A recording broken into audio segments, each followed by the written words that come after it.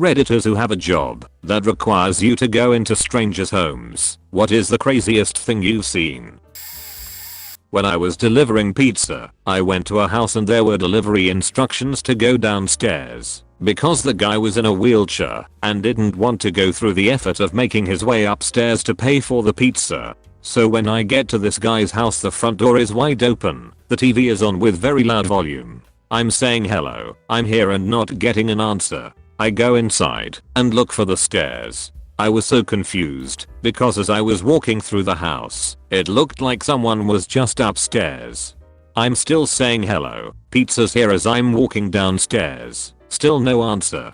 Finally, I walk into a room and sure enough there is a guy in a wheelchair, from what I could see pretending to be sleeping with really fake snoring sounds. So I go over and wake him up and he acts all startled. I'm like, hey, sorry for waking you, but is it cash or credit? This guy in the wheelchair tells me I forgot to grab it, but my cash is upstairs. Can you grab it for me? I go up and grab the cash, which was conveniently the perfect amount for the pizza. Bring it back downstairs and this guy is sitting in his wheelchair. I ask if this is the right money and he says yeah. Then he says, oh, I forgot the tip, and stands up out of the wheelchair, hands me $10 from his back pocket. Like, what the fuck? After I got back to the store, everyone was asking me how it went, wanting to listen to my story, as if they were expecting something crazy. Turns out this guy was a regular and just fucks with the delivery drivers every time they go there. It was an inside joke that you can't be a part of until you experience it, and no one tells the drivers that haven't gone there yet. As weird as this story was, the worst time this guy faked with me was when he paid my $30 in dimes, nickels, and quarters. There were even some nuts and bolts in the mixture. TLDR, pizza delivering to a guy in a wheelchair, and he fucks with me to continue a tradition at my pizzeria. Edit. Some people are asking for some of the other funny pranks he has done. For a very quick backstory, this guy in his late 50s and owns a small orchard. For the story's sake, let's call him Dave cause I can't remember his name. It has been a while. Story 1 is my favorite for someone's first time delivering to Dave. Story 2 is just a classic that you got when you delivered to Dave after you suffered through the first one. Story 1. When I first went to Dave, I had already been delivering for a few months. This driver, Mark, had only a couple shifts under his belt, so he didn't really know what to do with stranger people. Well, when Mark got there he was having small talk with Dave and made the horrible mistake to say that he just started being a delivery driver. Once Dave heard this, he put down the machine and as he bent over started taking off his socks. Right when the second sock slipped off, Dave stood up, took off his shirt, and started taking off his belt. After putting his belt on the ground, he just picked up the machine and finished the transaction.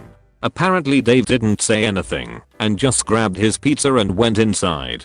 Story 2. As the delivery driver, really, pulled up to the front door, Dave, holding a beer in one hand and wearing a tight beater, came flying in on his golf cart that he used to get around his property. Slamming on his brakes right beside Riley, lowering his glasses to the edge of his nose, just enough to see his eyes, and stares Riley directly in the eyes.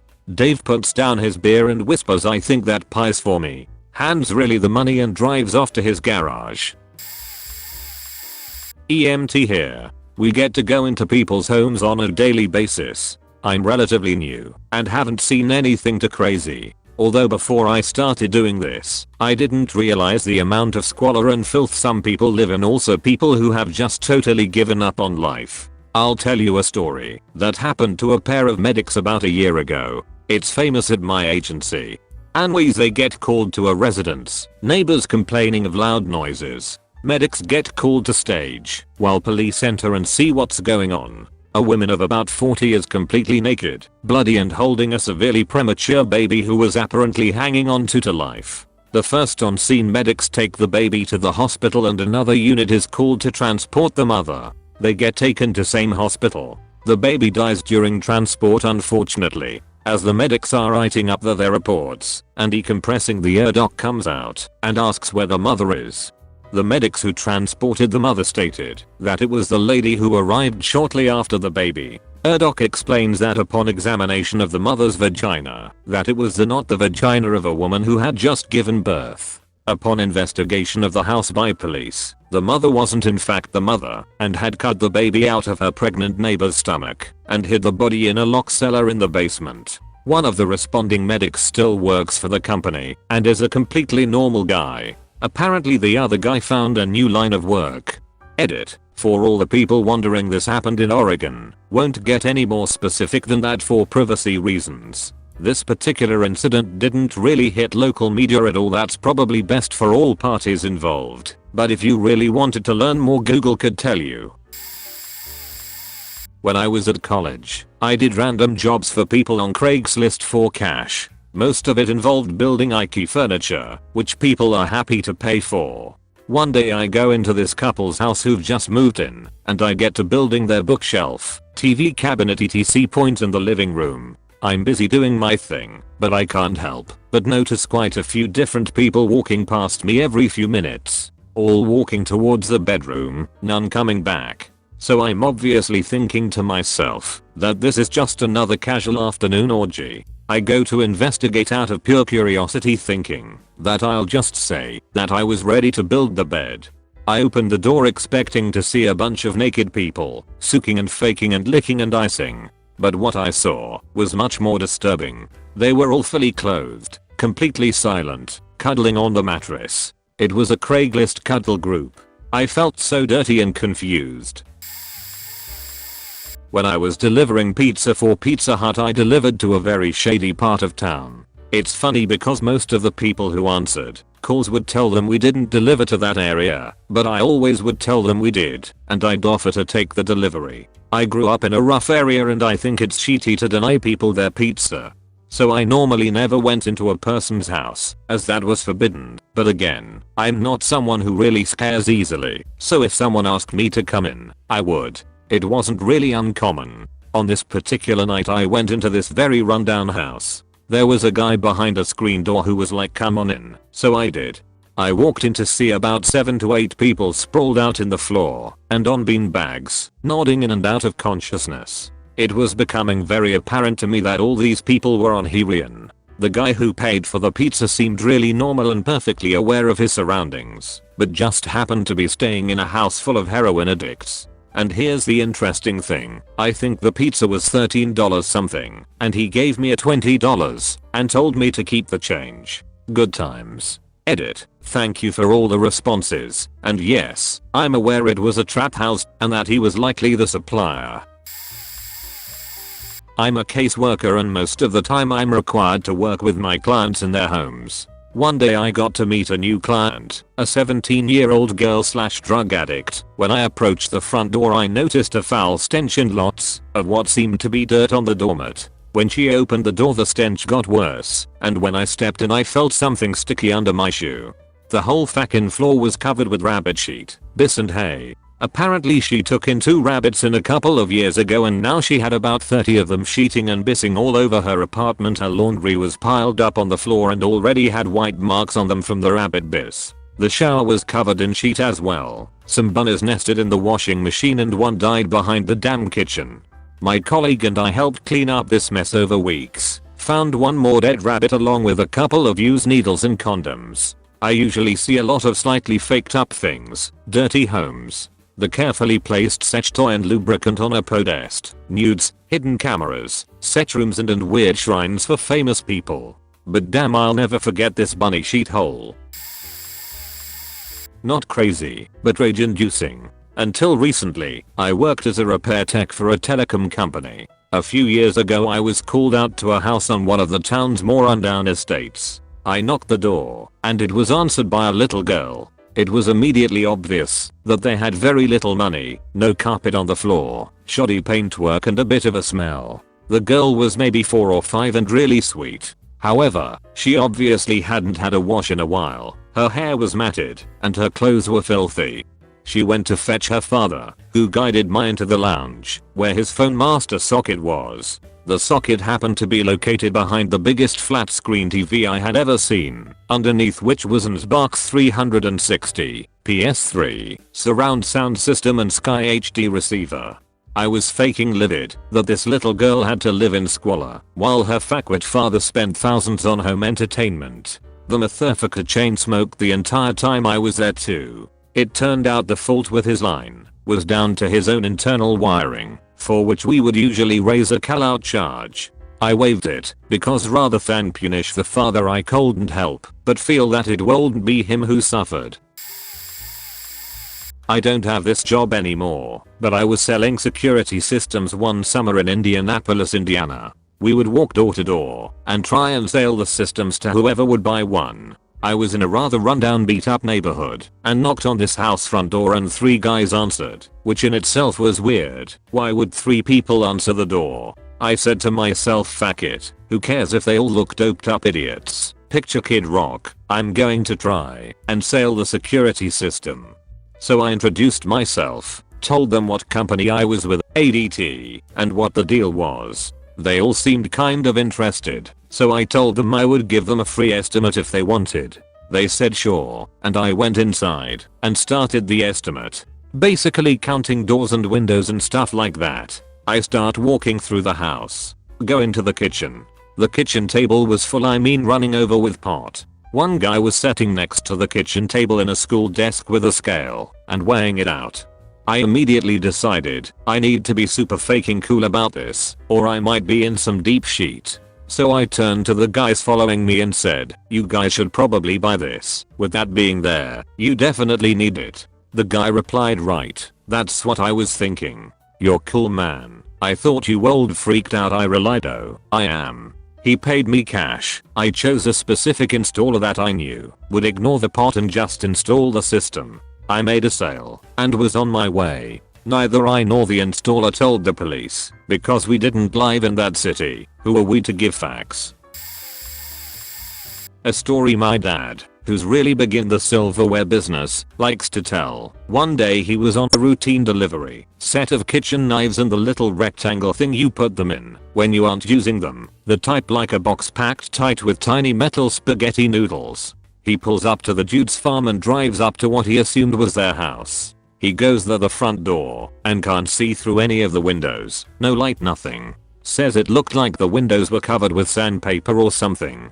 He knocks and the door doesn't make a knocking noise, more like knocking on a solid wooden wall. There's no visible locks and the handle looks like the one you'd see on a restaurant door that you pull to open. He says there was one car but no one around, and he drove an hour to sell knives, so he cracked the door open, and a massive stream of dried corn kernels came out. The entire house was filled with corn.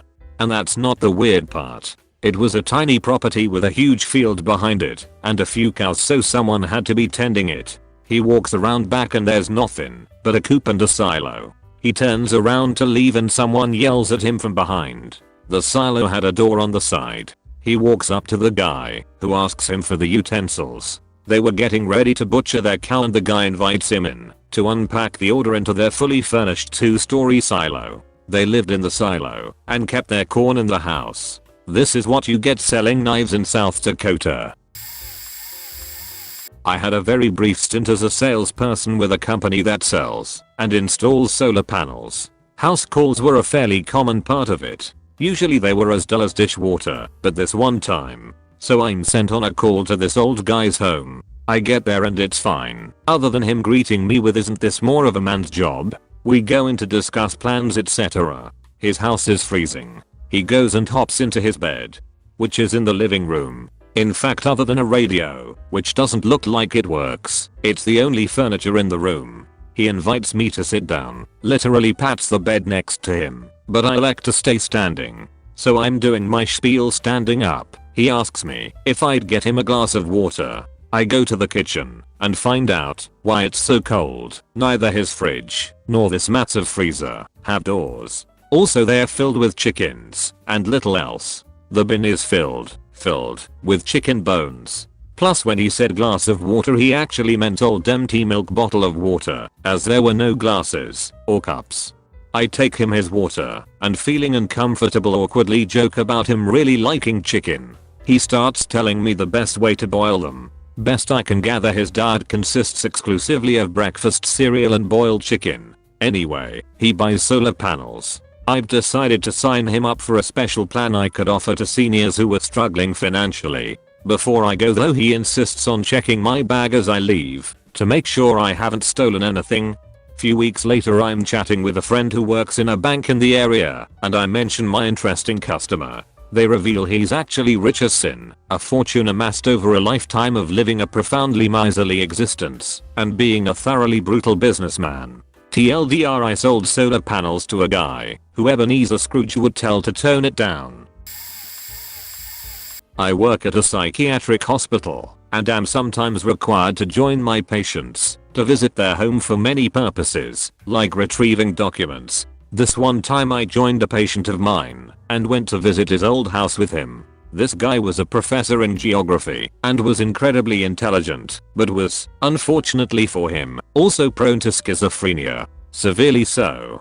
Once we arrived, he unlocked the door and we stepped in, only for me to lay my eyes on the most amazing house I have ever seen in my entire life. This man, in his psychosis, wheeled in hundreds and hundreds of wheelbarrows full of sand, thus transforming his house, living room, bedroom, bathroom and everything into a dune landscape.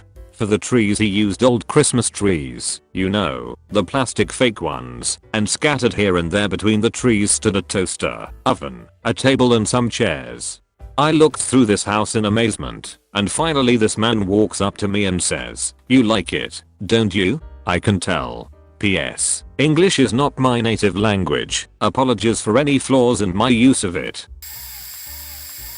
I used to do the warranty calls for the construction company I worked for. A couple once stand out to me. I went to a house where there was a complaint that the shower door leaked. This is the most common issue I addressed most of the time. I was just water dripping from the door when they opened it. Shower doors are water resistant, not proof. If you open a wet door, the water will and does drip to the floor. I know, hard concept to follow, but I digress. So I go into the bathroom to look at the leaky shower, and this less than a year old house had a thick black grime one halfway up the stall. I'm standing there in my socks looking at it. I finally told the homeowner that they needed to clean it before I could work on it. Never got the call back. It was nasty. I have no idea how it got that bad so quickly.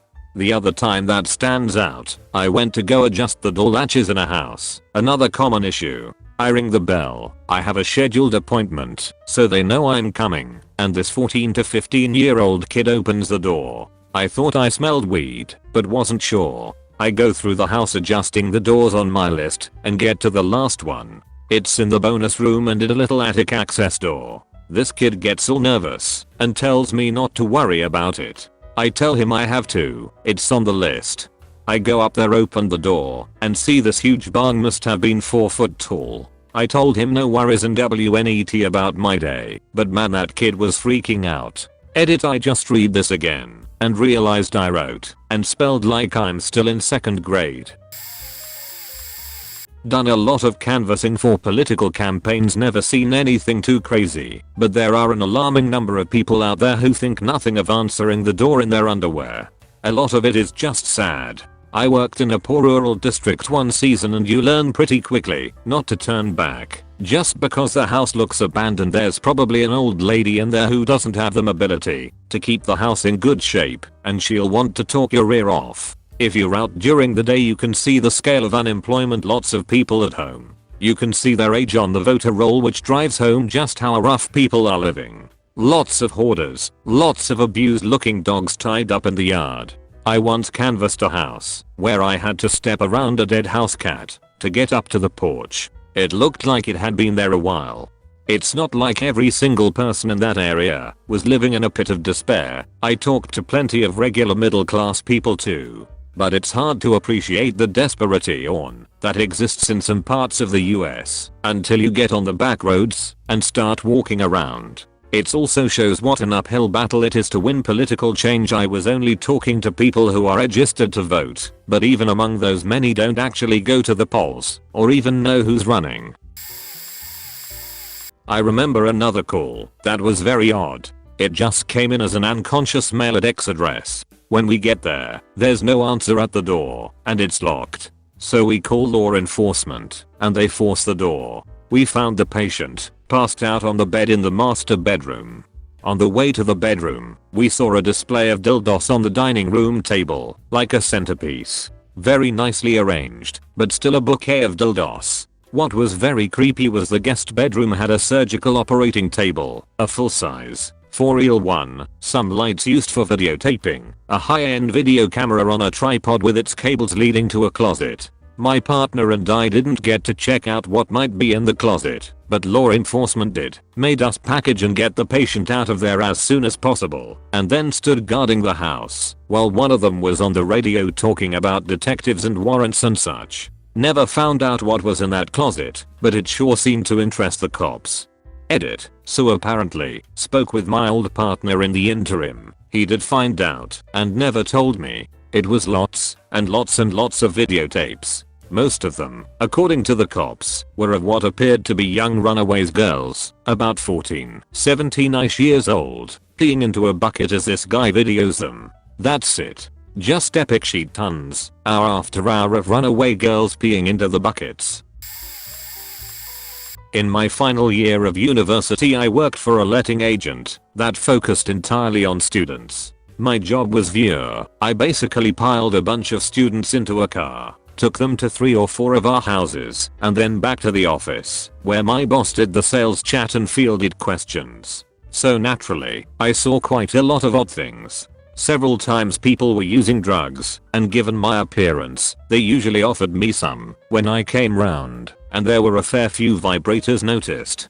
But there were 2 standout oddities. The first was on my 2nd or 3rd day. I had to show some kids round a 5-bedroomed place that 4 very rich rugby players lived in. They were a little surprised to see me, as it hadn't quite dawned on them that halfway through the tenancy people should be brought round to view for the next academic year. And there was a problem, it seemed. They told me I probably shouldn't go in one room, which they had named the danger zone. So of course I went in. And the smell hit me. Stale vomit with a strange earthy smell. And the mess, sheet, blood and vomit, stains all up the walls, loads of mud on the floor. I left very quickly and told the prospective tenants I didn't have a key. After speaking to the guys it turns out there were only 4 as they had actually paid the 5th share up front for a year to clean their rugby boots in and use as an emergency/humiliation room for any of them or their buddies who got so wasted they were ill, with the plan to have it professionally cleaned at year's end. I told them I'd look the other way, but my boss wouldn't. If he came round, I didn't have to go back. The house let the next day to a group of their mates from the year below. The other incident was when showing a group of rather shy swattish girls around another 4/5 bedroom house of uni lads. Everything was normal downstairs. Headed upstairs and knocked on the 1st bedroom door. Lad lets us in. Girls look around, while the lad says to me a heads up my housemate has a girl round in the next room. So when we knock on the 2nd door I'm cautious to wait for an answer before barging in. Sure enough, a just give us a minute comes from the room. So I show the girls round the other bedrooms without incident and go back to door number 2. Are you decent? I say. A voice comes back, sure, you can come in now. So I open the door and the 4 girls and myself are treated to the couple, fully naked, with him still hanging out of the back of her in the doggy style position and both of them with big grins on their faces. I did in-home sales for a orange colored big box home improvement store for almost 8 years. I pitched windows, so I would have to measure all the windows from the inside to give a quote. One time, I went to a fancy neighborhood, like $300-400k plus type of houses. Everything from the outside looked normal, their yard was manicured, the house was in great condition, etc. The house was huge. It was a 2-story house with at least 15 windows facing the street. When the lady who owned the house opened the door, she could only open part way. She was like, please excuse the mess, but then didn't offer any other type of explanation. There was only a small path that led into the room with the kitchen and family room. Every square inch of space was filled with stuff. There were stacks of new clothes, pots and pans, weird art sculpture things, couches, chairs, and all of it looked brand new.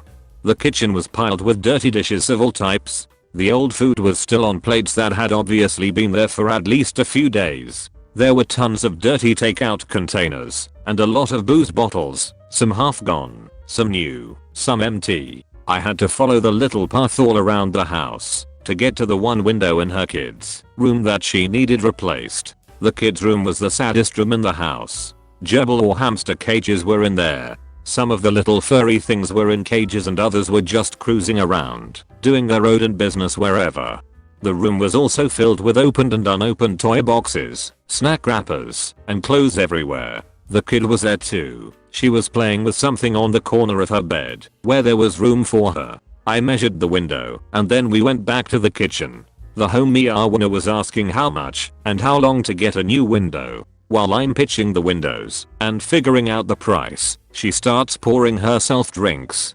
Now, I'm trying to be quick and wrap it up so that I can go and cry in my car. Anyway, she starts to tell me that she just got a divorce. Her ex was a Buddhist monk or something like that, and for their whole marriage they didn't buy anything. She said they slept on little sleeping mats and had the absolute bare minimum of worldly possessions. I've been in hundreds of houses to sell windows. That house was the craziest / sad thing I ever saw. I told my manager about it and asked if we should do anything.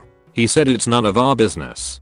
That reminds me of another story. One time I went to this beautiful log cabin that was out in the woods. This older lady lived there with her 7 to 8 cats. The smell hit me as I walked up to the door. It was terrible. Even before she opened the door I could smell the rank odor of cat piss. I think my eyebrows were permanently scarred from being in there. The cats would just pee on the hardwood floors. The lady would get a paper towel to wipe it up, and then she would throw it into the fireplace with all the other unburned, wet paper towels. I can smell it now that I'm writing this. Not cool. Anyway, I sold her a new front door.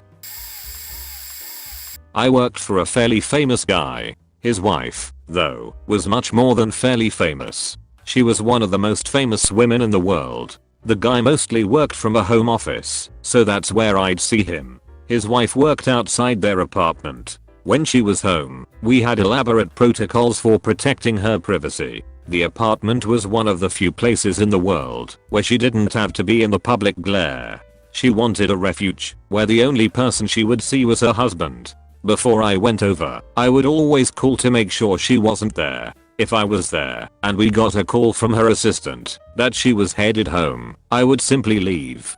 None of this seemed abnormal. She wasn't being diva-like. The few times I met her she was lovely and gracious. Everyone who worked for them followed the same rules. Cleaning people, dog walkers, personal assistants, and kitchen staff would schedule all of their work for times when she wasn't there. Once on a weekend he calls and asks if he can see me right away. This was in New York City. I was just a few blocks away, so I say sure and run on over. I assumed she wasn't there, because why else would he want me to come over? Their apartment is huge, it's the entire floor of a building. I was with him in one side of the apartment in his office. We needed something he had left in their bedroom, and he asks me to get it. To this day I wonder what he was thinking. I walked into their bedroom, and she was sitting on their bed with her legs crossed, wearing completely sheer panties and a thin teddy, cutting her toenails. 3 images burned into my mind forever.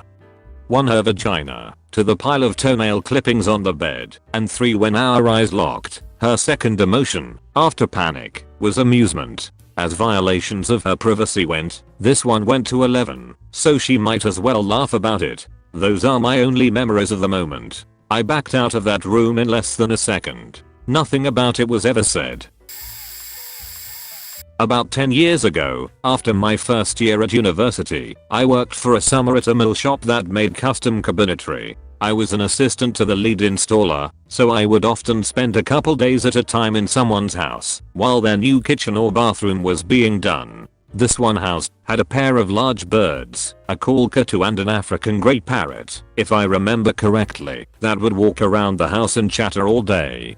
At lunchtime, or pretty much any time of the day, the cockatoo would loiter around and ask what's for lunch in its creepy robot voice. The African grey, on the other hand, would yell "fuck" every time there was any sort of loud noise. While hilarious, the novelty wore off after about a day of hammering. Another notable house was the one owned by an old, very large, very irate man with his mail order 19-year-old Thai bride.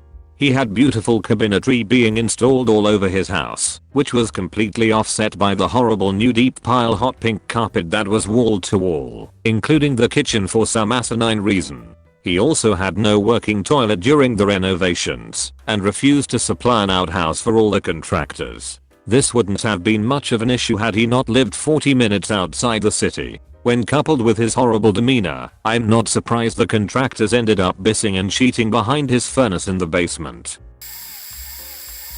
Late to the party but whatevs. Anyways, I'm a college student, and I do residential house cleaning to get by, pay for my rice, gas, and car insurance, in that order. I work in a richer neighborhood and it's pretty easy, since the families are rarely home thus they don't make huge messes. The houses are large, but when you blast music and dance your way through with a vacuum, it's not bad at all.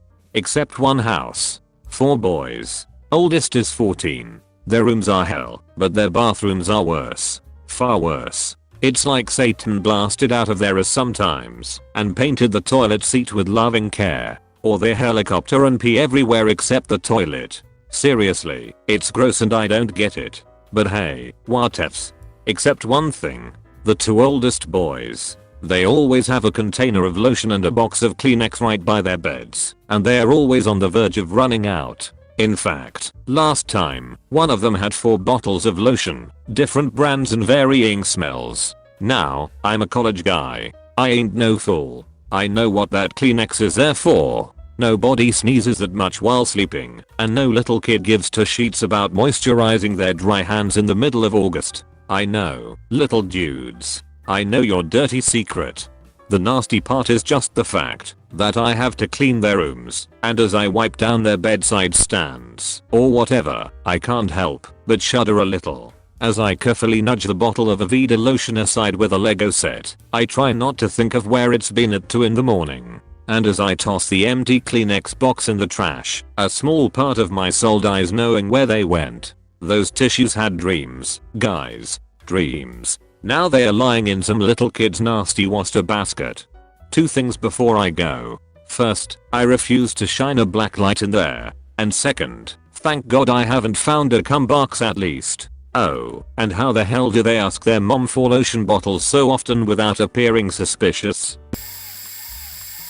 I'm a troubleman working for a local electric company. Lady reports an electric outage, so I go over there and check the voltage at the meter. Everything is fine, full power. I'll let her know that the problem would be on her side and that we had full power at the meter. We are not supposed to enter customers' houses, but sometimes it's hard for people to understand how to reset a breaker, or they are too old or unable to get to the basement due to disabilities. Lady goes to reset breaker again. At this point I look at the car in her driveway and it's just full of trash. Soda cans, fast food sheet, just trash. Then I saw it. A faking rat. There was a faking rat in her car just looking at me. She comes back to the door and asked if I could come in and show her how to reset her breaker. I was so taken aback by the rat in her car that I said yes. I have no clue what came over me. I walked in and the whole faking house was exactly like her car. Trash was moving like rats were under it sitting around. Freaked me out. Lady said she hasn't cleaned for a couple days. I laughed and she got pissed at me. The breaker box was in her bathroom. Oh my god, it was disgusting. Tampons, pads, used toilet paper, a dead cat. It smelled horrible. I said fuck it. I opened her panel, reset her main, and took off running out of the house. On the way out I tripped over a faking trash monster or something and scraped my head on a nail in the door frame.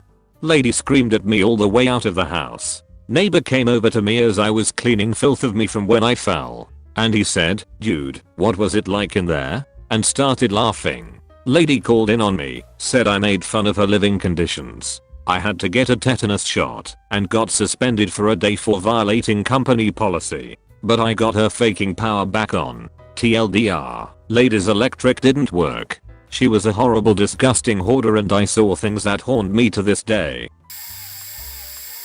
Today was actually one of the weirdest things I've ever seen on a job. I'm a mover, so I literally go to a different house every day. Most houses are pretty normal, a lot of clean places and a lot of really disgusting places. We get to this house and the moment we step inside we all knew it was going to be a long day. Nothing was packed, garbage everywhere and the smell was disgusting. The move was estimated at around £16,000 and it wasn't too far off, but it was just all piles of garbage. We try to be nice and understanding at first, because this old woman obviously lives alone and clearly can't get around very well. About midway through the day we clear enough space to get to the basement. This is an old Victorian house, so the basement is really more like a 5 feet tall cellar with tiny stairs. In the back of the basement is a huge pile of newspapers spread across 3 pallets. Once we finally moved all of the boxes we noticed she had a board across them, so the boxes didn't tip into the spaces in the pallets. Pretty standard. None of us were ready for what was on the other side. It was a very intricate picture of these men and women just blowing donkeys. Like super detailed and drawn with a white permanent marker or something like that. Just 3 people around a campfire sucking off donkeys. There were trees on either side and a tent in the background, and they were all wearing robes with very finely detailed floral patterns. We asked the woman what the hell it was and who drew it, but she just shrugged and never said a word about it. It was a super shitty move which could probably have been done with a shovel, but that faking drawing made it all worth it. My friend has a picture. My phone was dead at the time. I'll get him to send it to me. Edit. Words edit too. It was a Snapchat, so the picture is lost in the ether. I don't know much about Snapchat, but can he still get the picture if he's the one who sent it? Okay. Long story, but worth the wait. I work in the construction business, remodeling in particular. We were installing some new gutters on a client's house who had met us at the site and then quickly drove away after we discussed the particulars. It wasn't until a few hours into the job that I noticed all the windows covered up with cardboard from the inside. Not too weird. Maybe they're growing weed, I thought. But why would every single window and door in the house be covered then? I continued working, but then came to a point where I needed access to an electrical outlet, which couldn't be found anywhere on the outside of the house. I knew the home owner wasn't around anymore, which left me at a bit of a standstill. Circling the house, I found that one of the sliding doors was unlocked, but it was blocked by mountains of old newspapers and magazines. I thought to myself, I'll just be in and out and no one will be the wiser. I slid a stack of newspaper and stepped around it, looked up, and saw snakes. Hundreds of them. I'm talking every single wall and open space of this house was covered in terrariums. Now, I'm not afraid of snakes in the slightest, and I actually know a fair amount of species from college, but this guy had an aquarium with at least 20 coral snakes, several gaboon vipirs, pythons measuring well over 15 feet, copperheads, and a huge tank with about 10 rattlesnakes, probably western diamondbacks. This is barely a taste of what this dude had. Like, more venomous snakes than any zoo I've ever seen. In what used to be the kitchen. By now I gathered that this house hadn't been lived in for well over a decade. There were 2 bathtubs. What could be in these, you might ask? Guinea pigs. Maybe 100 of them. You can guess what those were for. I found an outlet and got out of that den of death faster than sheet. Never told anyone until now. I already posted this a few months back, but here, my friend's cousin Donnie and his friend worked at Pizza Hut as delivery men about 5 years ago, and they have a ton of scary stories about deliveries, before they finally quit for just that reason. I met them at my friend's party and they both told us about 8 of these stories total, before they finally quit. If this comment gets traction I may post more stories. The one I remember most clearly. Donnie was given a delivery job to a upper middle class house in the suburbs and the order came with a request to park on the road because the driveway was being worked on, which apparently is more common than you'd think. So he gets to the house and parks his pickup on the curb, and the driveway is about 30 feet long or so, and as he walks up the drive he notices there is no apparent work being done, and it's just a normal gravel driveway. He reaches the house and walks onto a non-elevated wooden porch with railing around it. When he knocks on the door, he sees 2 eyes peering at him from the window next to the door, unblinking, wide-eyed and pupils like pinpricks. Already, something seems off. It was already dark out, even though it wasn't that late, about 8 to 9 in the fall, so it was already dark out. He waited on the porch for a couple minutes, and at one point he could swear he heard someone dart by behind him, and turned around quickly and saw nothing. Finally, the door was answered. A young man in his 20s answered the door and just looked at him without speaking. One thing he noticed is that the house is faking dark. There are no lights on, the porch light is out, and Donnie can't see anything in the house past this young guy standing there. After a couple seconds, out of the darkness, an old man, probably old enough to be retired, stands behind the young man also staring and saying nothing. Donnie at this point is too scared to really say or do anything, so he just stands there and watches. Then, suddenly, a very tall, bald, middle-aged man comes out from the side of the house and vaults over the porch rail and stands inches away from Donnie. That's the last straw. Donnie is panicking, and he throws a pizza at the man on the porch and sprints for his car. He gets in the car and takes off, and notices the three men are still just standing there as he drives away. This may seem scary enough, but this is only the precursor to his night. Consider this part 1. Part 2 of Donnie's work night. Donnie drives away, rattled, and he tries to make a good amount of distance between himself and the house, and begins making his way for his second and final delivery for this trip. As he's driving, almost to his destination, one of his tires pops. He pulls over the truck, and gets his spare out of the covered truck bed, and received help from some older guy walking his dog changing the tire. The tire had a well-defined hole in it at one place. I skim over this part because it's insignificant to the rest of the story. He gets his tire changed and drives a couple of blocks to his final delivery. Donnie was actually shaking a little at this point, rightfully so, and he drives into the driveway and carries the pizza to the door. A sweet old lady answers the door and begins to make small talk with Donnie. I don't know the details, but I know one question that came up was, oh, so do they send you guys in pairs now? Donnie looks behind him and sees a man sitting in his pickup backseat. Donnie freaks the fuck out and goes in the old woman's house, who has company over. He calls the police from her house and gives them the address of the place of the first delivery and that of the house he was in, and that there was a man in his car. When the police arrived, the man in the car was gone, and Donnie was questioned. Turns out, the house he delivered to first was foreclosed and full of meth head squatters, who were all arrested, and by extension, the man in the car was found, also squatting in that house. Part of a homemade shiv or sharp object was found broken off in his tire. From what the police could tell, the meth heads were planning some sort of elaborate heist for drug money involving robbing the pizza man. Many years ago, LA. I'm working on a music video. High in the Hollywood Hills, view to die for. The most extreme modern house, a triangular infinity pool, harsh, painful modern art. You know, white canvas, one slash across the canvas type of thing. Illesi kitchen gadgets. Girl star of the video was Anna Nicole Smith, voluptuous, sexy all over the place, just chaos in satin, right there. The grips are muttering about something that they found. Sounded interesting. So in the quiet lunch interlude, my assistant and I scarf our lunch and race off and start charming and questioning the grips. They say, going there are 2 stacks of photos, stacked neatly. You'll see, there on that big revolving wall behind the main bedroom. You'll see it opens up the living room to the master bedroom, right there on the shelf.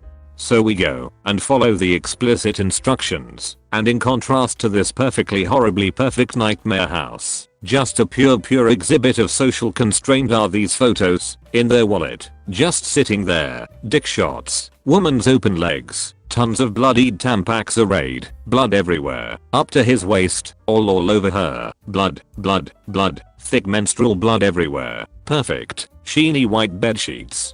Then another selection of photos, a woman who was very much an outsider, maybe a professional, also bloody. Later in the day, the owner of the house was there. Owners of properties rented for movers love to come and meet the artists that gild their houses with their existences. So perfect. Prada tracksuit, perfect shoes. Woman #1, perfect, taut upright. So weird. 2 years after that I was in a hotel in LA for a meeting. Happened to be on my period, coincidentally saw him entering the lobby. As he passed me, I swear he lifted his chin, flared his nostrils, and smelled my blood. I have no problem with whatever the fuck you want to do. The contrast was what shocked me. Beaches. He had fret sheets. Long ago, but not too distant, I received a call for a welfare check at a woman's house as she wasn't answering the phone as expected. I roll up some 10 minutes or so after dispatch sends me there and walk up to the door. On the walk up to the door I heard music playing in the house and all seemed to be okay. Nothing out of the ordinary at first glance. So I open the screen door and knock on the main door, and it pushes open, as if not completely latched. There it swung open about 4 inches or so, and of course the music got a bit louder, and I recognized it. It was an enclosure. I looked around and noticed a vase knocked over. I later found out they were fake flowers in the living room and thought that looked out of place, so I immediately called for another unit in the area to meet at my dispatch location. I'm standing at the door and the other officer pulls up, and I inform her what happened to this point. Again, Ninklosa continues to play looped. I knocked several times even with the music off for that moment and no answers. So we informed our supervisor, and with a phone call to confirm, was given the okay to search the home on a presumption of something being not quite right. We announce we are there again and proceed inside. Searching. Nothing wrong in the kitchen. Living room vase knocked over. Dining room had a plate laying on the floor and there was broken glass. We had already prepared ourselves for what else we might find, especially from what turned out to be the bedroom blaring music. Guns at close guard, we slink down the hallway of this ranch style house and open the bedroom door. What do we see? Well, it was a woman dressed up in lingerie wearing a horse mask, literally faking the shit out of her man with a gigantic strap on, who was not only tied up on the bed, but blindfolded and gagged.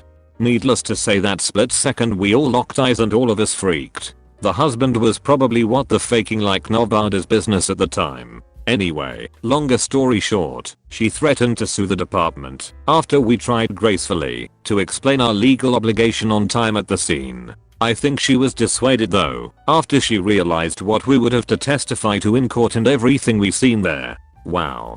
Big pink and black horse cork in that man's ass from her strap-on. Whatever floats your boat, I guess. Pasting this from a post a few years ago, but it is my story. I once worked as a live-in staff member in a college dormitory. During the summer we housed the few summer school students who remained on campus, near 30. It may be significant to point out these students tended towards the highly academically motivated, oftentimes high-stress students, if quiet. One warm day in late June my office received a call from a concerned sibling that she and her family was unable to reach her brother who lived by himself in a room on the summer school floor. This wasn't unusual as our office frequently dealt with students avoiding their kith and kin due to frayed nerves or general social awkwardness. Our normal protocol to check on a student is to try to reach them by our emergency contact information. Failing that, go check their room to verify they are living in the building and perhaps available then and there, then have them call their family to verify we followed up on the original request. Also, we are to only enter a room with another staff member present to ensure personal safety of staff and students. I failed to reach this student on his room and mobile phone and was working short-staffed, so since I was on my own I decided to pop up to his room and check on him. I arrived on his floor around 2 in the afternoon and the floor seemed deserted as I had expected. I found his room number and immediately noticed the sound of a movie playing on a TV or computer from behind the door. I knocked 3 times and announced that I was a staff member checking on his health and safety. No answer. I didn't think this was that remarkable. College students are notorious for leaving electronics running while not in the room. I checked the floor showers and bathrooms and found them deserted. I returned to his door and knocked 3 more times, waiting about 20 seconds between each knock. No answer. This is when my instincts started to buzz. I worked in residence halls a number of years as a professional and something about all the pieces of this puzzle weren't adding up. Family concerned about his health and safety, electronics running, someone must have started them recently, within the time frame of a movie runtime. Summer school students and their idiosyncratic behavior. Something wasn't right. I was by myself, so I probably let myself get more worked up than if I was with someone else. A deserted dorm floor, even at 2 in the afternoon, oftentimes evokes capricious memories of the Overlook Hotel. I decided that for some sense of closure or sanity I needed the immediate resolution of keying into the student's room, even though I was by myself and not technically supposed to do so. I knocked on the door one more time for good measure, again announced myself as the hall director. I keyed into the room and my spider sense went off even stronger. The room appeared relatively vacant. The student appeared to be living out of a suitcase, which is unusual for someone staying no less than 8 weeks for a summer school session. The bedding was tousled like someone had been sleeping in it and all the lights in the room were on. And as I had suspected, there was an open laptop on a desk running on battery power playing The Matrix. But no student. I began to start rationalizing to keep from feeling unsettled. Surely the student and I had crossed paths on my way to his room. I'd never met him before, so I wouldn't recognize him otherwise. And perhaps he was just down in the lobby picking up delivery food for a late lunch. Sure, that's it. Then I turned to leave, planning on trying to reach the student later in the afternoon or that night. As I turned to leave I noticed another odd piece of evidence. The accordion closet doors, which are removed in most rooms due to disuse, particularly single rooms like his, were still in this room. And they were closed. Odd. I couldn't remember the last time I actually saw someone use those cranky, dysfunctional doors. Then my intuition spiked higher than ever. Sheet. I realized I was alone in a room with a potentially suicidal student who may, in fact, have completed just that. And I'm about to be that guy who discovers the body and then has a shitstorm of paperwork and undesirable tasks, not the least of which would be calling the family back to break the news.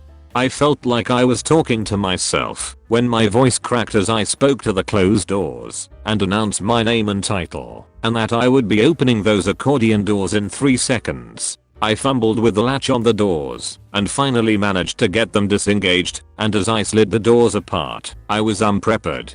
I don't know what I really expected. A hanging, gunshot wound. I'll tell you what I didn't expect. A 7 feet dark-skinned Indian man staring at me embarrassingly, as though I had found his secret hangout. We stared at each other for a good 15 seconds without blinking, breathing or speaking. I finally realized what was going on and my natural emotion was disbelief. All I could think to say was, are you in here hiding from me? He looked at me and said, yeah.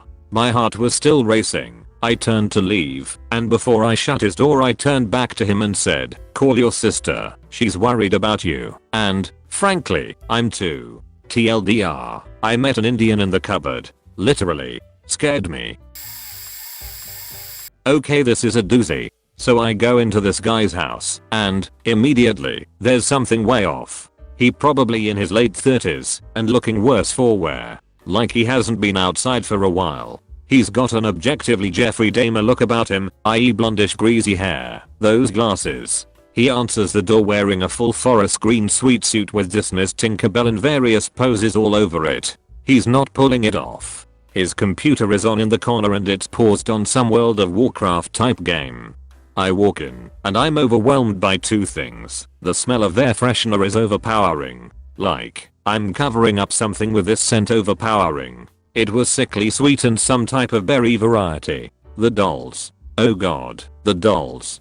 This is about a 900 SQ/FT apartment and the place is crammed, and I mean faking jam-packed, with thousands of dolls. Little girls' dolls. There's a theme, he tells me. He only collects princesses and fairies and he's very particular. Every type of doll you can imagine. Barbie, Bratz, American Girl, big and small. The only furniture is the computer desk and chair, and every other square inch of this place is filled with dolls. They're stacked 4 deep against walls and shelves. They're up high and down low, on the floors, and above the kitchen cabinets. Then I look down the adjacent hall, and I see the walls are lined with full-length princess gowns hanging from hooks. Most of the collection is in the back bedrooms actually, if you want to take a look. Nope. However, I did act very impressed, because I didn't want to tip him off that I was scared. I told him my wife would just love this place, and would he let me take a picture. He said yes. If this post gets popular I will post the pics. I'm a little scared to do so, since I'm not sure if he still has my contact info. I was working as a location scout for TV and movies. In case you don't know, this is the job. A director wants to shoot a scene in a kitchen. There are members of the public who put themselves on a list, showing that they are willing to rent out their homes as filming locations. So you visit all these homes, photograph all the kitchens, then the director uses your photos to choose which kitchen he wants to film in. Sometimes, the director will specify a certain time of day for you to visit, as in shoot it when the morning light is coming through the windows. If the director chooses your home, you'll get something like $5 a day for letting them film in your house. As a location scout, you do this type of search for all kinds of shooting locations, not just interiors, but also gas stations, park benches, underground parking lots, etc. wherever a director wants to film. So one day my job took me to West Adams, a neighborhood in LA. West Adams is one of the oldest neighborhoods in LA, and at one time was the richest district in the city. The rich white people started moving out in the early 20th century, and black people started moving in. It's now part of South Central, so as you might imagine, there are some pretty rough and sketchy areas in the neighborhood. So I drive to my destination, which is this old, beautiful but slightly rundown, nearly a mansion, almost New Orleans style house, with an external patio/balcony area running along the entire second floor. I knock on the front door several times, but get no answer, even though I'm there at the time the resident is supposed to meet me. There's a long driveway that winds around the back of the house, so eventually I decide to go around and try to find another door to knock on. I find a rear entry, I knock and I hear a voice shout, "I just got out of the shower, just let yourself in, and I'll be with you in a moment." So I let myself in. It's a beautiful old house, wood floors, high ceilings, beautiful doorways and moldings, etc. but it's barely furnished. In the entire large bedroom, there is only a single bed and a single dresser, a couple athletic bags, and nothing else. So I sit down on the bed when I notice that there are these huge bundles of cash lying on the dresser, just wrapped up with rubber bands. There were bundles of 20s or higher, about 5 inches high each, and maybe 6 or 7 of them. The money was crinkly and used, not the kind of neat, newly pressed stacks you would get from a bank. The guy kept me waiting for about 10 minutes before he came out of the bathroom. I kept thinking, man, this guy's pretty casual about his money. I could wrap up all this cash in a blanket and be out of here in the blink of an eye. Finally, he came out of the bathroom. He was a big dude, very fit, casually dressed. His clothes were conservative, nothing that would attract attention. He looked sort of like an Idris Elba type. He didn't try to hide the money, he didn't acknowledge it in any way. "Sorry about the wait," he said, "follow me, the kitchen's this way." I photographed his kitchen from a number of angles. The rest of the house was almost entirely unfurnished. This took about 5 or 10 minutes, then I left to go to my next location. Of course, I never found out anything more about the man with the empty house and the large stacks of cash. To this day, I still wonder if I had wandered into some kind of stringer bell situation. I'm an HVAC technician. I saw residential basements every day until I got into the commercial side of things. Can't think of the very craziest thing, but here's a few that stood out. Full-size immaculate Yoda. The guy owned a movie theater or something. Took a selfie with it. Model train set that took over the entire basement. I had to crawl under it to get to the furnace room. Homemade swimming pool that took over half of the basement for the coy in the winter. It has to be 10 feet wide, 25 feet long, and 3 feet deep. I live fairly north, but it's possible the pond was not deep enough to withstand the winter. I returned during the summer for an Act 2 nope. The pond is the entire backyard. Ern's transparent piano that was just plain cool. A gun shelf just casually next to the furnace. Pretty weird for Canada. Full-size stuffed alligator in basement next to furnace. Took a selfie with my head in its open jaws. Might have been less weird if this was in the southern US. I no longer do the job, but for a while, when I was younger I did a stint as a concierge/porter/doorman in some very high-class residences in London. Think pounds 1M plus flats and apartments sort of scale, and this was 15 years ago when a pounds 1M plus flat was a big thing. Anyways, I have a few stories to tell, probably a few of which I can't, but the one that comes to mind is this one lady, really quite old, I'd say definitely 80 plus, who was just lovely. Always chatty and friendly, if quite old-fashioned. A little annoying sometimes, always calling the desk about this that, or the other that was not our responsibility, but we generally help her out any way we could, just because she was so nice. I got the impression that at one point or another she'd grown accustomed to having servants, or a maid, rather than basically receptionists. I carried her shopping in for her every now and again, and once time in her flat I noticed piles of old theater programs everywhere. She pulls one off the top and points to a young girl on the front cover, 1930s dashies, lots of leg, and she says I was pretty, wasn't I? Turns out she was a retired actress, and in her day was quite popular.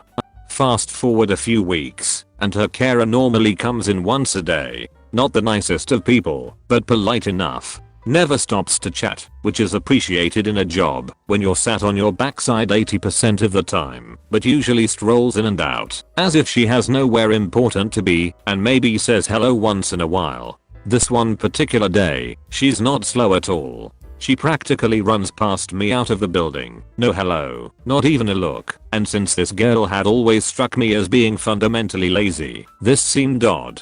After a few minutes thought, I decide to break a rule. There's normally 2 of us on front of house, but today I was on my own. The head porter had the morning off, so I wasn't meant to leave the desk, but I left anyway. I wandered upstairs and stood outside the lady's door listening. Heard nothing, so I knocked. I knew she was in as there's only one front door. Side door was down some awkward steps to the lower ground, and she didn't go past me. Then I hear something, sounded like crying, but I couldn't be certain, so I push open her letterbox and yell and misses her. It's C from downstairs. Are you okay? And in return I can just hear help, help, but really not very loudly.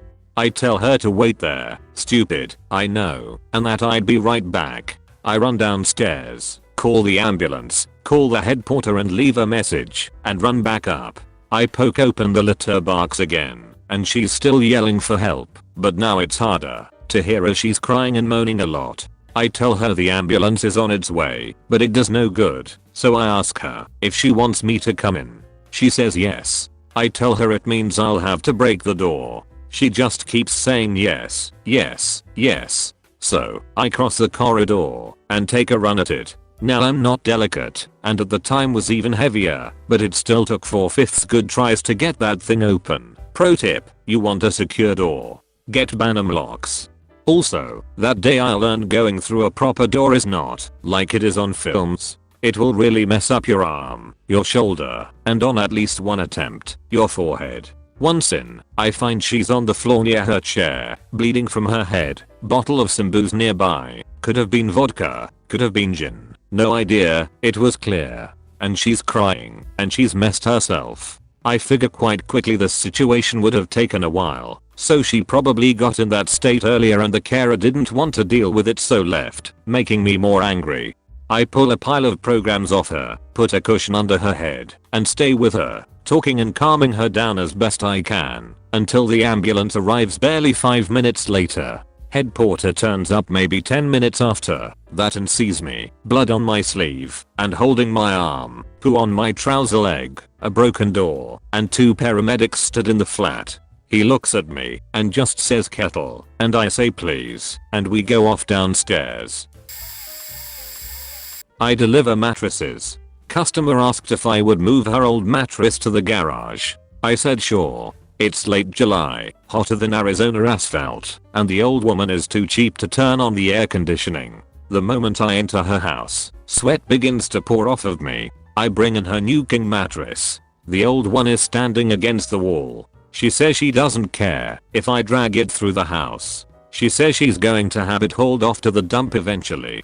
So, I'm dragging it a foot or so at a time toward her garage door. I'm dragging it down the hall. I drag it across the living room. I drag it through the kitchen.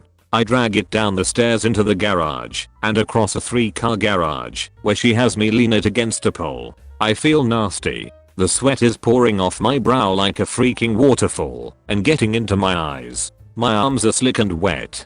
My shirt is sticking to me. I take a seat on a riding mower behind the mattress and try to catch my breath. The old woman and her sister have watched me remove the mattress this entire time.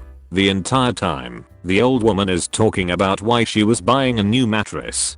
It turns out her husband died. He committed suicide, and she just buried him the day before. Her sister convinced her to buy a new mattress. The old woman kept talking, like she didn't really think it was necessary. I tried to participate in the conversation, and asked how her husband died. The sister blurts out that the man shot himself. This actually freaked me out, because one of the first things they told me was that the man had died in bed sans the suicide.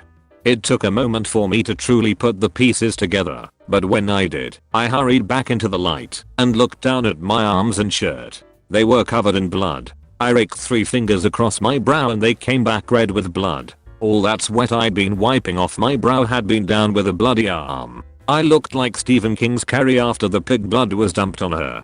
They never said a word about the fact that the mattress was saturated in his blood. When I looked through the kitchen door and through the house to where the hall was, I found a single blood trail that reached all the way from the mattress through the kitchen and living room and down the hall to her bedroom. The walls were painted red from the blood as well as her hardwood floors and cement floor of the garage. I wigged out to say the least. Did floor work for a while, putting down carpets or tearing everything up for tile work, new hardwood floor, etc. Usually the houses we worked in were emptied for us the previous day by some movers, but not this time. We walked in and instantly smelled something horrible. All the furniture was still there, pizza and spaghetti were spoiling in the fridge, and in one of the bedrooms there was a hospital bed-ish setup that was entirely stained orange and brown. And not only was furniture still everywhere, but everything was everywhere. I could list the possessions, but most of it was broken kids' toys and just random shit. The basement had a broken PS3, or at least outwardly damaged, and Xbox 360, and a few Nintendo DS's, plus a few shelves of, what I assume were, never played, D&D books of some kind. We were, admittedly, nosy. Most of this stuff was buried under wet piles of clothes and seriously just bunches of kids' toys, plastic guitars and action figures and dolls. There were still pictures of the family on the fridge, plus generic kids' drawings from school or whatever. In the creepy room with the hospital bed, one of us got a little extra nosy and started looking through drawers. What looked like a normal dresser, like for clothes and sheet, had 3 pistols in the top drawer. Off the top of my head, I only remember one of them being a Beretta of some kind, and the rest of the drawers were filled with boxes of ammunition. We called our boss and told him the house had not been cleaned at all and we weren't sure what to do, and also we had found some guns and were wondering if the guy had been a police officer since there were badges with the guns in the top drawer. We weren't really sure what the badges were for, but we knew our boss had known this guy and his family personally. He told us he was not a police officer, and the story of the place was that the whole family, minus the father, had left with the mom to live with the grandparents because the father had met a girl online and planned to leave them, which ended up happening. It's not really super crazy. The guy probably just owned guns and a bunch of ammunition, used it recreationally and all. It was just so weird to us that he had left it behind, and, honestly, I could have described this house for paragraphs. It was something straight out of one of those hoarders shows, and it was just super creepy because it was a very rainy, cloudy morning. The kids' bikes were still there, 4 lawnmowers were in the garage, spray painted police baton hung on one of the walls. Just a very odd place at the time. We ended up cleaning the house and ripping out the carpets. Boss came by and took the guns and ammo. When I was just out of high school I worked part-time at a apartment management company and they used to send us to do due diligence on new possible apartment acquisitions. This entailed us going into an apartment and assigning numbers to things like carpet, walls, refrigerator, to get an estimation of how much rehab we would have to do as a new owner. All tenants are notified several times that a staff member and potential new buyer representative would be entering their apartment. So this one we walk up to first has a sign on the door that says please remove your shoes and leave them outside, which we of course accommodate. We are required to knock regardless of signs, so we knock and ring the bell several times announcing that management is there. After several attempts we unlock the door, and as soon as we do we both sort of look at each other with our best what the fuck faces. OCD Central.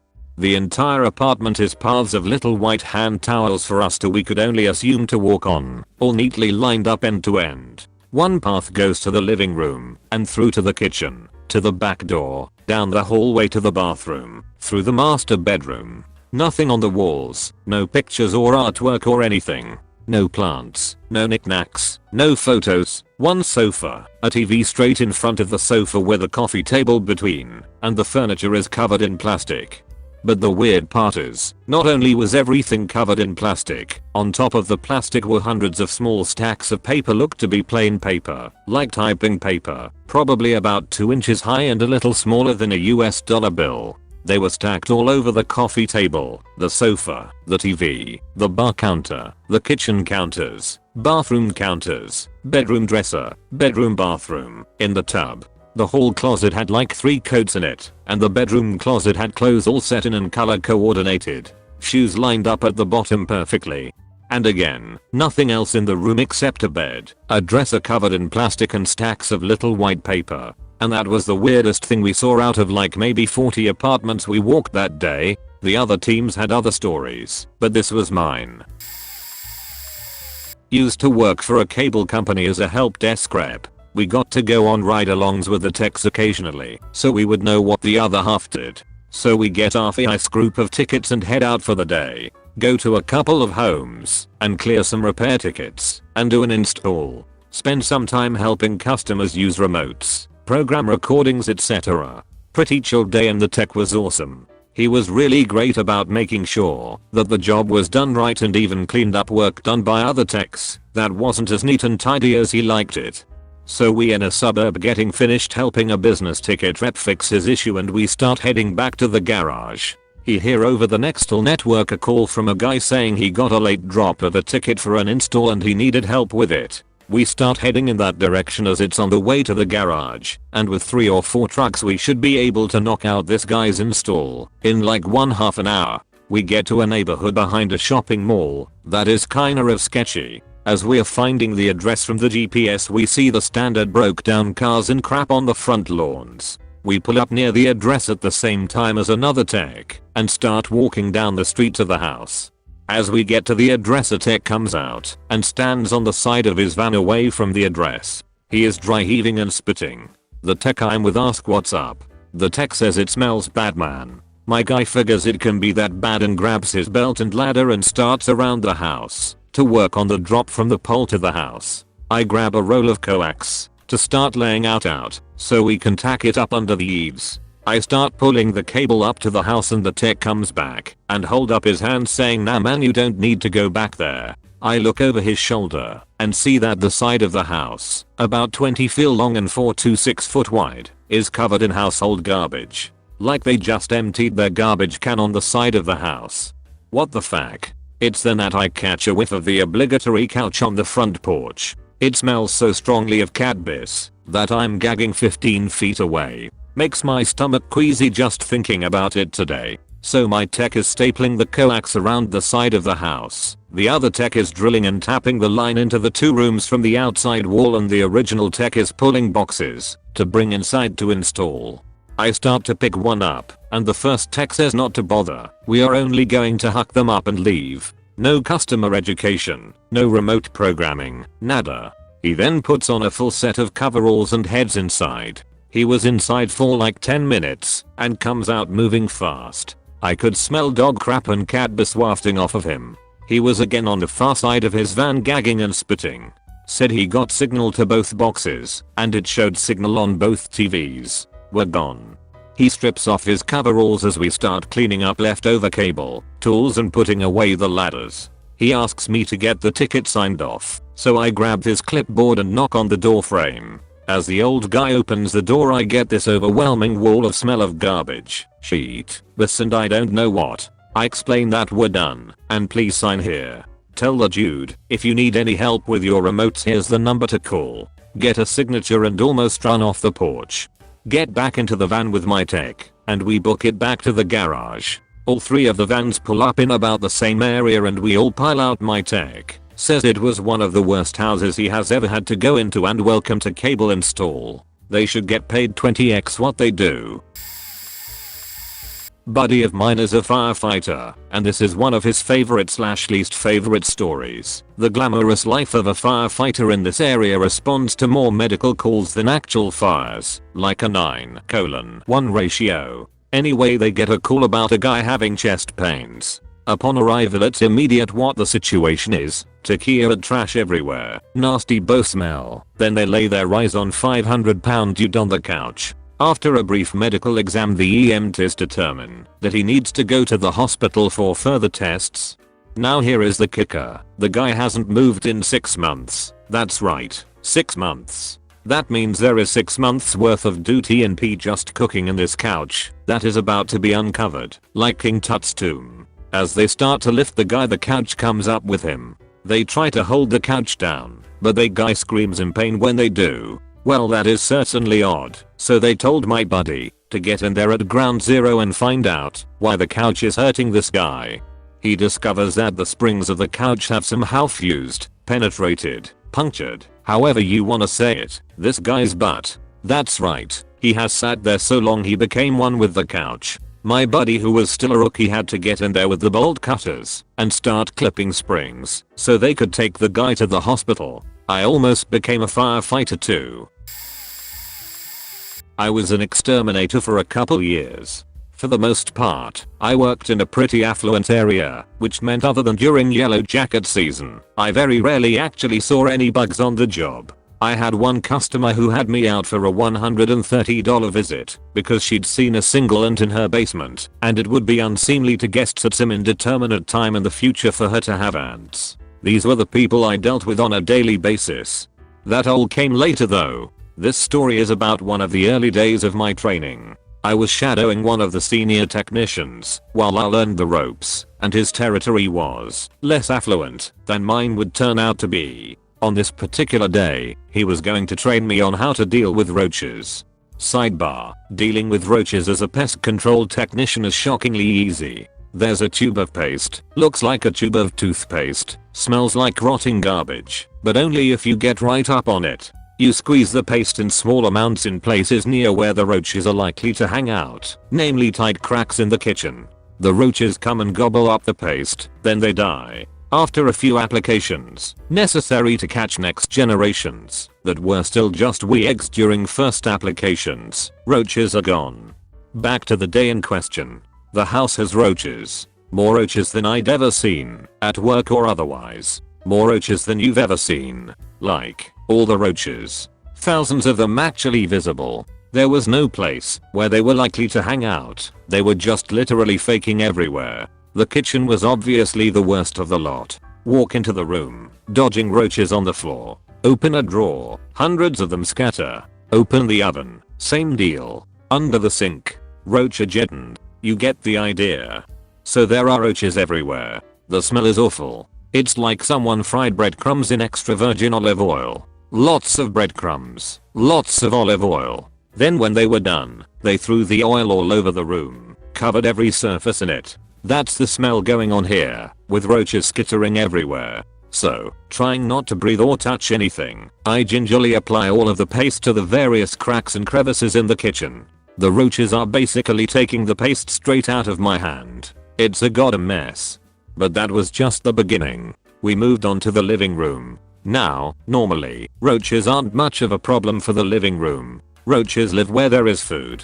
They're lazy motherfuckers and don't want to have to move much more than necessary. Anything that's more than about 3 feet from a reliable source of food and water is pushing it. So usually the living room is out. Well, these folks had some industrious critters. They were in the built-in bookshelves, in the couches, in the television.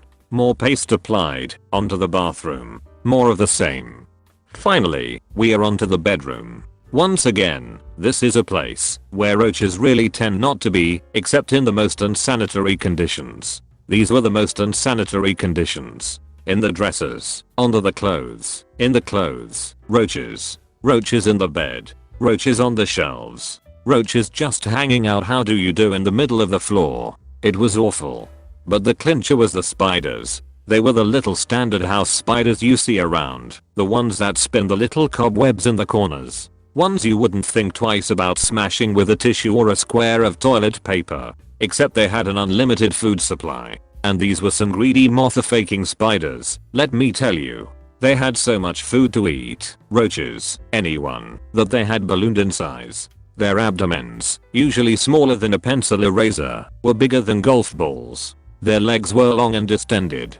And they looked happy as can be, strung along their web from the bedpost to the closet door frame, all 7 of them, right in a row, plain as day. 7 giant monstrous mutated spiders just chillin' there. That was the icing on the cake for me. Really, how much effort would it have been to have knocked the web down with a broom before they reached the size of small dogs? The roaches were just awful. The people themselves were disgustingly dirty, but those spiders will haunt me forever.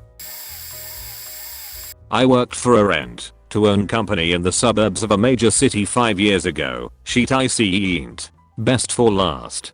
Basement with dog sheet piles every 2 to 3 inches. Person used the basement as their dog's outhouse. Called human services as they had kids, and that sheet was not cool. House was almost unbearable to be in due to smell. Drug use items in reach of kids. Needles and the whatnot. Called the cops as soon as I left every time. Fact that.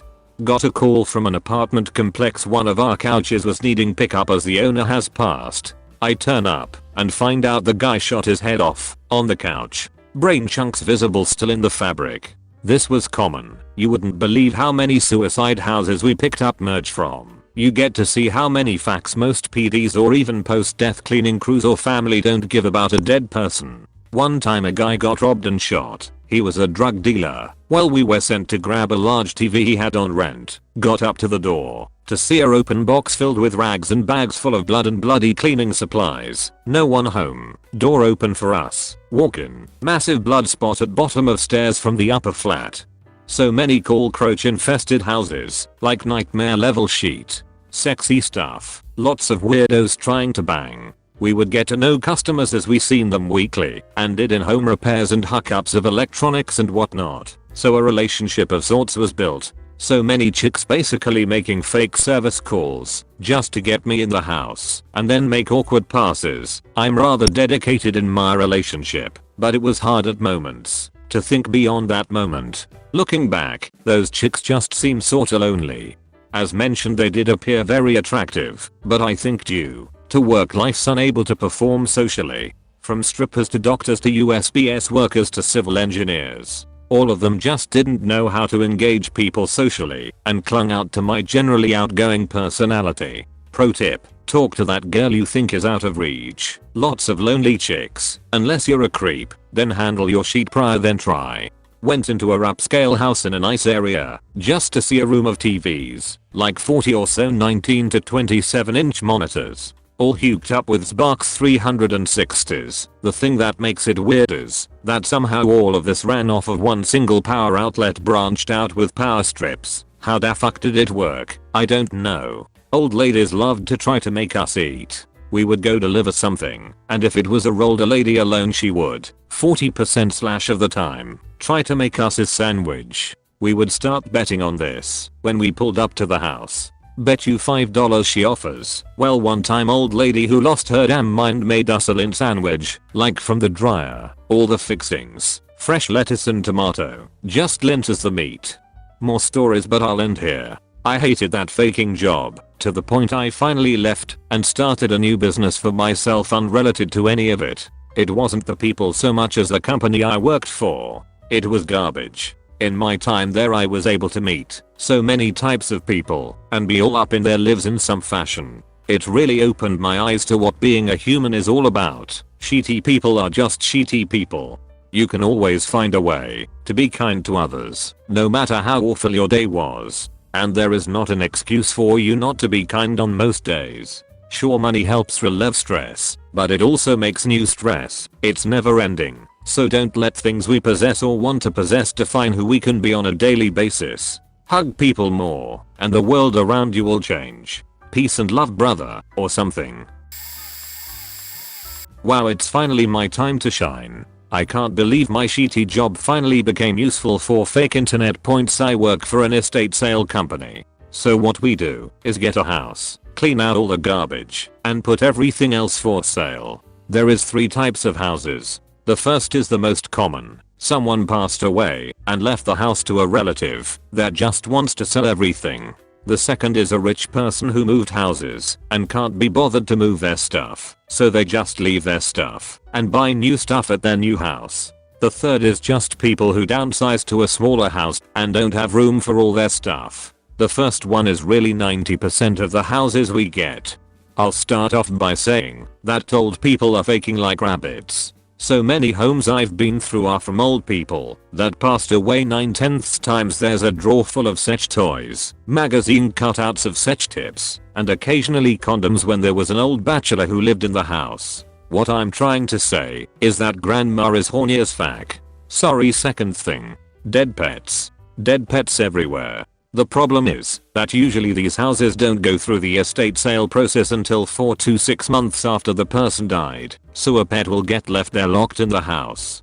Before I get a bunch of idiots raging at how somebody could forget about a pet, think about the situation. The person who inherited the house was probably really close. They have to go through the grieving process, the arranging of the funeral, informing everyone of the death, and overall having a shitty time. So yeah, I don't blame them. It sucks that the pet dies, but what can you do? And before anyone asks how the neighbors could ignore a pet crying, take into consideration that old people like living in secluded places in the middle of nowhere, or in places where other old people live, who are all usually hard of hearing.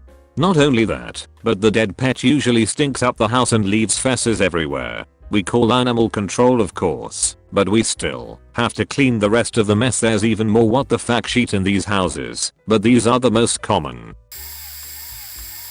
Many years ago I was a field tech, and my company picked up a contract for in-home warranty computer service. This was during the O.J. Simpson trial, the big one, and it surprised me at how many people just had this running on the TV all the time in their homes. One college guy's apartment had so much clothes and junk on the floor about a foot high that there was this V-shaped walkway to get from room to room. He had to repile a bunch of junk so I could get to the computer.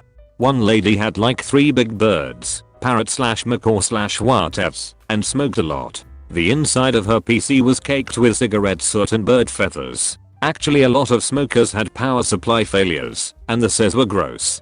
The memory that stands out isn't the inside, but the place itself. It was south of town. This was back before GPS and Google Maps, so I was following directions. I got off the freeway onto a paved street, later turned to a smaller street, crossed some railroad tracks onto a dirt road, then turned into 2 ruts running through fields. After passing through a couple of lines of trees I arrived at a clearing with a trailer house, 3 tents and 3 Rottweilers barking at me, plus a huge Confederate flag at the end of the trailer. I almost turned around and left, but I couldn't think of a way to cowwalker, so I soldiered on. As it turned out, the only person there was a pregnant woman and her young kid. She came out, tied up the dogs, and the inside was about as normal a trailer as one might expect. I used to be a satellite installer. I got a job for a 2-room install, which can be relatively easy as long as the house is rather clean. This one was not. The job ended up taking 3.5 hours. It's only supposed to be 2. The customers were disgusting. They were real life hoarders, though not the first time I had encountered this. They had about 2 dozen pizza boxes with old moldy pizza in them, trash food and clothing everywhere. Their backyard was literally like a trash dump site, piles of trash accumulated over what seemed to be a year or so. I'm quite sure they did not have a garbage service. There were lots of people living in the house, and it was only a 3-bedroom house. The grandfather was really sick, I assume diabetic. He laid on the couch in the front room entirely nude except for a blanket covering a portion of his junk. Both of his feet were really bad. He was missing multiple toes, but not like if you had seen an amputee. This was fresh, as if it had happened a day or 2 prior. His feet were not covered. He talked to me a good majority of the time I was working. I never asked about his feet. Later during the install I had to access the 2nd bedroom, and I walked in the room and told me I had to drill a hole through the wall in the closet to connect with the front room. They were side by side. I asked them to clear a space and pointed out the location. I had my drill in hand and was ready to make the hole. As soon as they cleared the space I figured it would only take a few seconds, but they asked me to leave and do something else. While they cleared a spot I didn't think anything of it, so I left the room. and went outside to continue my work. This took an hour or so maybe. Finally I grabbed the receiver and made my way inside. I did not knock because generally by now I have built some rapport with the customer and they know I'm still working, plus quite some time has passed. I open the front door and my eyes immediately go to the cabinet/TV stand. I catch a quick glimpse of the door while it was open before they quickly close it and look at me like they want to murder me. They were neatly stacking what appeared to be a sheet ton of gold bars, big thick gold bars. I pretended that I didn't see anything and proceeded with the install. The entire family stayed in the room with me and watched me like hawks. The stand they placed the bars in was also where the TV I was hooking up was located. I had to move the stand a bit to get behind, and while I did, the bottom partially broke under the weight of the bars. I still was unable to get another look at them, but the room was quiet and the family kind of collectively held their breath. I finished the job and left as soon as possible. I always assumed the gold was stolen years ago and passed through the family, but I don't think they had any means to move the weight. Why else would they live in the manner they were? I do wish I asked them about it, but I believe they didn't want any outsiders knowing about this secret. TLDR, during a satellite install saw my customer with tons of gold bars. This will be buried unfortunately, but maybe I can save this post for a later thread that I catch earlier. This was maybe 6 or 7 years ago. I was working for a nationwide company that cleaned air ducts and carpet. One day on an air duct cleaning call we were sent to a turn of the century house that was converted to a duplex. The owner downstairs, tenant upstairs. The tenant was a very shy middle-aged woman, to the point that I believe she may have had a disorder. Everything was pretty normal until I went into her bedroom. In her bedroom there were maybe 50 framed pictures, or at least 8x10, of former Chiefs quarterback Trent Green. I understand Trent Green was a great player for the Chiefs, and in all seriousness a pretty handsome dude, but 50 pictures seemed a bit much, and the strangeness didn't stop there. I noticed little speech balloons on these pictures, some saying "Hey Jane, wanna go out?" Others saying "Hey Jane, I love you," and one even said "Wow Jane, you smell good." The 11x13 she kept on her bedside table said "Jane, you feel so good." What the fuck. Now in my younger days, 6 or 7 years ago, I thought this was absolutely hilarious, but now today I honestly feel a little strung up about it. Poor lonely lady. I used to do renovations on foreclosed houses during the summers home from school. Most of the time, these houses have been empty for a few years, 2 to 3 years on average. I found some crazy shit that people just leave behind. Most of these people don't know that if your house is foreclosed, if you clean it so there is nothing left behind, the bank will pay you cash for keys. Typically they don't clean, and they leave behind whatever they don't/can't bring with them. They are usually moving into a smaller house.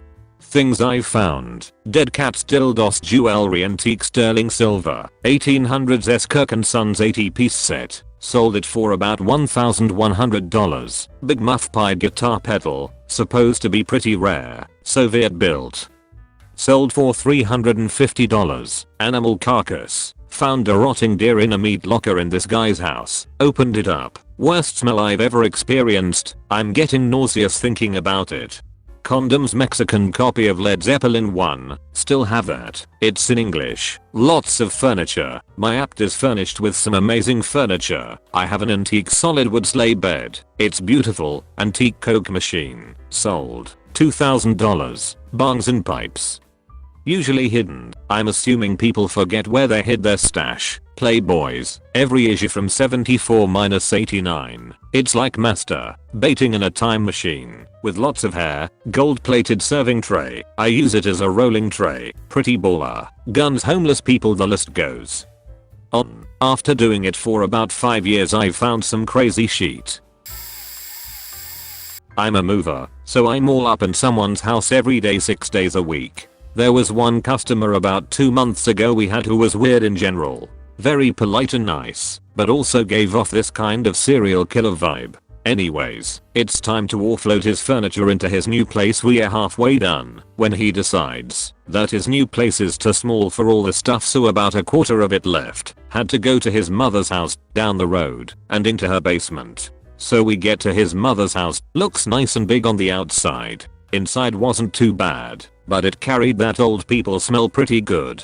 We go down into the basement and this is where it gets weird. The entire half of one side of the basement was clutter and hoardery, while the other side was a complete shrine to the Liberal Party here in Canada.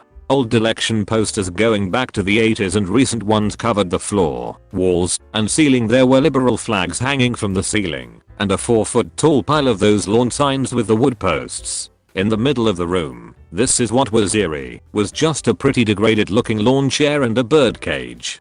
What the fuck, we offloaded and got out of there after taking pictures, and it is still talked about today. Oh, they also tipped each one of us $50, so that was nice.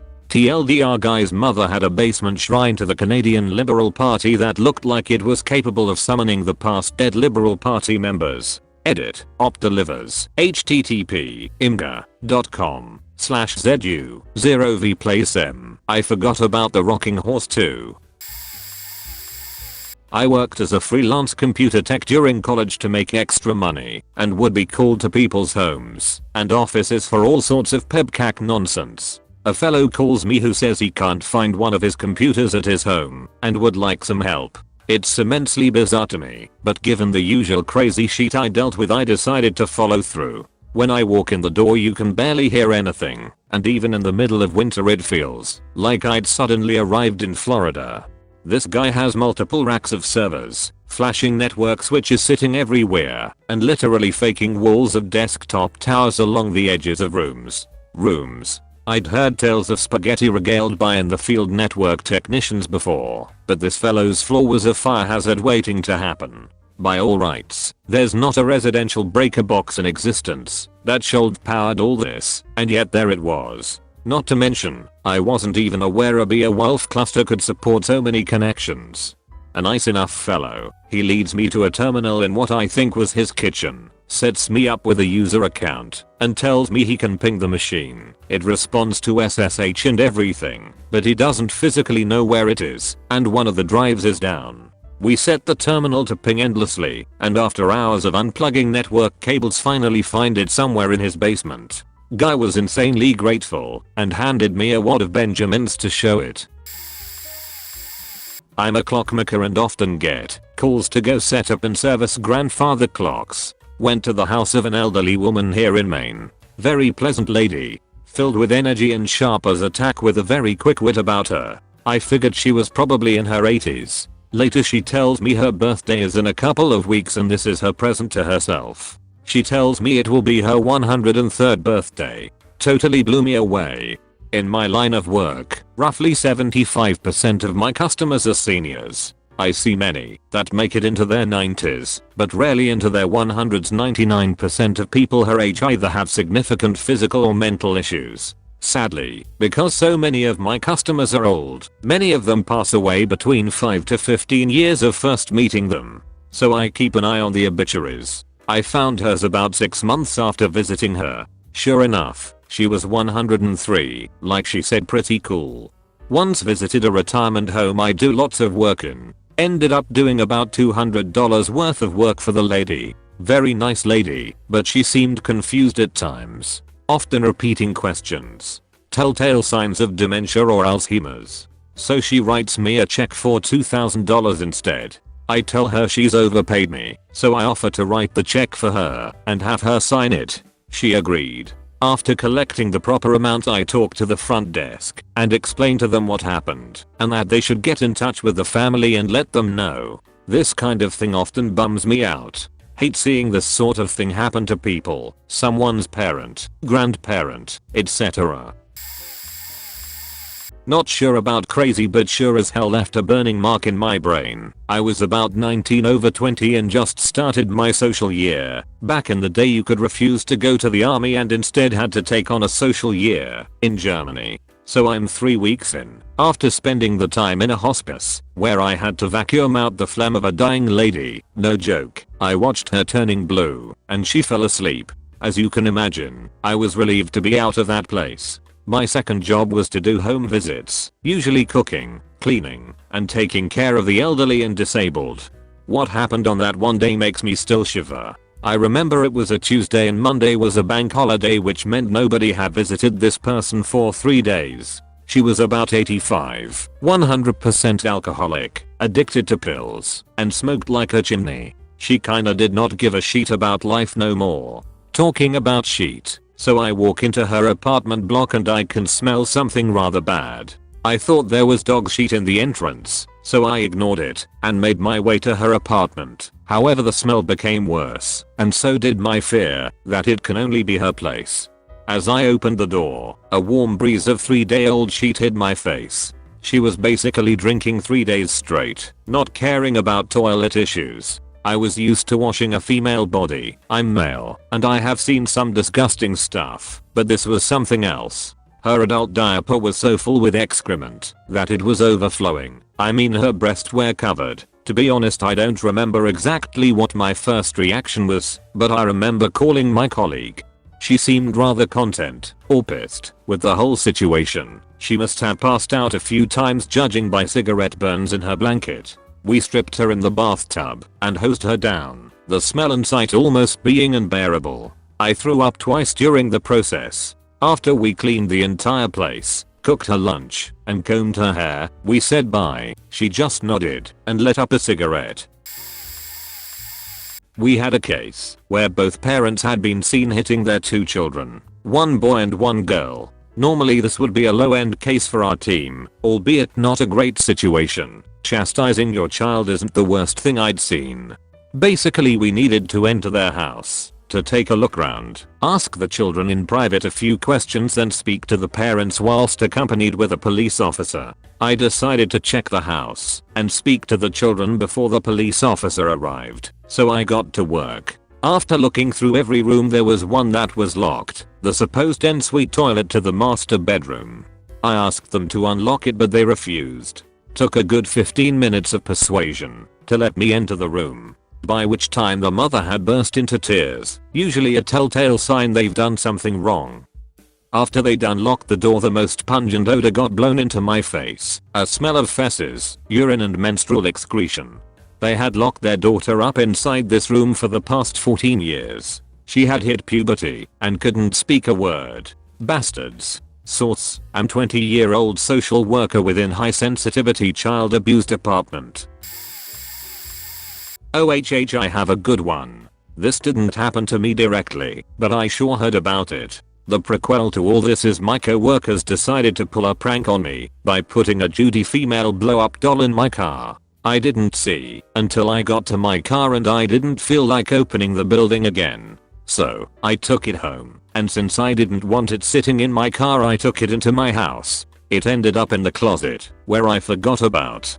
Flash forward a few months and my mom decides she wants to replace some carpet as a Christmas gift. She has a key to the house, so she brings in a carpenter and shows him the area. She opens up the closet and there is a blow-up doll staring at them. An awkward silence begins, and she finally just closes it up, and they both pretend that it didn't happen. Carpenter comes in, does the flooring, and my mom tells me what happened. Now, you would think that would be the end of it, but sadly not. One of my co-workers' husband worked at a bar. He's serving a group of guys, and he overhears one of the guys talking about the day he went to a home and found a blow-up doll in the closet. Yep, it was the carpenter. The husband knew the story, but didn't say anything to the group. He did tell me about it though. Moral of the story is, don't store your blow-up dolls in the closet. I have so many stories for this. I managed 2 apartment communities over a 3-year period. These are the craziest things I've seen. I'm an early 30s male. You'll see later why that's important. First of all, the worst experience of my life happened at this job. I had a guy break into his ex-wife's house so that he could commit suicide. I guess to punish her?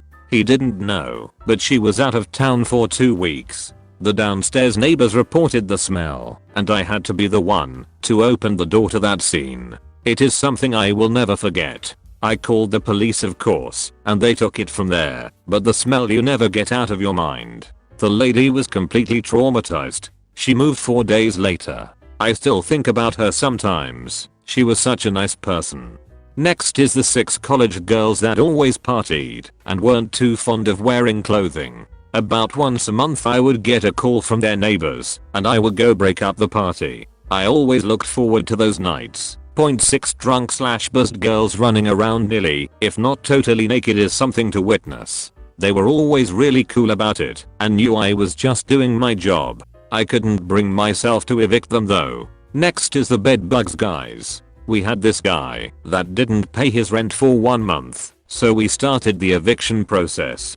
He was a weird guy but always friendly. It was clear he had some hygiene issues, but when we went to dispose of his apartment after the eviction, we found one of the most bedbug infested apartments I have ever seen.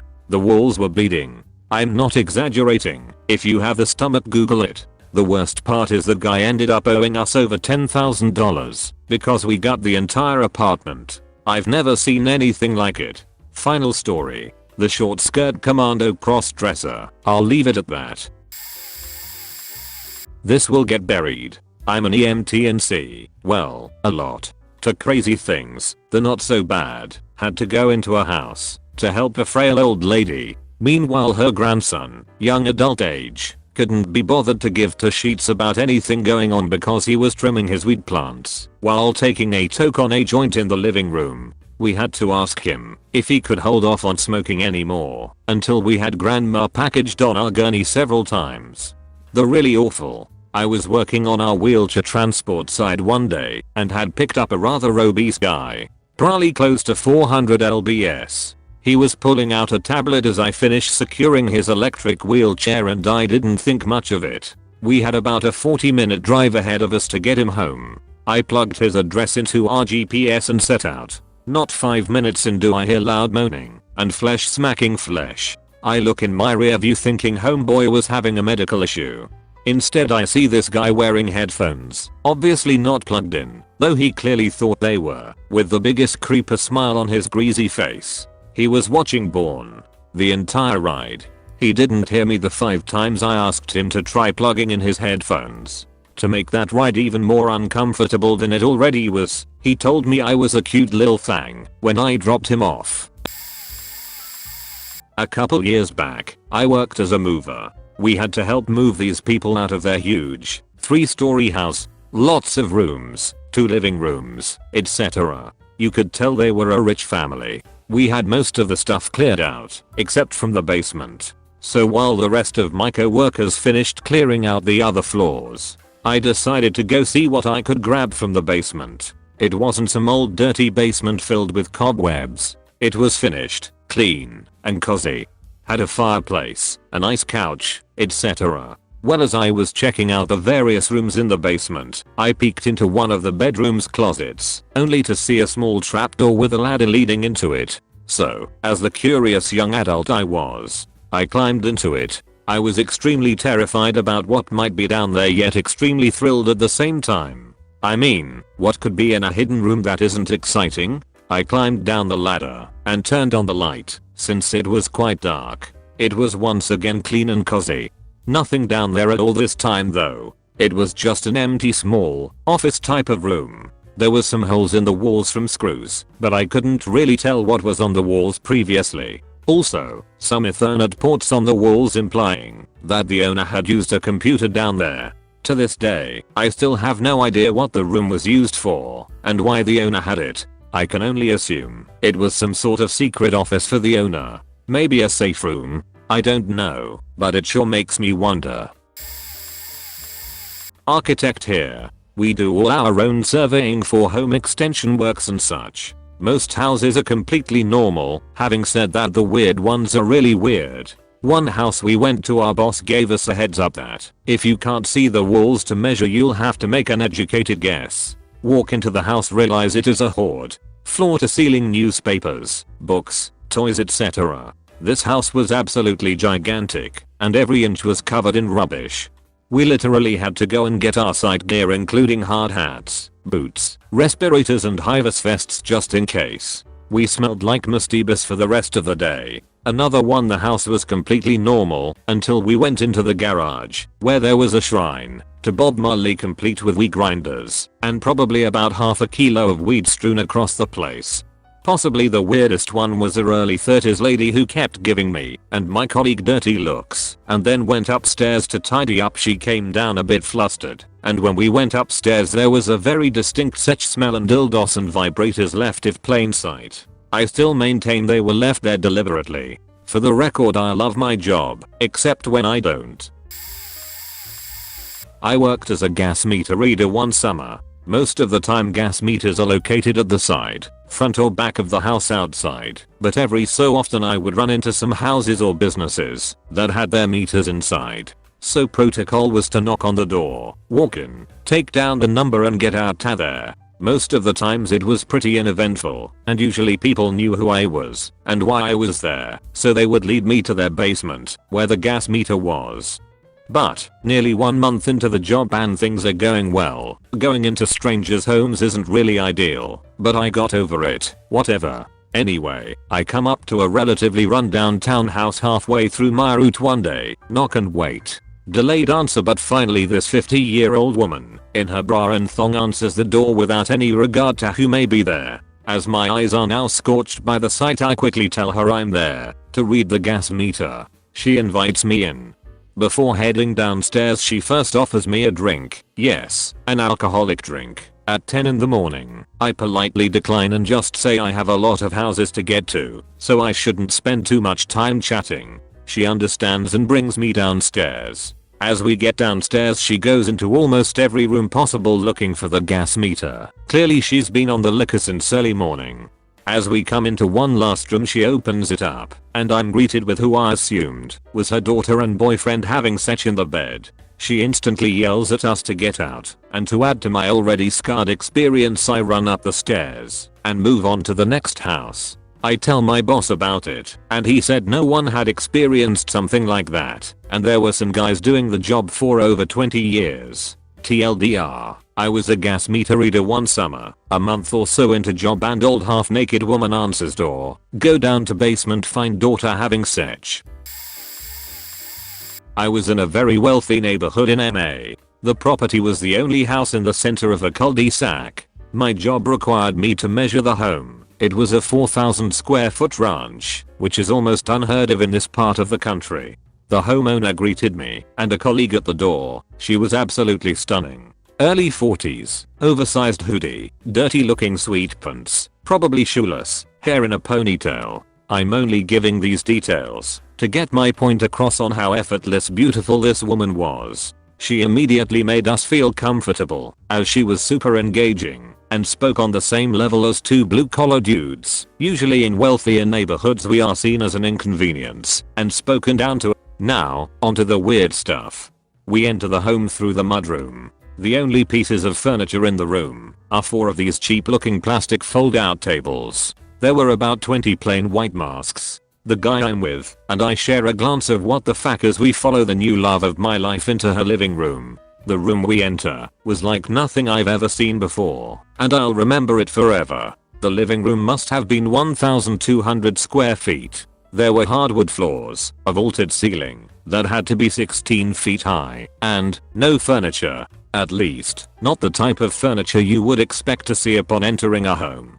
The room was lined with subwoofers, speaker cabinets and these strange couch/bed hybrid things, not unlike those novelty giant couches you'll see at a couple's resort. The only piece of furniture in the middle of the room was a circular bed that must have been 20 feet in diameter. It was immediately apparent that this house was the host of some eyes wide shut style parties. I said something to the sort of, "Wow, you guys must throw a hell of a party." She replied, "We like to have a good time," and winked.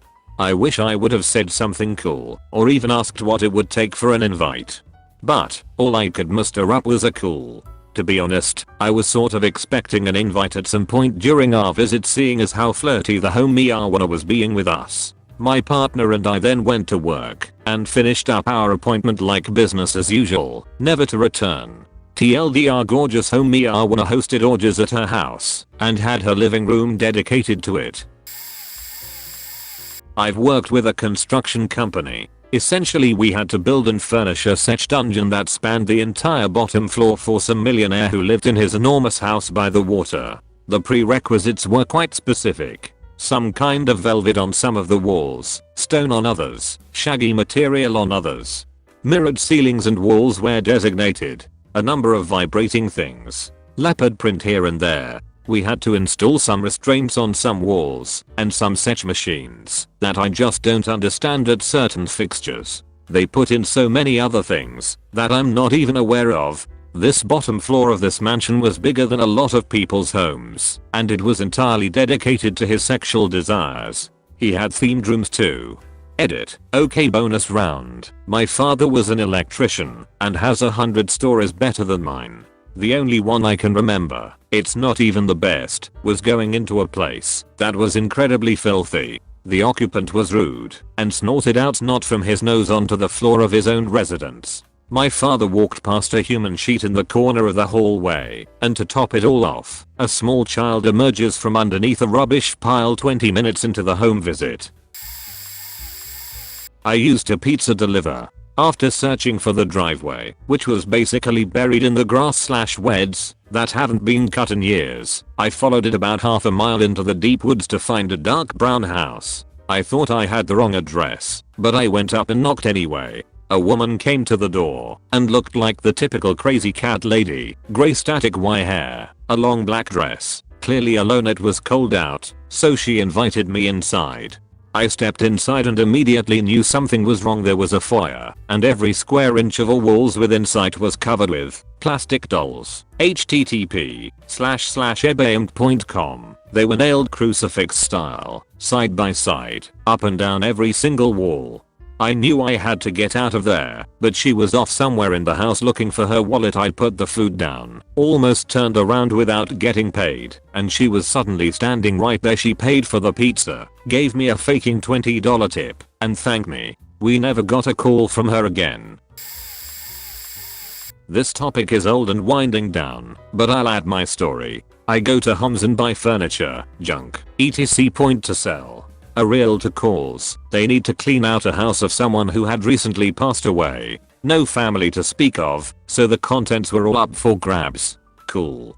Pull up. It's a white split level style home built in the 50s/60s in a now rather well-to-do area in NJ. Looked nice from the outside. No obvious disrepair. Usually when an elderly person passes in a house with property, the property is overgrown and the roof is in shambles. The realtor answers the door wearing a dust mask. Fuck, I think in my head as she greets me. Get inside. And just after passing through the vestibule, living room, kitchen, and hallways leading from it are 3 feet of garbage. The trash comes up to the cushions on the sofa, piano bench, etc. etc. etc. There's a little trail that had been left clean by comparison to the surrounding floor that lead from the door to the kitchen and down a little hallway. The hallway split down to the basement/garage, and on the main floor her bedroom. The bed was okay, nothing on it, but again the room was filled with garbage knee high. Sane people may have noped the fuck out of there, but the realtor was desperate, needed this stuff out, and was going to be paying a crew to come in and shovel this shit into dumpsters. The more I took, the less the dumpsters would cost. Beautiful things in the house. Everything straight out of the late 50s and 60s, from the furniture to clothes. Couldn't pass it up. Definitely worth the time. So, I start digging away. Grabbing chairs, sofas, chaise lounges, etc. etc. As I dig, the trash shifts. Dead mice. Lift a chair. Dead mice. Move a sofa. Dead mice. Mouse turds galore. Little tiny cigar-shaped mummified mouse turds. Some surrounding mice that had obviously suffered after gorging on whatever food was in the surrounding refuse. Gross. A combination of coffee, heavy lifting, and the smell of death made me want to use the restroom. I opened the door and the realtor from the other room, who must have heard me trying to push open the door, shouts no. A toilet with a wall of toilet paper on the seat forming a little igloo-like structure. Paper matched with wiped feces and urine. A brown streaked yellow crusted dried out shell hovered over this bowl. Fuck. I drive to the local fast food place, wash my hands, face, and answer my call of nature. Stop off at the Ace Hardware for a dust mask/respirator and drive on back. Beautiful things in that house. Cleaning them was a nightmare, but I'd do it all again. I'd probably just skip the morning coffee though. It's when I don't find drugs, sex toys, or other weird shit that I think people are off. It's always the ones that everybody says were so normal that want parts of you in their freezer. The flirtatious women and men never faze me anymore, but there was the chick that just stripped and walked to the shower while I was working in her bedroom with attached master bath. I think she wanted to bang because she went ballistic on her kid when he wouldn't quit pestering her. I'm still not sure how I feel about that one. She was pretty damn hot. The older man with his little cabana boy he was fooling around with was funny. He forgot about his appointment because I've never seen someone so shaken up before when answering the door. I did hear a bell jingling before he opened the door. Cabana boy was sitting on the couch in nothing other than jeans. He was sipping on a can of Coke with a straw in it and chasing the straw with his tongue. The homie Arwana got flirtatious when he calmed down and it started getting pretty sad.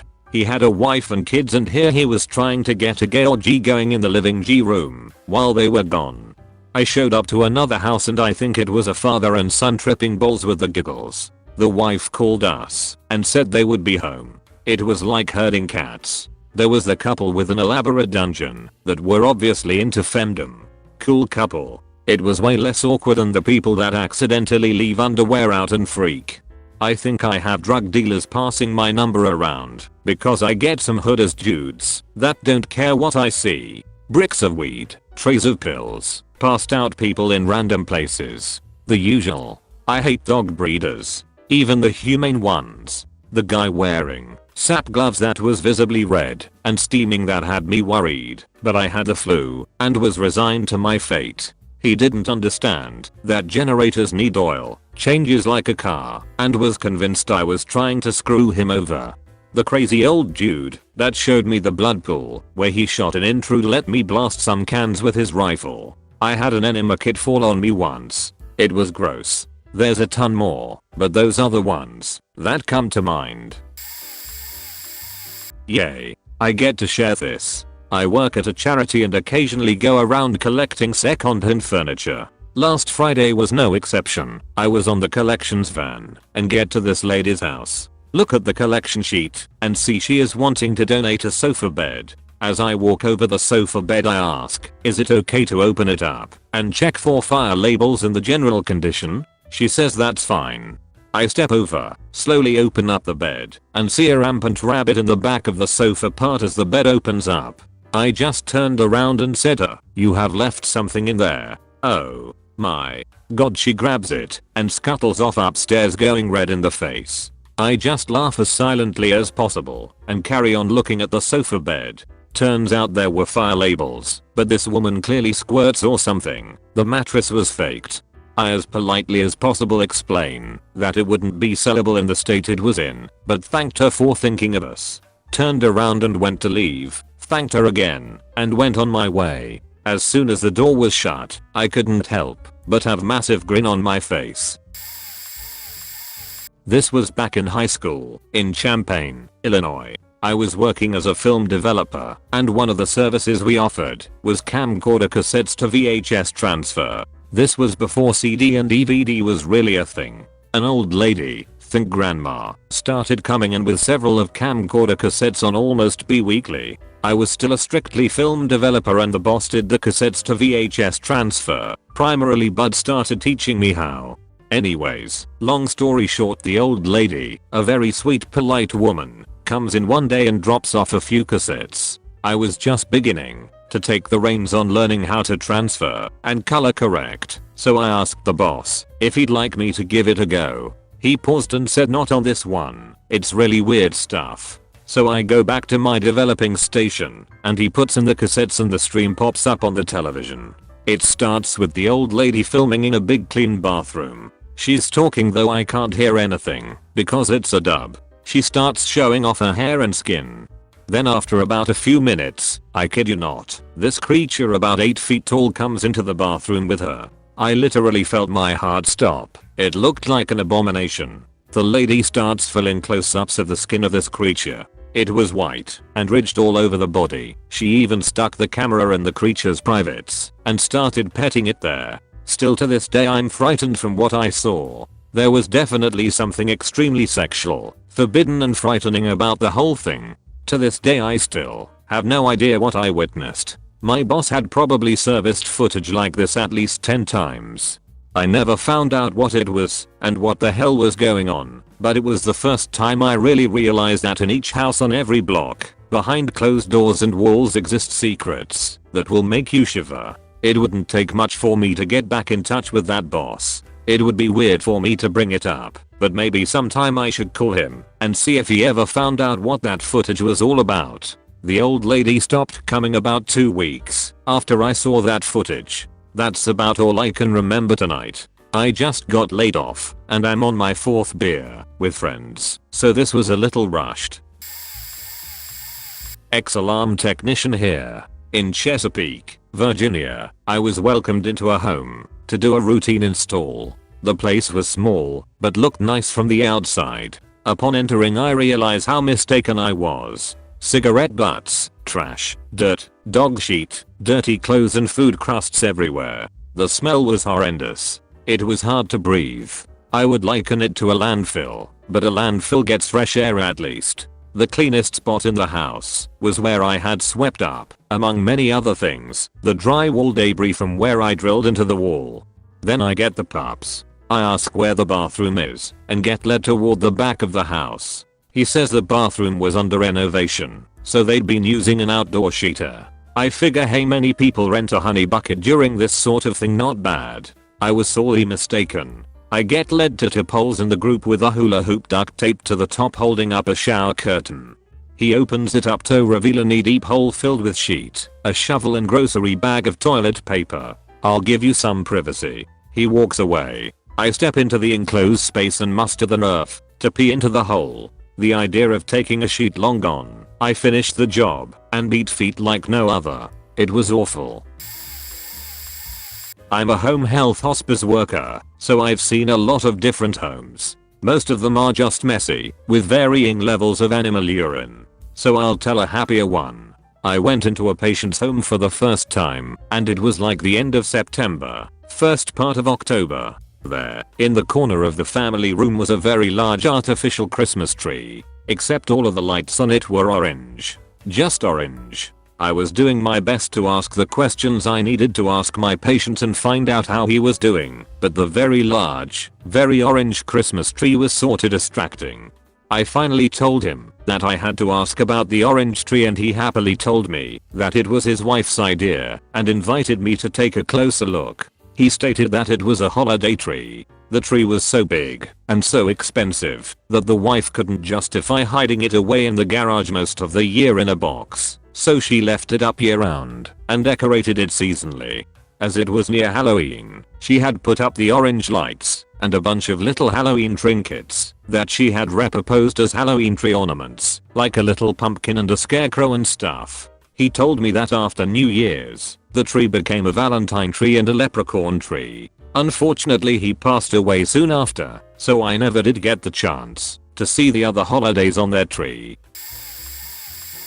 Probably too late for a lot of folks to see this, but I deliver pizza around the Camano Island area, aka the place where the barefoot bandit, Colton Harris Moore, started his airplane/boat and car stealing spree. His mom orders food from us once or twice a week. Granted, I work at a pizza place, but she most frequently orders $35 worth of Ben & Jerry's every other night. Her trailer is something out of a horror film. It's easy to see why Colton turned out the way he did. Her driveway isn't so much of a driveway as it is just a hole in the woods.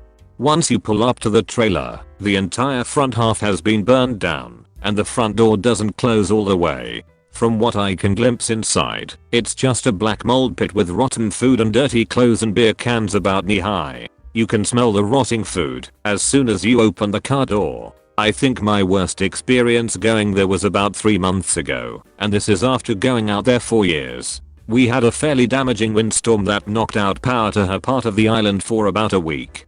She ordered pizza, and as soon as I stepped onto her rotten deck I noticed it was extra squishy. I looked down to what looked to be an entire fridge full of meat she had thrown onto the deck after losing power. It was rotting and covered in maggots, spread end to end on the deck. She sat on the porch like it was no big deal. wearing sandals, sitting in it, smoking and drinking Budweiser. Honest to God, the closest thing to a real life troll I've ever seen. Not great at writing things, so bear with me. Recently, in an emergency medical field, a call comes in for broken arm. Find the small apartment in a large city. Knock on door. Caller/patient yells to open it. Walk inside with equipment bag leisurely as it's a pretty basic call. A fairly big man was on the floor in his living room. He'll be Dave for the remainder. Dave is wearing nothing but his tighty white ties around his thighs. Partner begins asking Dave what's the issue. He tells us he's hurt his shoulder and can't get up. At this point I'm getting weird vibes coming from my partner, but I can't quite figure out what they are. So I go to place the medic bag on the couch and partner with a concerned look shakes head not to. Something was up. To myself, okay, what's the issue? What's his deal? What am I missing? Better have a look around to find out. Okay. There it was on the table next to the couch. A big black glistening dildo. There was another similar one on the other side of the room. I also realized there was something odd about what was playing on the TV. A strange game of some sort. Looking at Dave I could tell he was sweaty. He told us that he fell off the couch and onto the floor and hurt his shoulder. I put my bag on the floor and we rolled Dave over to help him up. It seemed like a possible shoulder dislocation, nothing too extreme. Then again, there it is. Hanging out of Dave's butt crack, a string connected to a Wii remote that was slid inside some sort of Wii controller holding dildo. You see, Dave fell off the couch while using an interactive adult Wii game. He got so into it, an activity he was doing so hard that caused him to fall off the couch and dislocate his shoulder. TLDR, fucking Dave, faking Dave. I used to work for a friend's moving company, was mostly based off of Craigslist jobs, and was very local, and was just a bunch of his friends who needed jobs and his family. I had been on a stretch of 3 14+ hour days in a row, and we had an all-day moving job for 4 guys. I had been working for a while, so I had been appointed supervisor, which meant I was the one who would charge them the bill at the end and take the payment. Well, the guy who we were moving out was a weird guy. Seemed like he had inherited some money and didn't work, and he had a wife that only spoke Spanish, and they didn't seem to be able to communicate much at all beyond his broken Spanish. She kept bringing us water and sandwiches and basically played the quiet housewife role. Towards the end of the day I'm grabbing the last few boxes and the guy calls me into his office and says, "Hey, yeah, wanna see something?" With a big grin on his face, and he starts showing me a bunch of these naked pictures of his wife. I was weirded out, but was polite and told him his wife was gorgeous. Then he said, "Well, I could definitely have her take care of you if we can work something out with this bill." I wasn't expecting this to take so long. I'm not good enough to say I wasn't a little bit tempted, but I wasn't about to let my day's pay get wasted on a quickie with a mail order bride. Definitely the weirdest thing that ever happened while working at someone's house. When I was in college, I worked summers at an apt complex as maintenance guy. Basically made apartments ready to be moved into, replaced old fixtures and appliances with new, hung new blinds, replaced doors and carpets, changed out old sockets with new 3-prong sockets, stuff like that. Well, one day early on at this job we get a make ready ticket from the front office for this apartment that a family had been evicted from a couple months earlier. Get in there, and there's a weird odor. The one thing you get from constantly being in random people's apartments fixing things is that a lot of people have bad and distinct body odor. This wasn't Bo though. We assess the situation and start taking note of what we need to do. Pile of clothes in the living room and both bedrooms. Lots of open food boxes on counters. Lots of ants. Torn up blinds and some wrecked furniture that all needs moved out, along with an older style fridge that needs replaced. All in all, should be a quick and easy make ready. My buddy starts taking down blinds and I start filling contractor trash bags with clothes to throw in the dumpster. Each room had a mound of clothes that was maybe 4 foot high. Just a sheet ton of clothes. I get about half a trash bag into the first pile of clothes and the smell starts getting worse. Right as a really strong waft of the smell hits and my buddy says, "What the fuck is that?" A sheet ton of flies come swarming out of this pile of clothes. Like a fuck load. We had to pop screens out of windows and leave the apartment for the day.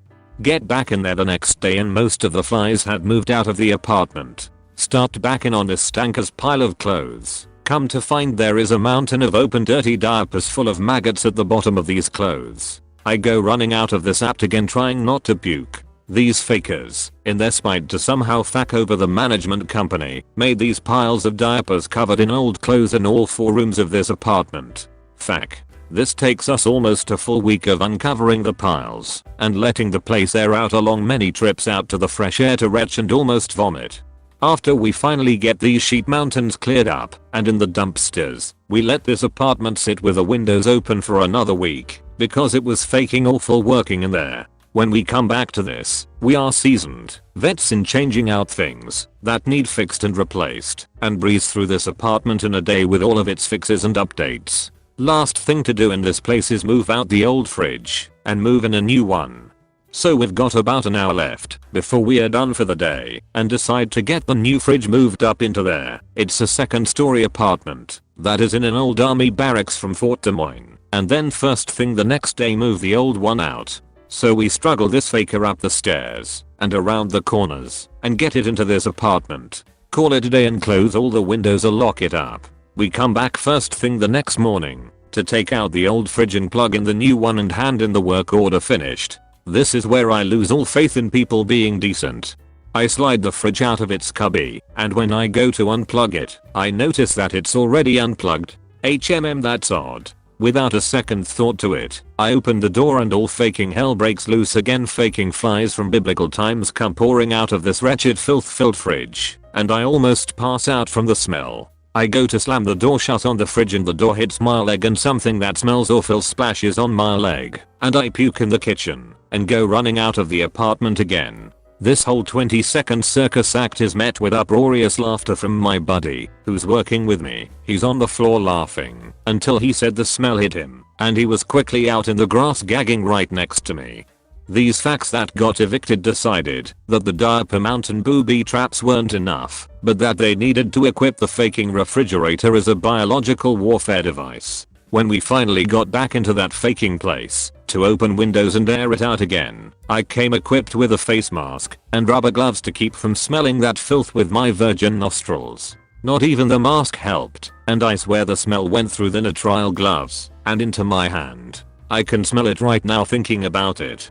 These bastards had loaded this fridge with dirty diapers and smeared the sheet all over the inside. Then they proceeded to fill the faking drawers with what I can only imagine was bis and milk, as well as glasses and bowls of the bis milk all on the shelves and in the door. Again, maggots and flies and gnats everywhere in there. We worked on clearing the contents the best we could for a few hours and then decided to move the fridge out.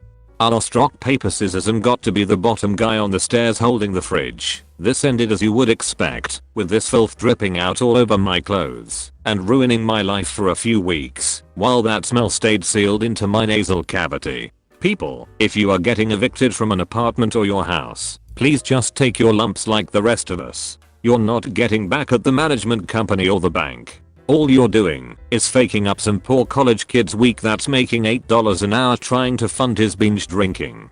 TLDR worked as a maintenance man at an apt complex, had to clean out an evicted person's apartment 2 to 3 months after the fact. Apartment was filled with hidden dirty diapers and a booby-trapped refrigerator that had dirty diapers and sheet and bis and milk sitting in it festering. Edit, some misspellings and other errors. Time travel with me to 1999 with a young 20-ish years old. I was a computer technician / ISP support for a small town. I was sent out regularly for anything from internet installs to plugging in a computer. Cut to this fine fall day, a cool breeze blew in late afternoon, and I had been sent to a fairly high-end neighborhood. As I pulled up, I thought to myself, this is a crazy nice house. Pillars, multi-car garage, just dream up a nice house. I pulled out my paperwork and read the description. I sighed heavily because, it was a jazz tape backup issue. Long story short, it meant Business-esque individual. These calls went one of 2 ways. A. They know nothing, and not B. Think they know everything and hover. I shut the folder, got out of the car, and approached the door. The fragrance came up and cold corked me in the nose as I was standing at the front door. Like an ammonia type of smell. I wasn't really familiar, but it was pungent. I waited, and as the door opened, the man hurried me inside. Inside this nice exterior was mountains of shit everywhere. Like books, cloths, trash bags, towels. I had never seen a hoarder's house, but I just sort of put myself together, and as the guy led me to the back dark room, the pungent smell was upgrading. It was like someone was raking my nose with a cheese grater and shoving some noxious gas in. I was professional and started the process.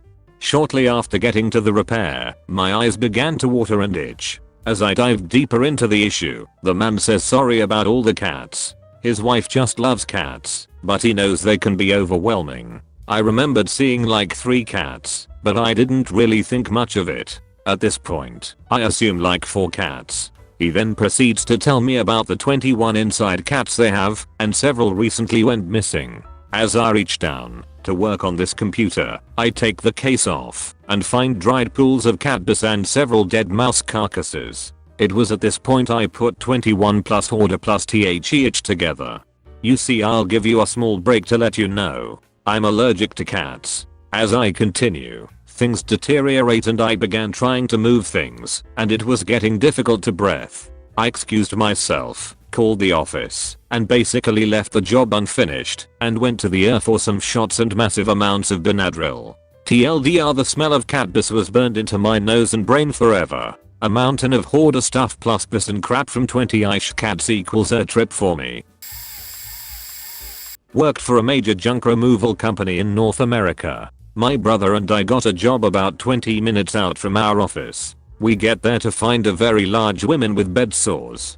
Her whole apartment smells gross. She shows us the junk on the first floor, bad, but decently standard. Then she shows us the basement. It's absolutely packed with bags of dog sheet. Dried, old, dog sheet. We spent half an hour taking bags of sheet upstairs and throwing them in the back of our truck. It's probably the most disgusting thing I've had to deal with. The beach didn't even tip. And yes, we referred to her as a fat ass, disgusting beach.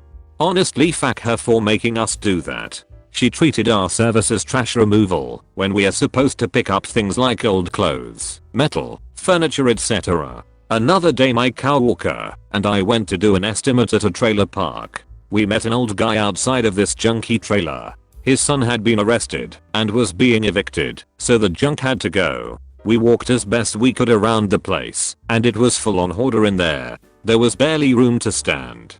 After filming the zone, to get the full scope for our boss, we estimated about 7 truckloads and over $4,500 for the job. Our average job size was around $200. This would have taken both of our large box trucks an entire day to complete with 5 guys working on it. We gave the guy the price and he basically collapsed. He sat there for a while and we gave him some information to call us back and get priority scheduling. My coworker and I were incredibly relieved that the guy never called back. That day would have been hell.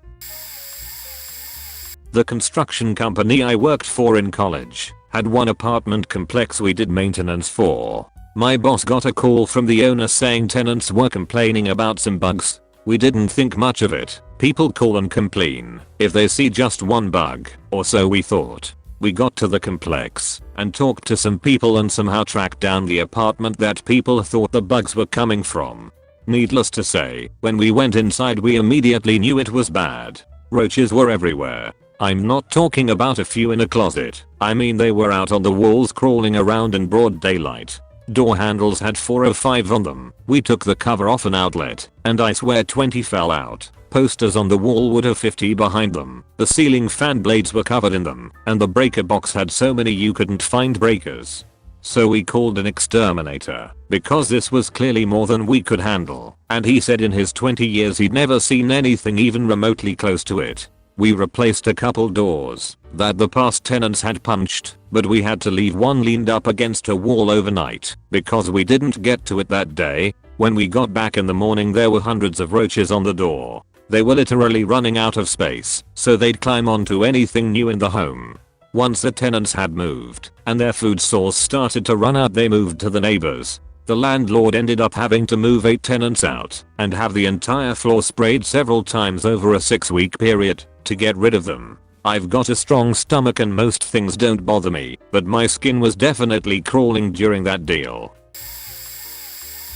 am in my last year of nursing school and recently finished up part of a clinical where we had to do home nursing. Most of the homes were in very nice areas and we really didn't see anything out of the ordinary until my last week. We pull into this woman's driveway and start walking up to the house. Beautiful looking home from the outside, situated on a nice piece of property overlooking a lake. I had high hopes for this client. We walk in and stop dead in our tracks. She's a hoarder. Keep in mind that this woman was in her 80s and used a walker to get around. I'm 21 and completely able-bodied and had trouble navigating her house.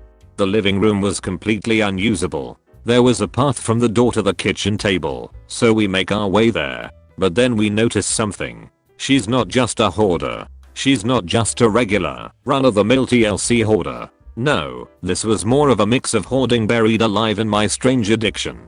Cat things. She had 22 cat clocks on her kitchen wall, from what I could see. Piles of clothing with pictures of cats on them, and covered in cat hair. Cat calendars all over the living room, most of them very out of date. Photographs of cats. Cat pictures from magazines. Cat shoes. Cat spoon collections hanging on the wall. Stuffed cats. Cardboard cute-out cats. Actual cats. It was amazing. I've never seen anything like it. Even stranger, her adult son lives with her and acted like it was totally normal. I told my professor and her primary home health nurse, but I'm not sure how much they could legally do about the problem. Regardless, one of the strangest things I've seen. Edit. Forgot a word. I worked for a moving company for several years between high school and college. One time, we were called to help with an eviction. Basically, we had to load the evictees' stuff into boxes and onto the truck. The people weren't there, and neither was the landlord. The sheriff was there to supervise. We went in. The curtains were starched completely stiff from the floor to the bottom of the windows from animal pee. There were dog poop landmines everywhere. The ceiling was yellow from smoke, and hanging dust bunnies dangled from every one of the dry wall points, the fans, and the light fixtures. My mom and the other lady went into the kitchen to work. Apparently, there were cockroaches in all the cabinets and drawers. The team of guys in the living room and garage were literally shoveling, with a snow shovel, the hoarded newsprint, and whatever else they found. I was sent into the boys' bedroom to work. When I opened the door, I found a sea of comic books, all piled neatly into knee-high stacks, all wrapped and pristine in their sleeves with a cardboard backing. There was a narrow path from the door to the bed, and a diagonal path from the bed to the closet. I'm pretty sure those were the only things of value in the house, and but for that, the house would have been better served with a match.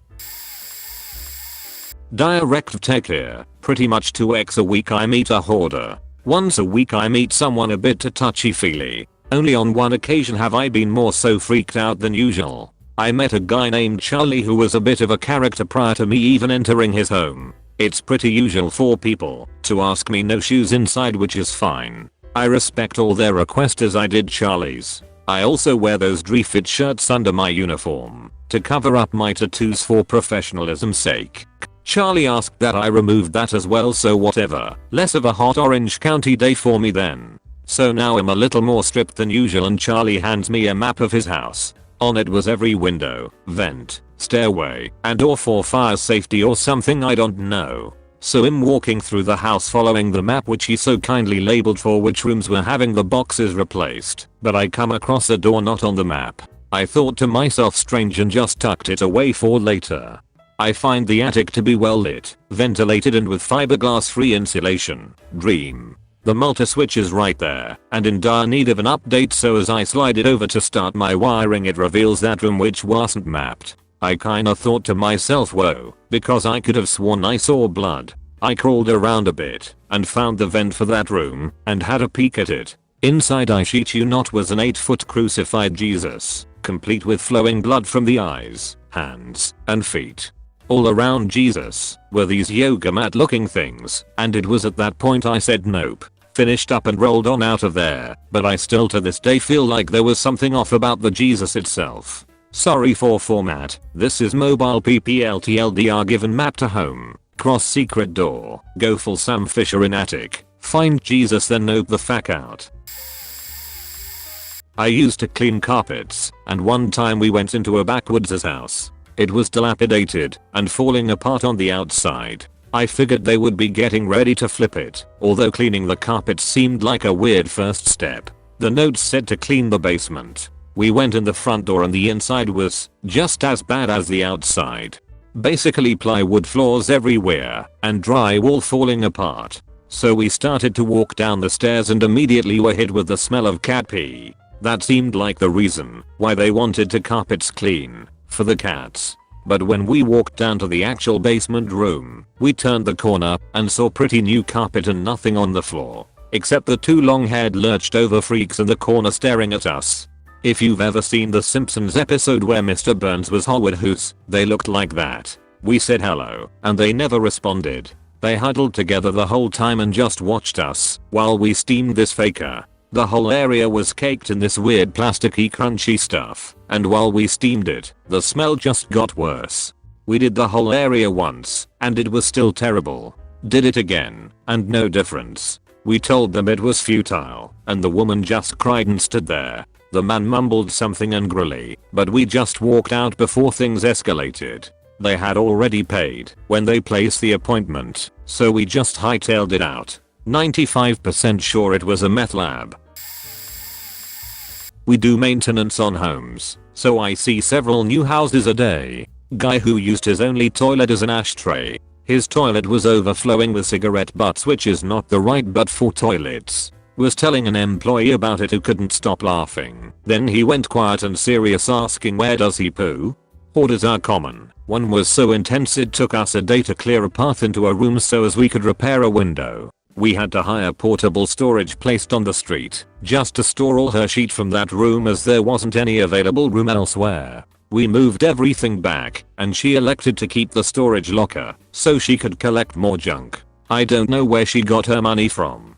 She wanted to pay for the work in newspapers she swore were collector's items, but they were just regular papers of no significant interest, so we opted for cash instead. An elderly client who had taken the wrong medication and answered the door fully naked, tripping balls, house completely covered in animal sheet, like everywhere, on the carpet, everywhere. Was 5 years ago, and I still remember the smell. Refused to do that job. Not exactly crazy, but a client with a special needs child who thought it a good idea to wee in my toolbox while meowing. Fun times.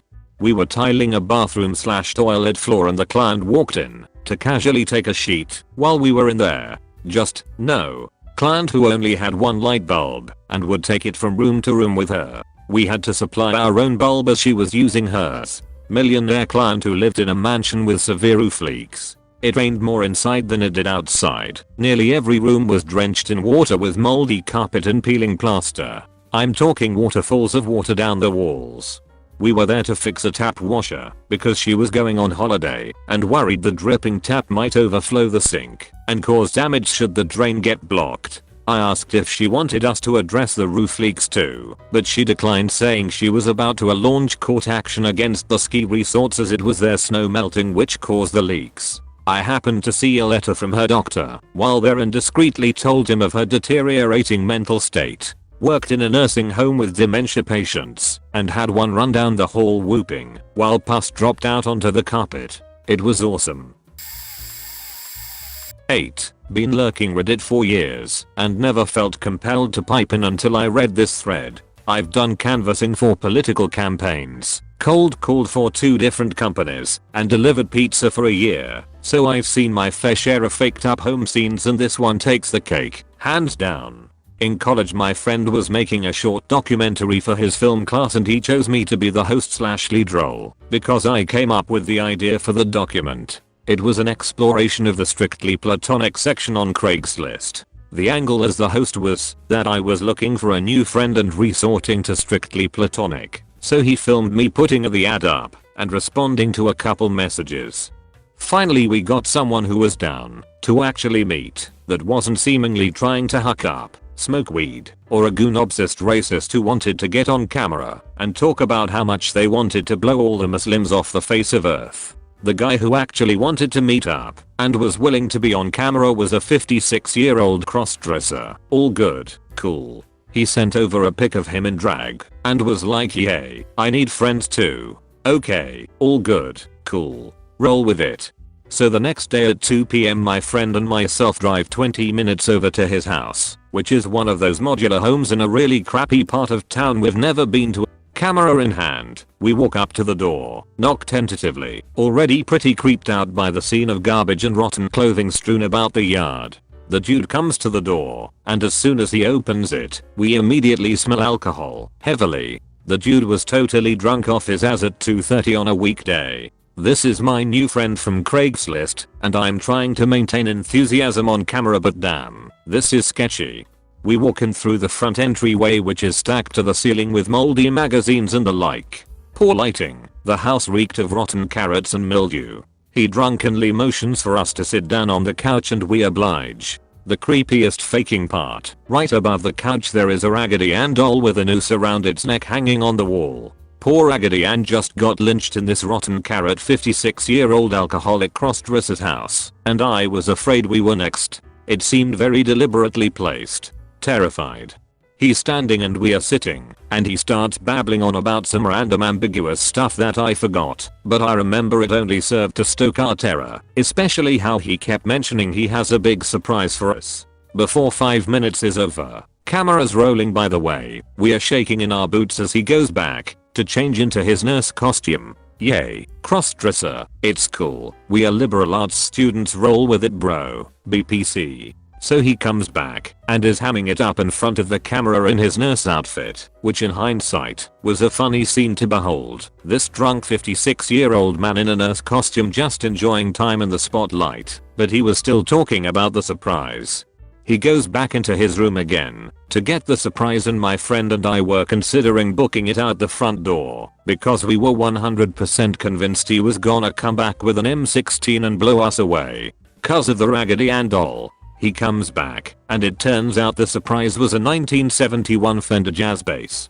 Beautiful condition, that classic Geddy Lee clear finish, super nice. He pulled out a couple other cool instruments as well, including a 90s Les Paul that he says was worth $4,000. Don't know much about Gibsons, but it seemed nice.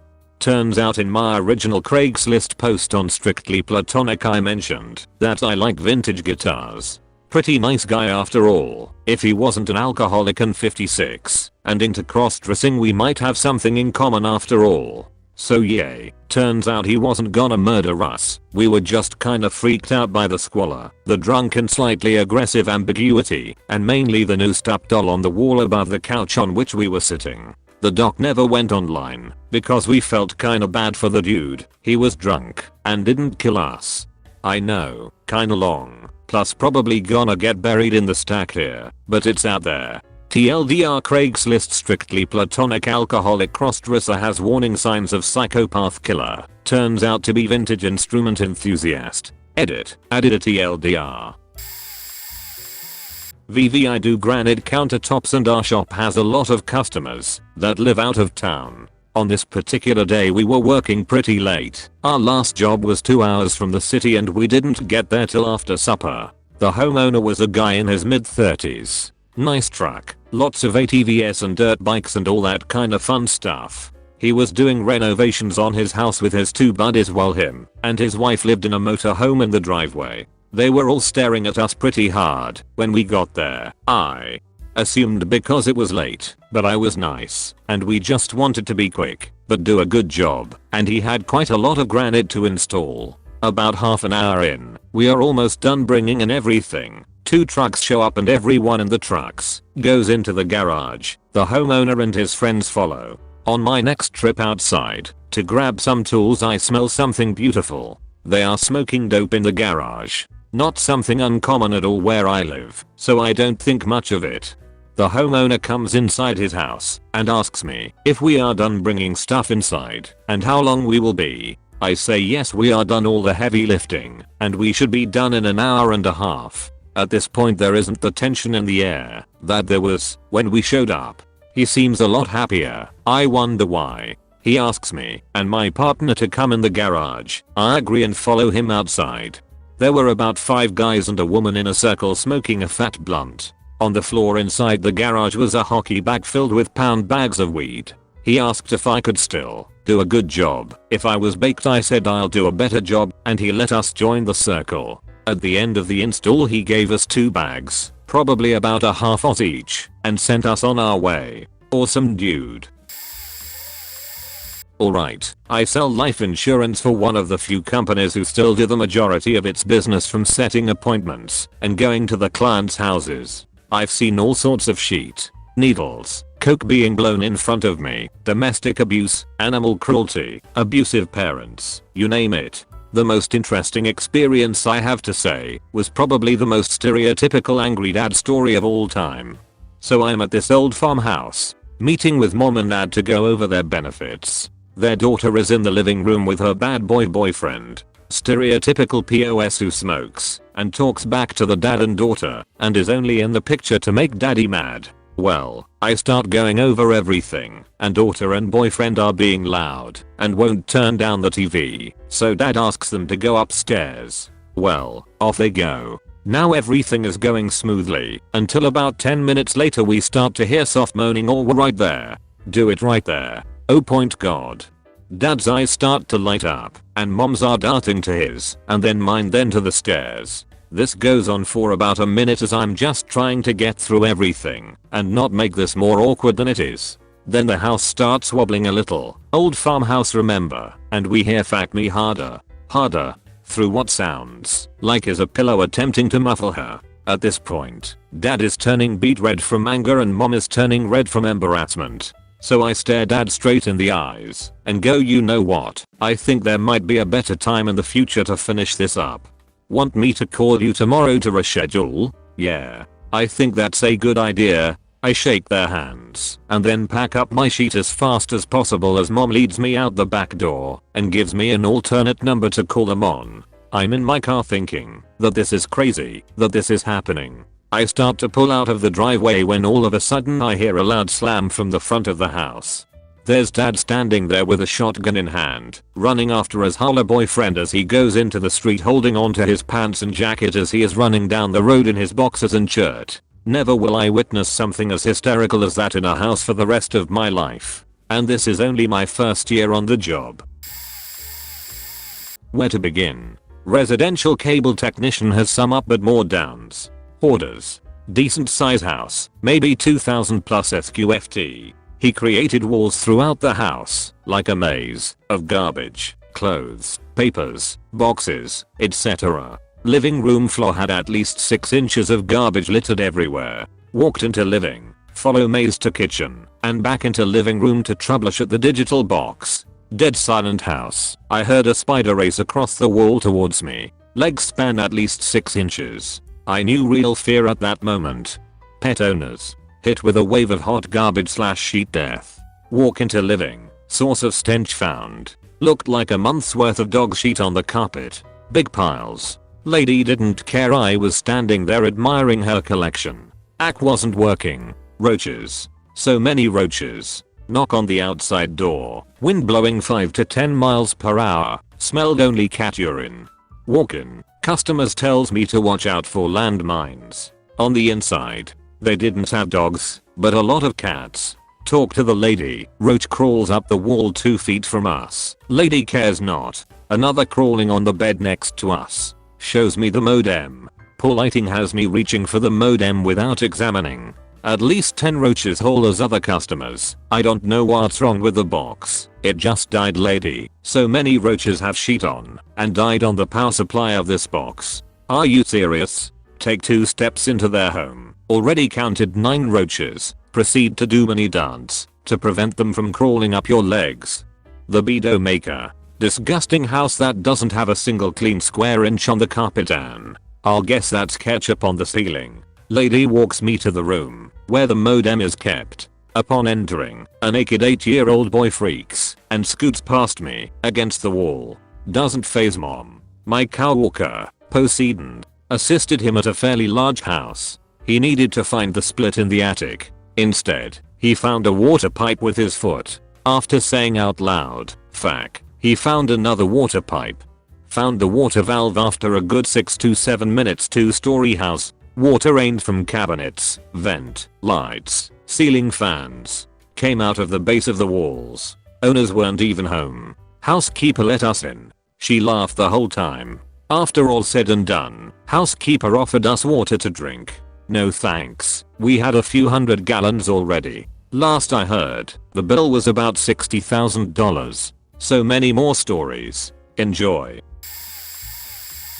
I have done both contracting for the government, that was a welfare program, and I've also been a firefighter, paid and volunteer, for about 6 years now. I'm in people's houses all the time. Middle Eastern people's houses stink. I don't mean to sound racist or whatever, it's just the sheet they cook smells so god awful that I'd wear a respirator to keep from gagging. Inner city black folk, they tend to be a bit neater than others, but a lot of them let their houses be filthy. Grease caked on the ovens, which I worked with, dogs sheeting and bissing in the basement to avoid having to let them out in the cold. Giant TVs that cost thousands of dollars being watched by kids who should be in school. My co-worker found a pound of marijuana in her attic once, and he kept it, against my advice, that it belonged to a gangbanger. He didn't care. It's also common to find firearms in these inner city homes. I once came across a sawed-off shotgun, and had touched it, before I realized what it was. Rubber my prints off that sheet really quick.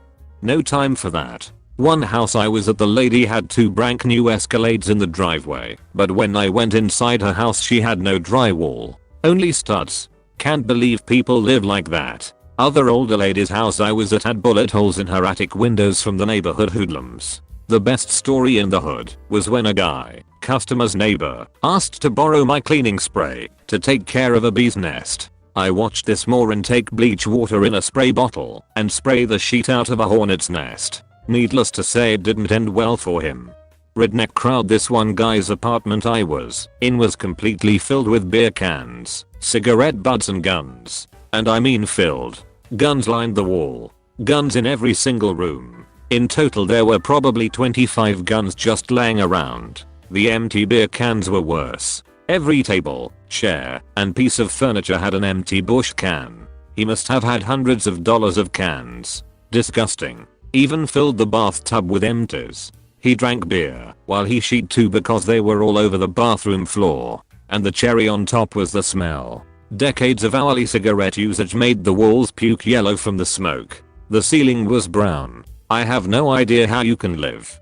Older white folks, their houses are like antique shops. A lot of them tend to be very annoying as customers, as they probably have nothing else to do but bug us during their day. But it's cool to see all the old shit they have in their attics and rooms. Last summer I saw a calendar that was from 1920 that was still hanging from the day it was up. Kinda crazy. I have the picture somewhere. Some other notable houses from my contracting days were the one I walked in on, a girl fiddling her skittle. That was awkward. I also found a dead dog in a crawl space. Showed the owner. Turns out it went missing a few months ago. Got tangled up in some blankets that were ditched under the house. Died right under their feet.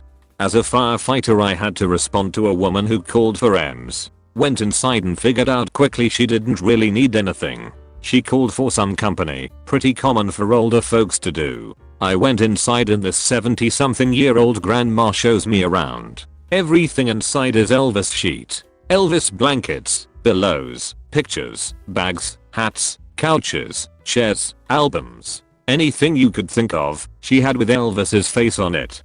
She then tipped me, yes a firefighter, a bunch of quarters and nickels out of her change jar for being so handsome. She hit on me quite hard and told me to stop back anytime. That was the strangest experience I've had. That's all I can really think off the top of my head. I see so much shit on a daily basis it's hard to recall.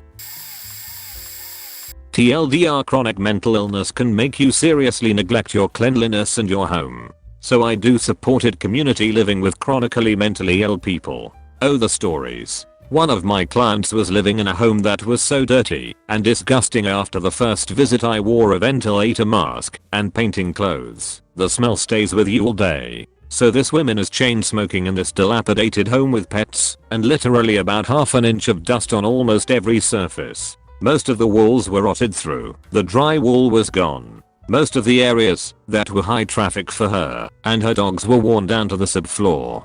Her kitchen was covered with old food and dirty dishes. She did not have running water. I hadn't seen a home in that sort of condition since doing mission work in the West Virginia and Kentucky. and after seeing the shocking conditions she was living in, she asked me to not wear deodorant or use any hair product/perfume because she was allergic and had asthma. Oh lord, it was hard not to laugh at the ludicrous request. Don't worry guys, I helped her get rid of the house and get an apartment, and we work on keeping it clean and organized every week. Another client had 5 dogs living with her. You can imagine the smell. She is about 400 pounds, and that's being nice. So there is already dog sheet covering areas of the floor. Yuck. I'm doing an assessment with her to determine what her biggest issues are. She didn't think the house was an issue, and she gets up to get a pop. There is a garbage bag covering her recliner. Her explanation is that she doesn't always like to get up to use the restroom, and then I realized who the urine smell was from. Yikes, why do I have this job? Ha. So I'm a general contractor that does work exclusively for banks on foreclosed homes. Basically I winterize plumbing systems and tarp roofs mostly. Well, on this particular job we had a work order to change the locks to a home that had recently been inspected and deemed vacant. So we get to the 2-story house and I knock on the front and back doors and no one answer, as expected. As I start drilling out the locks, I have my helper start inspecting the exterior of the house for any damage. Well, my bit breaks in the deadbolt, so I realize I don't really have another bit or any other solution for that matter, so I tried sliding windows open to see if I could just climb in and unlock it from the inside. Well, the window in the front right next to the front door was unlocked. I go grab my helper and we both climb in. As soon as we get in there we notice Christmas decorations. It's September. I notice the mail and it's stamped from over a year ago. The power is on, but it's chilly inside, a little too chilly for living. Well, we start to inspect the interior beginning with the first floor and then the basement, and then we go up to the second floor and my helper goes down the hall to the right and I go to the left. I go to push the door open and I can tell it's a bedroom. I see closet, then a dresser, then a nightstand, then a bedpost, then the mattress, and I start to notice the covers are tossed around, and it looks like a bunch of pillows. But before I could complete that thought, the pillows started to move and this very old man sat up and started screaming just like the faking crypt keeper from that show back in the 90s. Well, needless to say, I start screaming like a little beach. I'm a well-built guy, about 6 feet with a Civil War length beard, and running yelling occupado. I became Spanish for some reason, and me and my helper made a dash for the front door, and he was too slow, so I tripped over him coming down the stairs, and busted my face on the handrail. We both made it out but not unharmed. I had blood running down my face and my helper was in shock. I think the sound of the scream the guy made was the worst part. Crypt Keeper reference https://www.youtube.com/. I used to work as an in-home tech support guy. Basic setup was I'd get a dispatch to a home in the area with a vague description of what was wrong with their computer. I'd show up and fix it 90% of the time. This involved running various virus scans and cleaning up applications installed on the computer. One of the clients I saw fairly often was a guy named Vincent. He was a large man in his 50s who lived alone except for a small Pomeranian which he treated like a princess. First time I show up, he walks me upstairs to a small netbook on the second floor, which he uses to read the news and print out recipes. It's also attached to a printer which isn't working. Turns out the ink is dry. I replace it. He pays. I leave. About 2 weeks later, I get dispatched to him again. Vincent has difficulty with his legs because of his heavy weight, so he also has an in-home doctor come see him. When I show up, the doctor is already attending to Vincent, so he tells me to just head upstairs to my computer. It's been really slow lately. I'm a nosy person. If you place me in front of a computer without supervision, I'm going to go through your history. Maybe I'm an asshole. I run some virus scans and look around. First thing I notice, there are tons of downloaded gay twink porn. Nothing illegal, just a huge amount of giant cork in young boy action. Mostly one minimum clips and images. This is not abnormal, a man is free to be into kinky shit. However, his internet history is comprised entirely of postings to cannibalism fetish websites, the primary one being zambianmeat.com. Lots of in-depth discussion about cooking young men in various ways and meat prep. I'm in my 20s, male, bearded, but not much larger than the type of boy that Vincent is into. I clean up his computer, he pays, I leave. I ended up getting called to his house twice more after that, and both times, his internet history was not cleaned, he did not supervise me, and his internet born was not deleted prior to my arrival. I'm pretty sure he wanted me to see it. TLDR, did in-home tech support for a middle-aged man, found huge amounts of gay porn and cannibalism fetish posts. Pizza delivery driver here. I've been doing this job for about 3 years and it's provided me with plenty of insane things to think about for the rest of my life. I've seen plenty of houses in good neighborhoods that look wonderful on the outside, and the moment the customer opens the door, it smells like hot garbage, pets, bus, shit, or all of the above. I pulled up to a shady motel room once to find the customer was in the middle of getting arrested/resisting arrest. He was shirtless and obviously intoxicated. As they were wrestling the cuffs on him, he angrily screamed, "Well, I guess I don't need the pizza now." I deliver to plenty of parties where they will ask me to come in and drink/smoke with them. I went to this really big party one time and accepted their offer to drink a beer. I went to their bathroom to find a large bearded man passed out flat on his stomach in the floor wearing nothing but a t-shirt and shoes.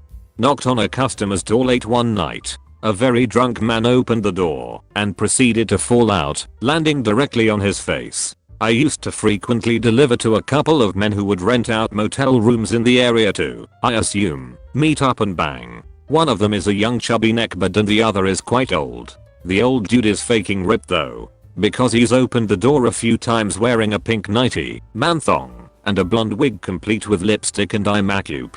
They always have a camera set up with a tripod and 2 laptops. I'm an apprentice funeral director and I very often go on removals at the residence of individuals that have died, and I've seen a lot of decomposition and strange death circumstances, but the families of the deceased are always the weirdest thing to deal with.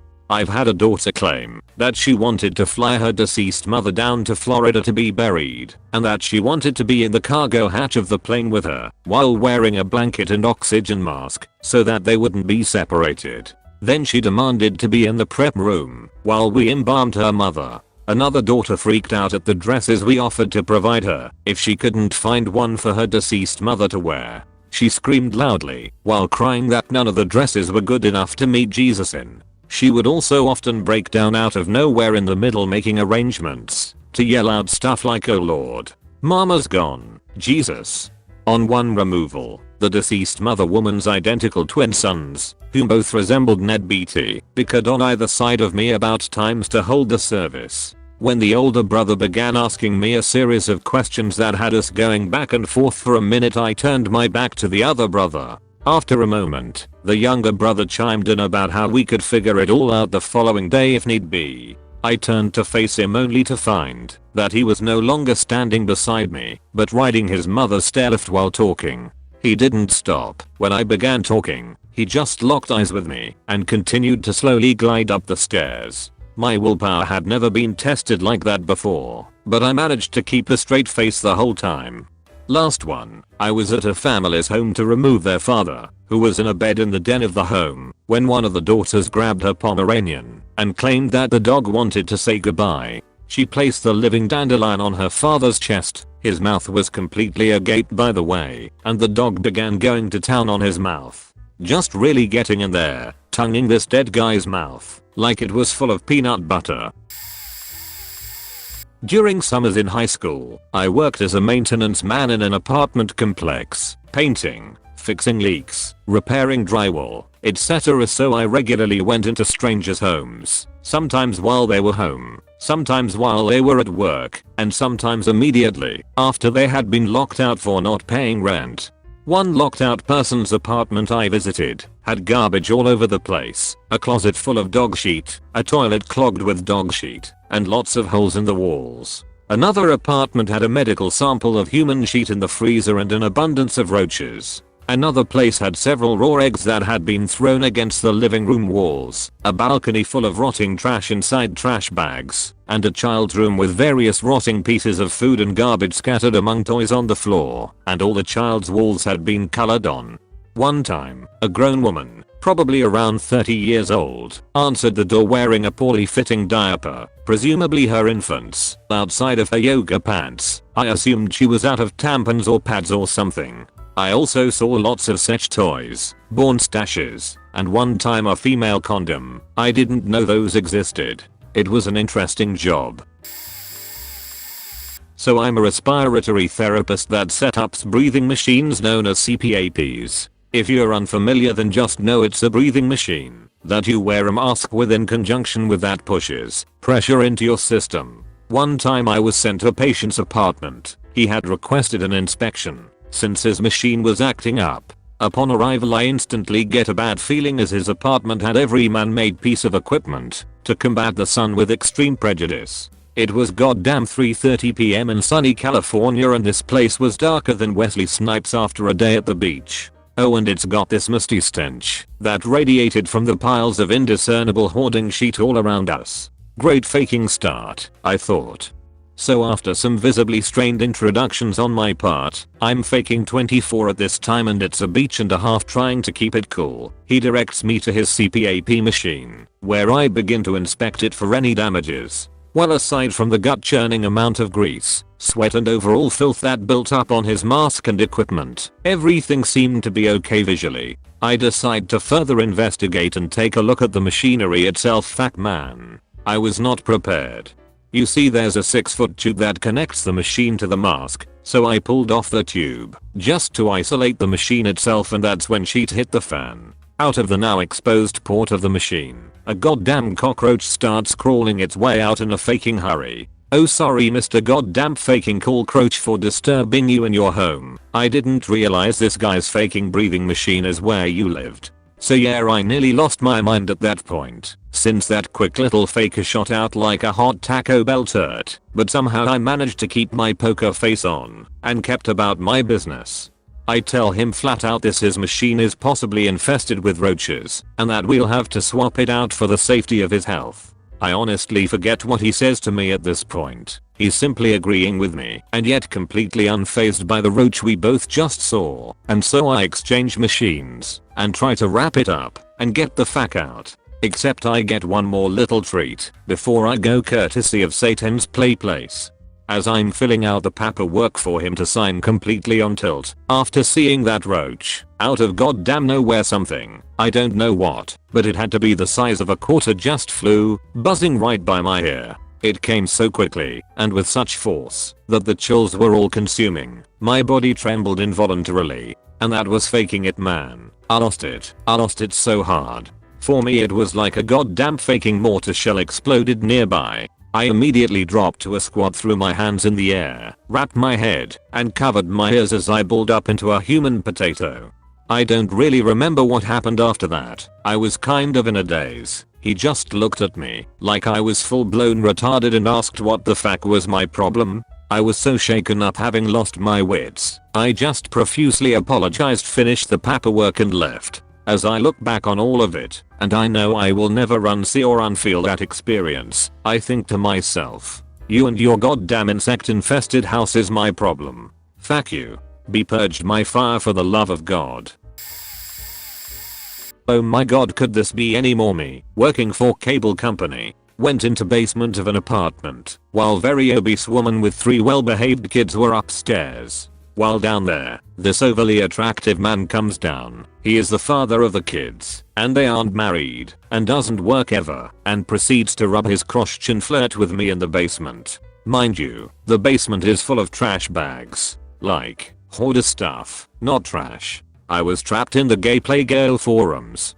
Filthy pigs. Me and my trainer went into a house where a very odd man lived. There was half-eaten hot dogs and all assorted trash everywhere, cat and dog shit everywhere, and loose animals running around. It smelled like pneumonia so bad we had to leave. The man informed us that both he and his wife are getting a divorce, and both of them left the house separately at the same time to go away, leaving the animals to fend for themselves. Trainer reported it to the boss. Delivered countless pizzas to crack houses in Rochester, New York back in the late 90s. Naked guys, hookahs, blow, guns, you name it. Luckily, I'm alive and was offered blow, hookahs, head, weed, booze, and money to shuttle someone across town. Ratchet house. I went to one house to disconnect cable and they were a very nice African family with uncontrolled children who, in effect, destroyed this house. Crayons on all the walls, wax is impossible to paint over, marks all over the trim from big wheels and other sports sheet, dirty handprints everywhere, stained carpets, broken mirrors. It really was a total disaster. I felt really bad because the woman whom I met was super nice. She said she had to move and the place was a very expensive house in a very expensive neighborhood and it was trashed.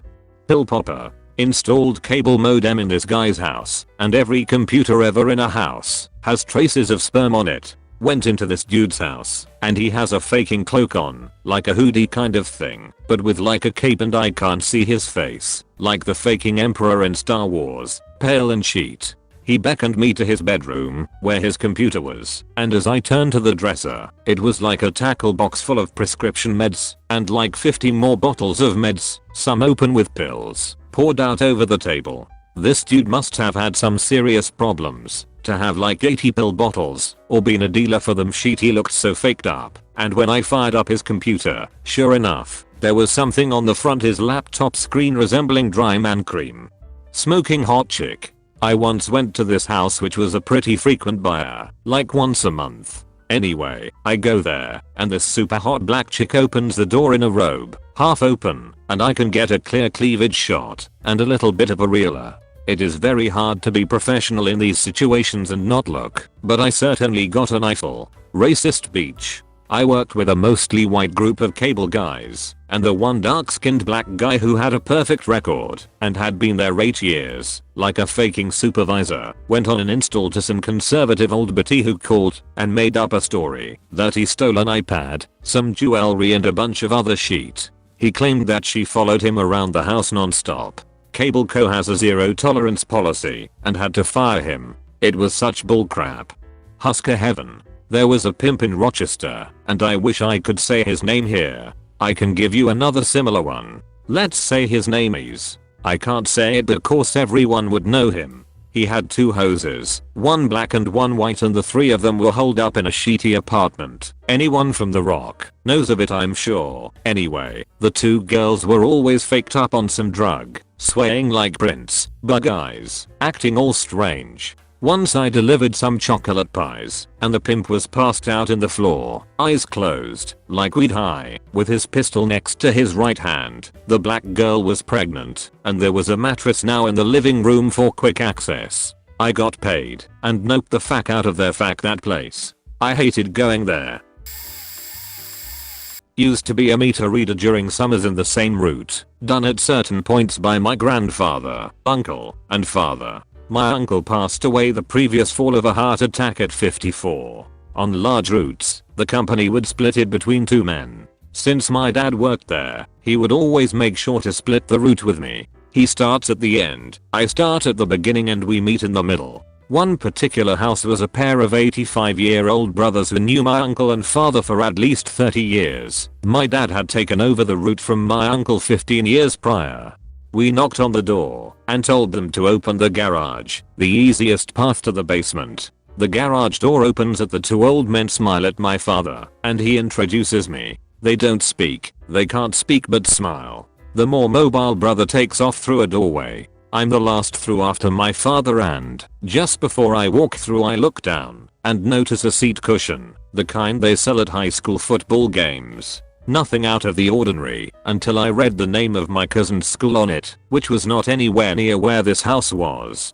There's no way these barely breathing men could make it out of the house, let alone to a high school football game in a town 20 minutes away any time recently. I knew my uncle had most likely given them that pad years before, had walked through that same doorway dozens of times, been greeted with the same silent smiles that saw us out the door. I felt him with me, and the goosebumps stayed until we got outside in the sun. Also, read the meter in the basement of a historic house that hadn't been opened in years. I guess you could call it breaking and entering. I called it diligence. Unlocked and climbed through the top of a Dutch door. Had to duck because the ceilings were so low in the 1-room house. Slowly walked down to the basement with my flashlight ready for anything. The floor was covered in broken concrete/rocks, and I had to spot each step.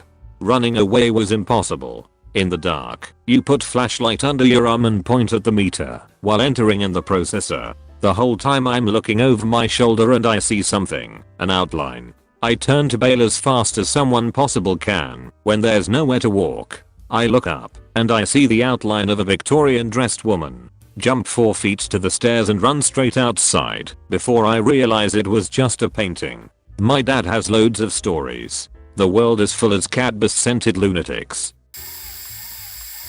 I used to be a furnace technician and used to work with a duct cleaning service. I used to find lots of crazy how the fuck it got their kind of stuff in the customers' ducts. Some of my most memorable ones were lost engagement ring, huge rock that the wife told the husband it was stolen, dead cat thought to be missing, dead rat size of a cat. I have a rodent phobia, so I screamed like a baby girl and ran out of the house. Dildo in a teenage girl's room, mom didn't know.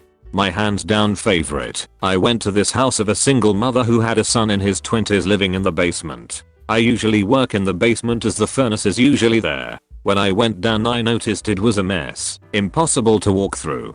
Only the mom was home and came downstairs with me.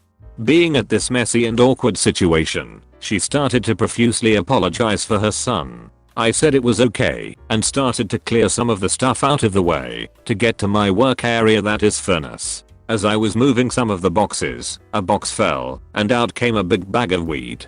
The bag may have contained at least over an Oz. Now I should tell you, if you haven't figured it out yet, I'm a recreational user. However, she did not know that. We both look at the bag and each other. Ideologies of morality, ethics and lawful repercussions quickly overwhelm her, and she becomes hysterical. Mon, your 20-year son smokes weed. Big deal. She starts apologizing and begging me not to call the cops. I start to sympathize and assure it's okay, I see all kinds of stuff. This is where it gets good. She starts saying how she does not want this filth in her house, and then she requested that, since I'm taking all the dirt out to throw away, would I mind throwing this out too? Trying my best to conceal the evil grin setting on my face, I reluctantly agreed, being very concerned of course. Best night ever. Used to work mortuary transport, that is we picked up the deceased from their homes. One day we get a call to an address in a less than stellar neighborhood. We receive some training to communicate with the bereaved family, offering our respects and condolences and all. Outside of this home are several men, inebriated. Upon seeing our van, one approaches us and shouts, "Nigga, who the fuck is you? My grandma just died." "You on the set, nigga?" I reply in a respectful tone, "Sir, I'm from insert fictional name and Sun Mortuary Services, and I'm deeply nigga, I didn't want to hear you talk." We move to a man on the porch. "Excuse us sir, we are from Mama. Why you got a Geo?" Shortly a more sensible person assists us. The body is in the bedroom, and we unload our stretcher. Now the difficulty was that the home was quite small, and exacerbating our predicament was that grandma was a hoarder. We can't navigate the stretcher easily because the hallways, doors, and clutter don't accommodate the length, and we want to be quick and not piss off the angry drunks outside either. We reach the deceased and strap her in. Now it is utmost that we treat the deceased respectfully. However, given the cramped conditions we have no choice but to hold the stretcher vertically, causing the head to lean forward. The person who had assisted us earlier told us that wouldn't do and walks out of the room. We try this again, this time wrapping a shroud around the head to keep it back. As we lift it up and are rounding the doorway, the fastening comes loose and grandma's head goes thunk against the door frame. Angry drunks season that's my faking grandma. Nigga, I'll faking kill you. My co-worker's sphincter and my own collectively tighten. We are saved by the sensible gentleman and leave without further harassment. Another experience. We had to clean up and load a corpulent man who had died in his kitchen. The skin just came away and was blackened. From the photos it was a Caucasian man. He'd been dead for some weeks. I work security at a prestigious university. On fairly regular occasions we have to toss a student's room, whether it be for a crime or their own safety. We were called to the room of a Saudi Arabian student that we all recognized because he gets security called on him a few times a semester based on him being creepy. Nice enough kid, weird as hell, quiet, and usually smells bad. He's in some form of engineering classes and is most likely extremely intelligent. We got a call from the campus shrink and we are told he was possibly a danger to himself, so we went to toss his room just in case. While searching his room we found a large box in the top of his closet that was worn like it was opened regularly. I handed it down to another guy for him to open and check while I continued with the closet. A few seconds go by and the other guy exclaims, "Oh shit, I give up, I'm done here," and leaves the other two of us in the room. We look at each other and then where he was working at the open box on the bed. The box contained the largest dildo I never knew existed. The damn thing was the size of an Olympic athlete's thigh, and it was crusty with we didn't know what, but it was white, dark, greenish and red. The box looked worn, this thing looked abused. I'll leave the horrid, otherworldly smell to your own imagination, but if dude smelled bad just walking by, how do you think his hazmat juices smelled congealed in a box that looked like it had been at the school every last minute of the 2 years he had? Another time we walked in on a chick banging the life out of herself with a condom she had filled with water. Her music was so loud she couldn't hear us kicking the door and announcing ourselves. We figured out what the screaming was when we keyed in the lol. She also had drugs laying out in the open and was obviously intoxicated. Not a bad shift lol. Had an ambulance run in a horrific area of the south side of Chicago. I believe the call was for a stabbing victim. Hard to remember the details of the run, but it was definitely trauma related to fighting. What I will never forget is the conditions of the home where the call took place. When we got to the house it was basically completely boarded up. I remember me and the two medics I was with. I was riding as a student with CFD, trying to gain access to the house for 15 minutes or so. We eventually found one of those doors that used to have a porch under it. It was basically a doorway that led to a 4-foot drop into the gangway next to the house. Once we got in we ran into some of the nastiest surroundings I've seen to this day. The smell was horrific. No lights, so we just huddled by the door while one of the medics went and got a big flashlight. Once he shined the light we got an idea of what we were smelling.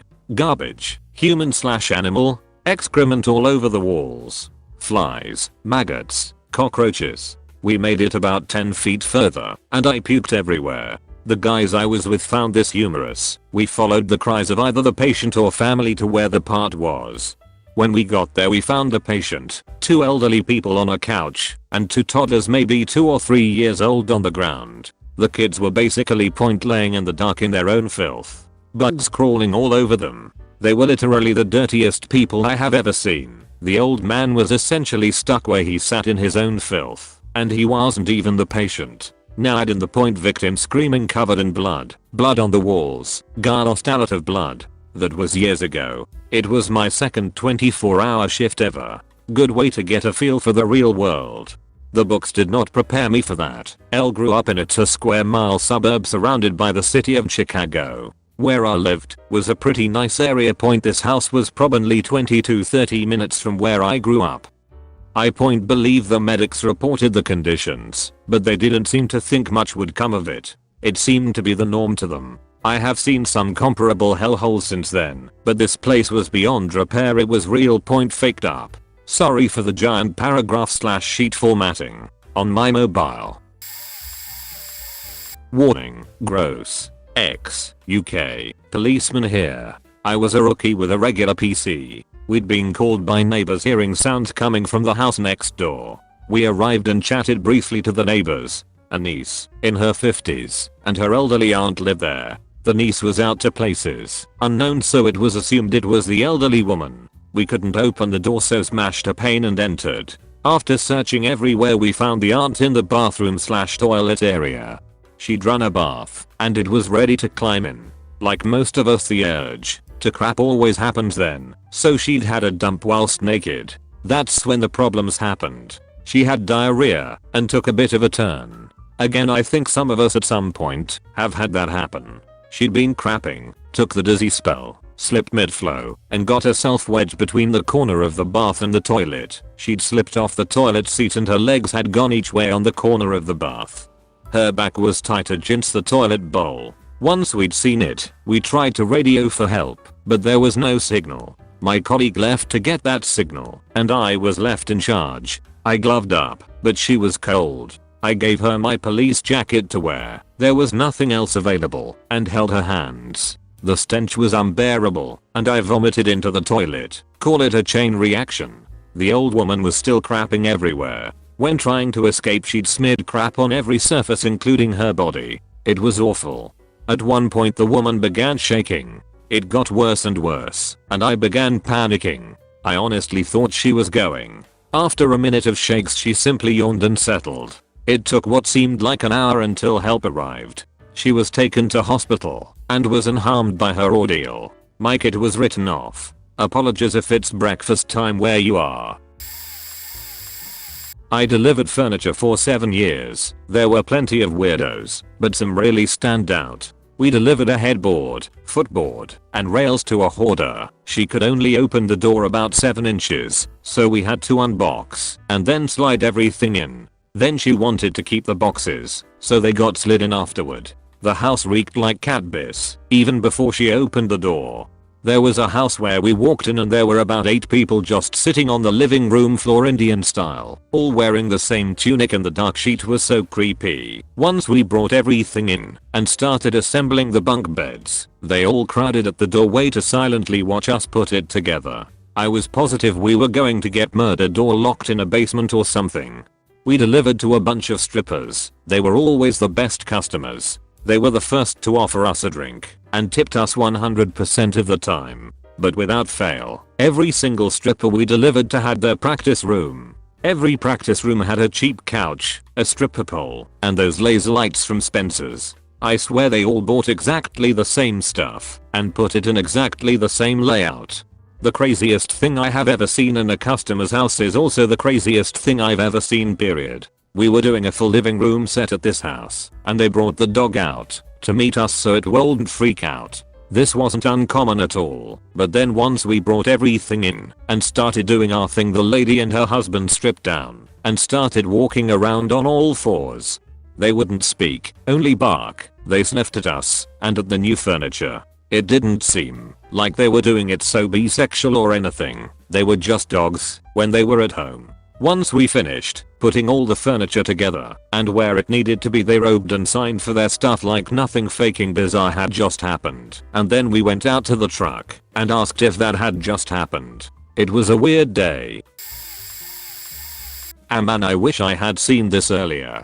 Oh well, here goes. When I was in high school, I became the manager at a Chinese restaurant, but I would still do everything from waiting tables to ordering inventory. I would tell my drivers that they weren't allowed inside anyone's homes, and if they did enter, then we could not be held liable should something happen. It was just our policy.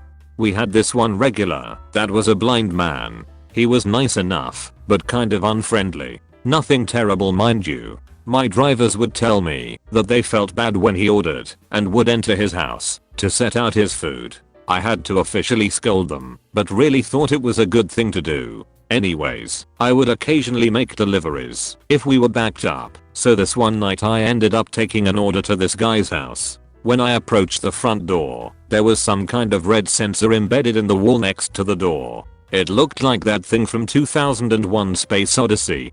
I rang the doorbell and waited a minute, then heard several locks on the door unlock simultaneously. Then a voice through a separate intercom panel told me to come inside. The door wasn't opened, so I put my hand on the knob and let myself inside. When I walked in, it was very dark, and everything in this guy's house was cold and metallic. It's hard to explain, like something out of Star Trek. There was a metal table next to the door with metal picture frames and a metal banister leading up to a second floor. And in the darkness there were also small red light sensors all over the place. I say hello hesitantly and hear someone respond back here. I walk through a hall and see the guy sitting at a big metal table in his kitchen. I start to set his food out at the table and glance around. Every appliance is silver/metallic. Every kitchen counter is metal. The chairs at the table are metal, the refrigerator, the lamps, just everything is metal/silver. Even the floor was that hard concrete flooring stuff, but painted shiny silver. And then on top of all that, there's almost a red tint from all the red sensors all over the place. The living room was attached to the kitchen with all the lights turned off except for tons of red light sensors barely illuminating the room. There must have been at least 30 plus sensors just in the living room. I finish setting his food out and tell him what everything is, from left to right. He thanks me and hands me two $50 bills and says keep the change. His meal is only $25, so I tell him that he handed me $2.50s and he says I know. I thank him, and as I'm about to walk out I turn around and say if you don't mind my asking, what's with all the sensors? He then says they help me see.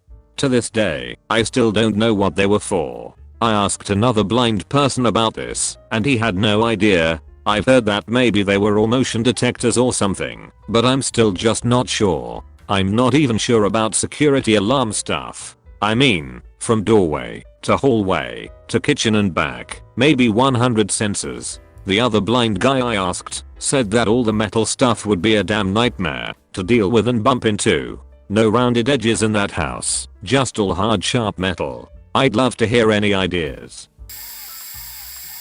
In 2011 there was a national census in Portugal, and I was going from door to door distributing and helping people filling their papers. One of the blocks I did had quite some older people and often I was invited in to fill the information for them. There was a house where 17 people slept/lived in turns. It was amazing to see how it worked and how they managed. In one house I was seated at a table with about 6 or 7 cats all trying to get on my lap, or laying on top of the table and the papers. The husband was a bit embarrassed, but the wife ignored the situation completely. One of the cats pooped on the table and the husband promptly cleaned it up and apologized. In another house I was asked to fill in the papers as the lady there was feeding her mother who was really old and had dementia. The house had an horror movie feel, all dark except for a few orange wall lamps. Furniture wise everything was dark green and dark brown, and I was seated at the head of a massive table made of wood, all carved with amazing detail, opposite the mother in a bright pink sleeping gown being fed by the daughter. As she was eating she drooled a bit, and the daughter said to her I know he's cute, but you don't have to drool, mom. We ended up having a really nice chat and the daughter thanked me a lot for being there, even if just for a bit as she was all alone, all day, every day and she missed talking to people. She talked a lot, about everything and more. Really sad life story involving a ton of deaths in the family and even more bad stuff. I felt really relieved to leave that house, but it hurt a bit to know people lived like that.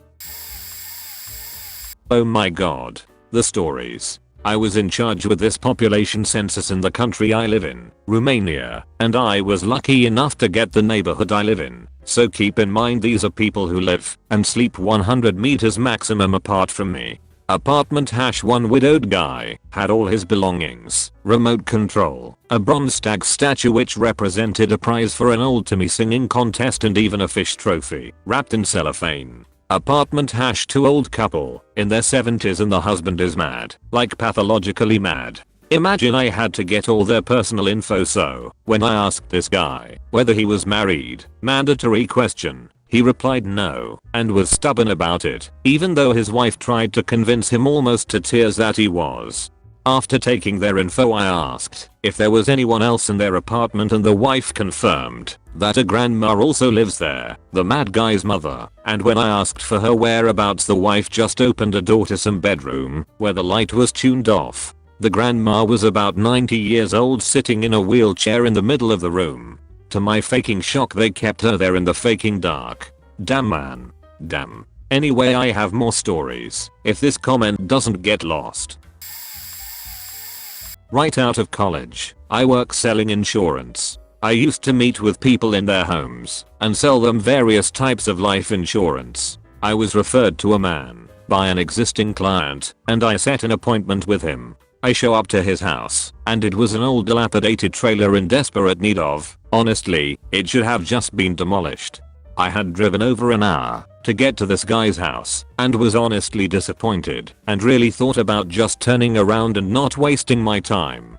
However, I remembered my training and just went inside and treated him like I would have any other potential client. He was talking big numbers and it was evident to me that he was dreaming and could never afford any of these packages. He had me show him a package that cost around $20,000 per year. He looked at me and said, "I think I like that one." Then he left the room. Now comes the crazy part. He walks back in the living room with an axe and tells me to watch myself. I begin to sheet my pants as he starts smashing into the floor with his axe. In the floorboards he has a briefcase filled with cash. He looks at me and says, "My father died 10 years ago and left me a lot of money. I hate banks and I have cash buried in several properties that I own. Let's take this to the bank." He filled out the paperwork that day and gave me a bank check for $20,000 to pay the first year's premium in full. My commission on that was 82%. So a little over $16,000. I don't sell insurance anymore, but I know who this guy's current rep is, and he still pays his premium every year in full with a check for $20,000. I installed and repaired cable TV over a period of 1 year many years ago. You get used to seeing things quite fast, at least I did. You'll learn that things that is outside of your way of living is more common than what you first anticipated it to be. Sometimes it's bad, really bad. Sometimes people is very happy for that kind of life. I've seen a lot of things out of the ordinary, but I have a hard time calling them crazy. Some more common things that I can recall today. Extremely dirty households. Hoarders and mentally ill people is more common than what you expect them to be. Crazy cat ladies, cat pee everywhere. Poverty. Poor and lonely kids is heartbreaking. Alcoholism and drug use, also very heartbreaking. Naked old men. People that collect the strangest things. Stereotype Muslim families that need to put all female relatives in a closed room so that I won't rap them or them me. That is very odd and almost insulting for a secular person in a secular country. Sectoids. People with some really odd medical and physiological problems. Lonely people that just lost their husband/wife. There was good parts as well. I had many laughs and meet so much people all the time. Some girls love it when a sweaty guy with a tool belt stand outside the door. So I got many numbers during that year. You learn that you don't have to be so perfect because behind a closed door, most people isn't. You learn that old people have so much to say and that you can learn a lot from them. You get a loot of cookies. In my early years I was working as a runner on film shoots, and on one of my first jobs we were shooting for a high-end furniture company. The style of the shots were of beautiful models in lavish locations, plotted on their furniture. One of the locations was a huge house north of Copenhagen. The house had been for sale for over 2 years at that point, and everyone in the crew, plus models, had a weird feeling about the house. It would be the perfect location for a horror movie. If you have seen the When a Stranger Calls from 2006, you know what I'm talking about. Apart from a smell of little rare ventilation, due to the fact it was empty, there was an odd vibe in the house, like someone had died in the house. In the basement, there was a beautiful office space where I set up a big wooden desk and some other props. Part of the wall was a large fish tank with a small shark and a moray eel swimming around. I could make out the fish from the lights that came through a window, yet the photographer asked if I could light it up. I found the door that led to a room behind the tank, and as I entered there was quite a distinct smell. The room was small, and I found the light switch and the tank light up. By then I could also see a huge freezer. The photographer behind me said, "How much you want to bet there is a dead body in that?" I opened the lid and said yup. He rushed over and we recovered 3 of the smaller sharks, all frosty, decomposing, and very dead. When we told the real estate agency, they mentioned that no one was taking care of the tank really, and that the agent must have placed them there. They were going to have a word with him. As far as I know, the house was not sold for the next 1.5 years, and some say there are now shark ghosts lurking in the showers.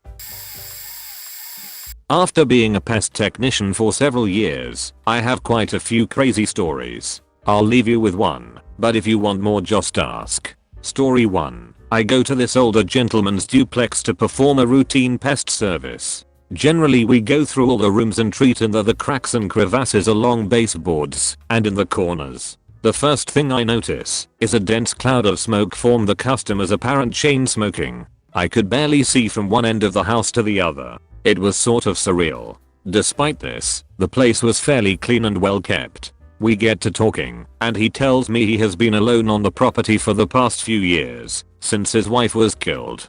I thought that was a strange and abrupt way to word it, but I took that as a cue not to ask any questions about the situation. I go through the kitchen, bathroom, and master bedroom quickly as I'm trying to finish this awkward and allergy-inducing job. I finish all of the open areas and notice one of the doors are closed. I'm hoping that there is somehow an oasis of fresher air behind that closed door and eagerly open it. Just as I crack the door open and take my first step, I hear the customer say, "Don't go in there, it's all faked up in there."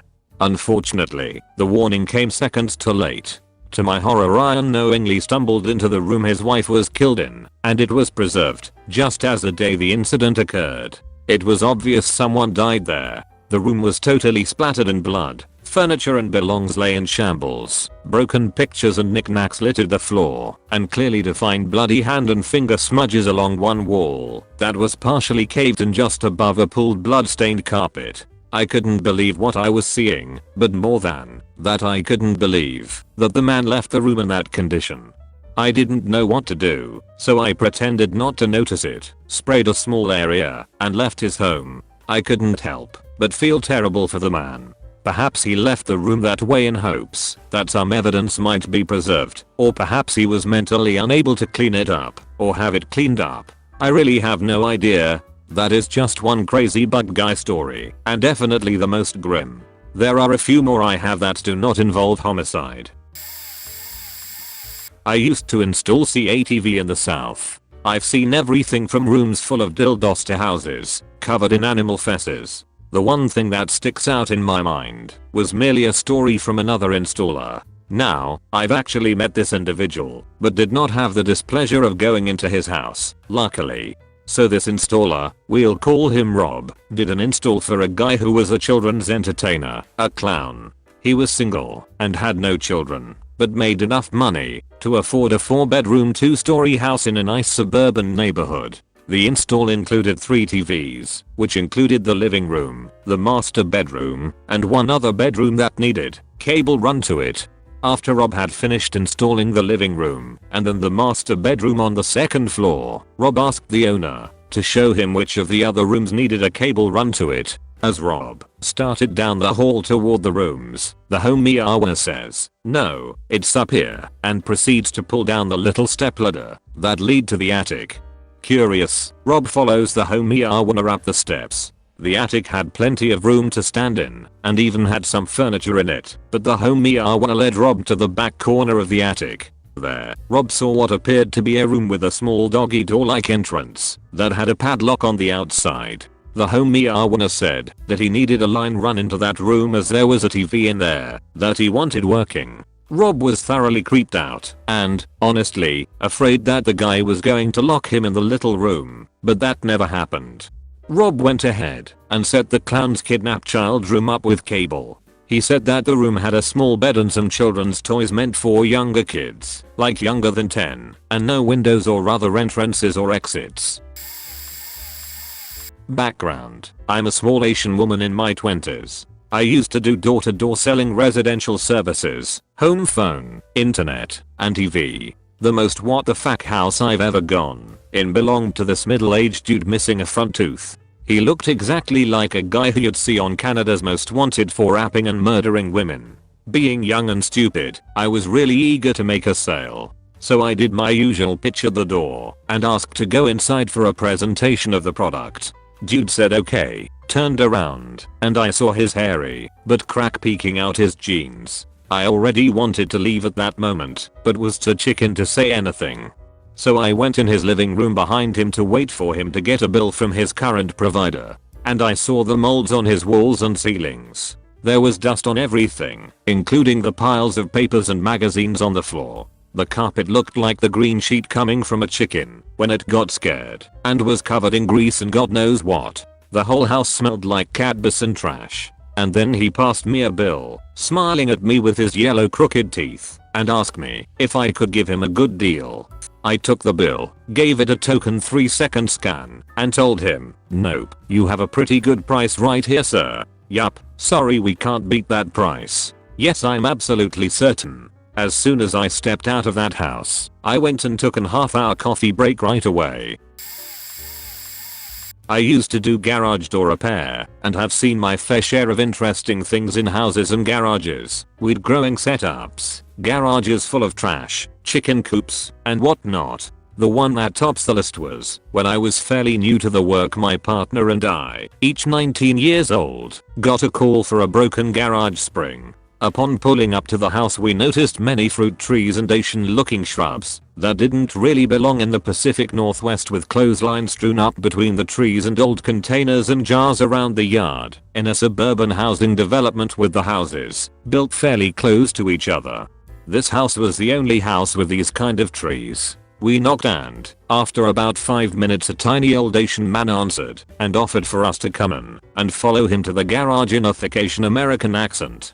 Stepping inside, an immense smell of Asian food, tomato juice, and garbage swarmed us. It was awful. The floor was covered in plastic bags, magazines, and used 8-ounce V8 tomato cans that were thrown on the ground about every few feet. I literally was stomping on the cans walking to the garage and trying not to slip on the magazines. He also had hundreds of homemade bamboo fishing poles piled in each corner of every room and started babbling about how he's made them all. The living room was covered with more magazines and more V8 cans. The couches were filled with boxes and other things he was hoarding, and there was only one tiny stool that he sat on and motioned for us to go to the garage. The garage was literally filled wall to wall with dressers and chests and cabinets, except for a tiny aisle the man could fit down. I'm about 6 feet 250 pounds, so my biggers wasn't squeezing down that aisle. I had to Rambo crawl across his stuff in the garage and fix the spring while sitting on a dresser, while my partner crawled across his furniture and handed me tools. There wasn't enough room for both of us to do the actual repair together. We finally got the door fixed for him to what he needed it open for, I don't know, cause he wasn't moving that sheet. We went to collect payment and he began to tell us stories about his home country and repeating that I'm no good, but you young, you good, and gave us each a bamboo fishing pole as a tip. I'll never forget that tiny hoarding Asian man. So I worked for a cable company for near on a decade. I would like to mirror the comments that you come across all sorts of different homes and situations and you learn to just go with it the best you can. Now, most of the guys I worked with despise the subcontractors, but I was always friendly towards them, which is where this story comes from. Our areas are divided into chunks, but the big dividing line is north of the river and south of the river. South of the river is typically nicer, especially the farther out you get. Closer to the river on the north side is kind of a hole, but people still need internet and cable. And while in company techs have uniforms, trucks with the logos, and are required to wear our badges at all times, security paranoia was strong after 9/11. Contractors have a sticker, a badge in the truck, and wear jeans and shirts. One of the techs working in the Northland was doing a 6-room cable install with internet. Running these lines takes some time, but he was mostly the way through this big job when he goes to tie everything together in the basement. That is when he noticed the grow opus. Not moments after noticing that, he decided to hurry up and finish and get the hell out of there. Not legal in the state, and before any states legalized. As soon as he had that thought, he heard and felt the door get kicked in upstairs and a flashbang go off. After a few minutes of commotion upstairs, they seem to have settled down, but not swept the house yet. He walks upstairs and announces his presence, not wanting to get shot, and then is proceeded to be handcuffed and processed with the others. After 3 hours of this, he finally is able to convince the officers to allow him to go to his truck to get his work order. After confirming with the subcontractor and the main cable office, they finally let him go. So after spending the majority of the morning doing a massive job, he was rewarded with being detained for a number of hours. The really funny thing is not, but a few weeks later I was doing internet installs in the Northland and saw SWAT and police staging to raid another house in a nearby neighborhood. I rolled down the window and asked if they were there for the house on my work order. They confirmed it, and I cancelled the install. TLDR, If you are working in a house, make sure to have work identification on you, or you may get swept up in a raid, and timing is everything. A bunch of years ago I had this super cheapskate of a landlord that liked to tell people that he was a lawyer but didn't know what the bar exam was. One day he makes me an offer. He tells me that if I help him evict some PPL then he will give me a month's free rent. Now since it was near the holidays I took him up on his offer. When I get to the address at the allotted time I find out it is me and one other guy that are supposed to be kicking this family of 5, dad, mom, and 3 little girls ages the 5th of July 10, out of their home and literally into the street. There was a cop there because of how faked up the situation was. That poor cop.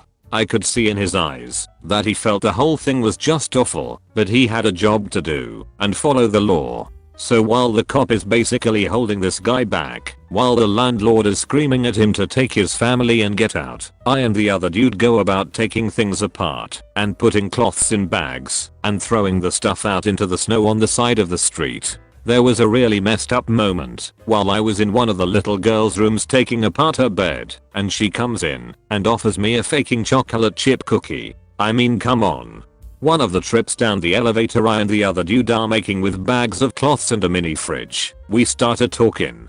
Both of us felt like we deserved to go to hell at that very moment. We couldn't believe what we were there doing to these poor people. We finished all that we were supposed to do. When I came into the room to tell the landlord that everything was out, the cop tells them that it's their turn to go, and we all walk out together. As I was getting in my car to leave I heard the mother say to me, "I hope you feel proud of yourself." We all drove away leaving the family of 5 standing in the snow. I'm never going to be able to forget that. I told the landlord that I never wanted to do that again.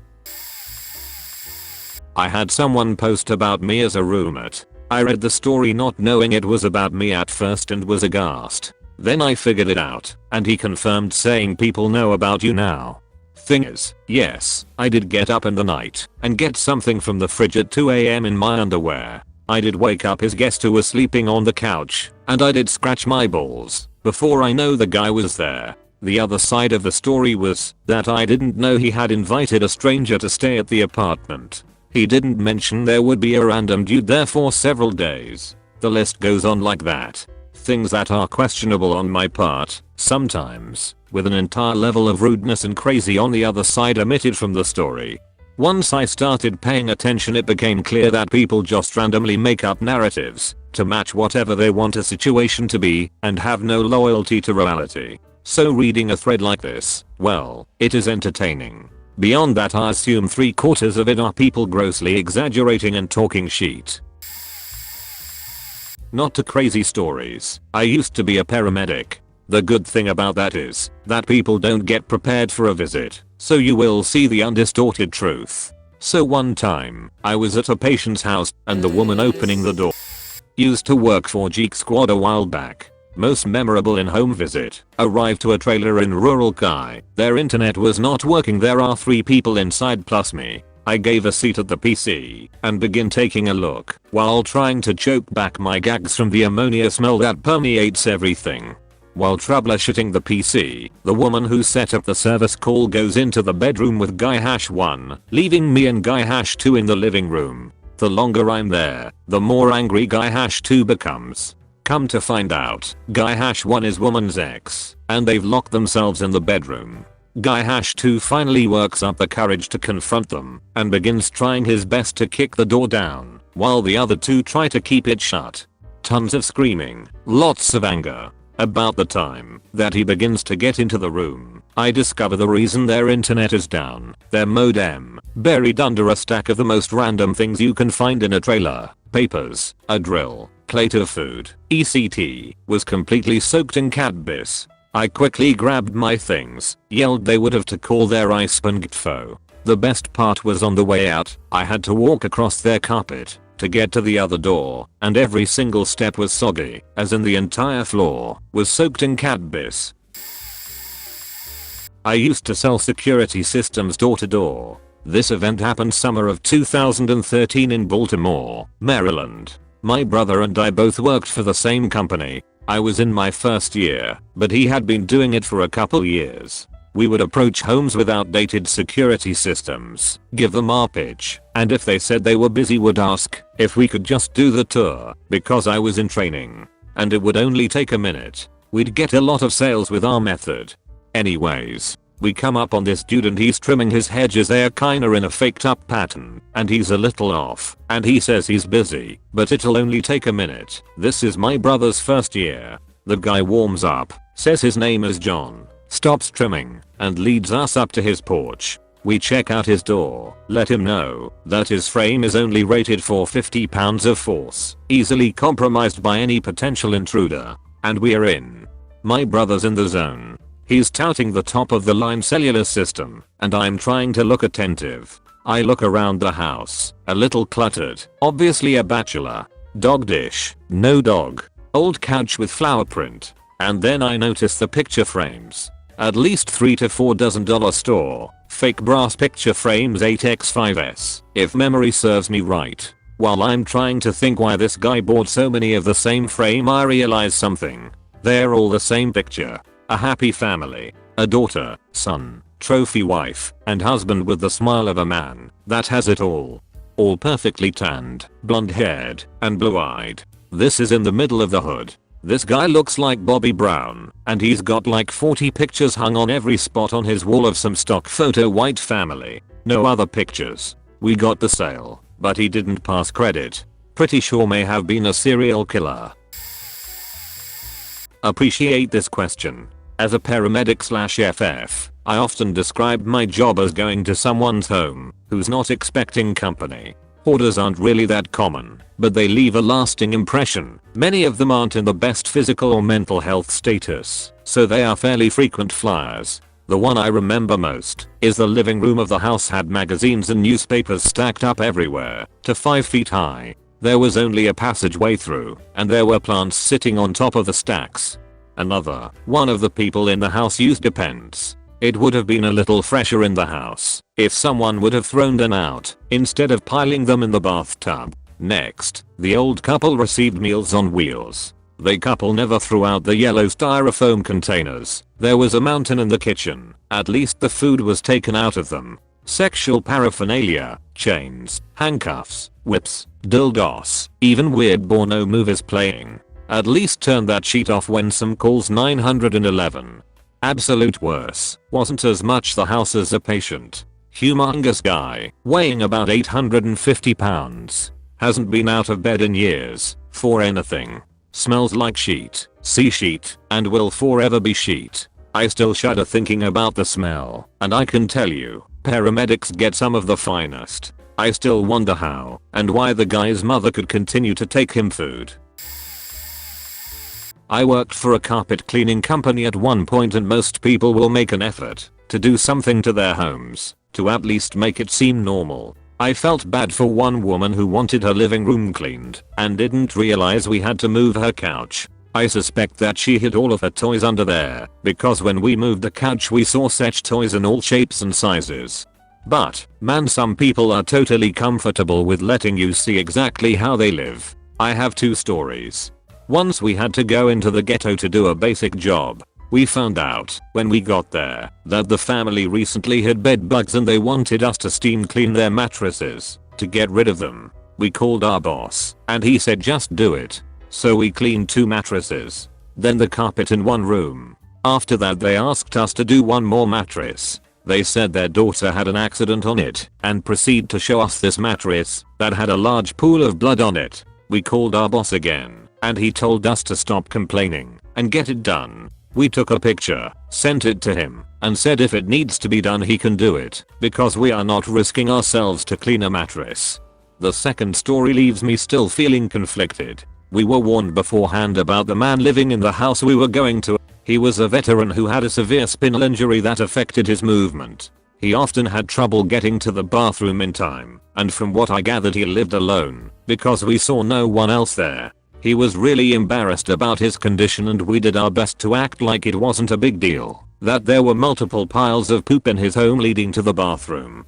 He said they had been there for a while, and that as a way to make sure nobody stepped in them, he had put big pieces of tape in an X pattern over them. Now, hold up here. This guy accidentally leaves piles of poopers on the floor, and while he is in no condition to pick them up, he is able to get down there and squish them with tape. This made the whole thing way more difficult, and we just did our job and told him not to do that next time, to which he replied, "How am I supposed to know where they are then?" We told him to just watch where he walks or use a paper towel to cover them. I'll never forget the sound of turds barreling through the hose of the high-powered vacuum.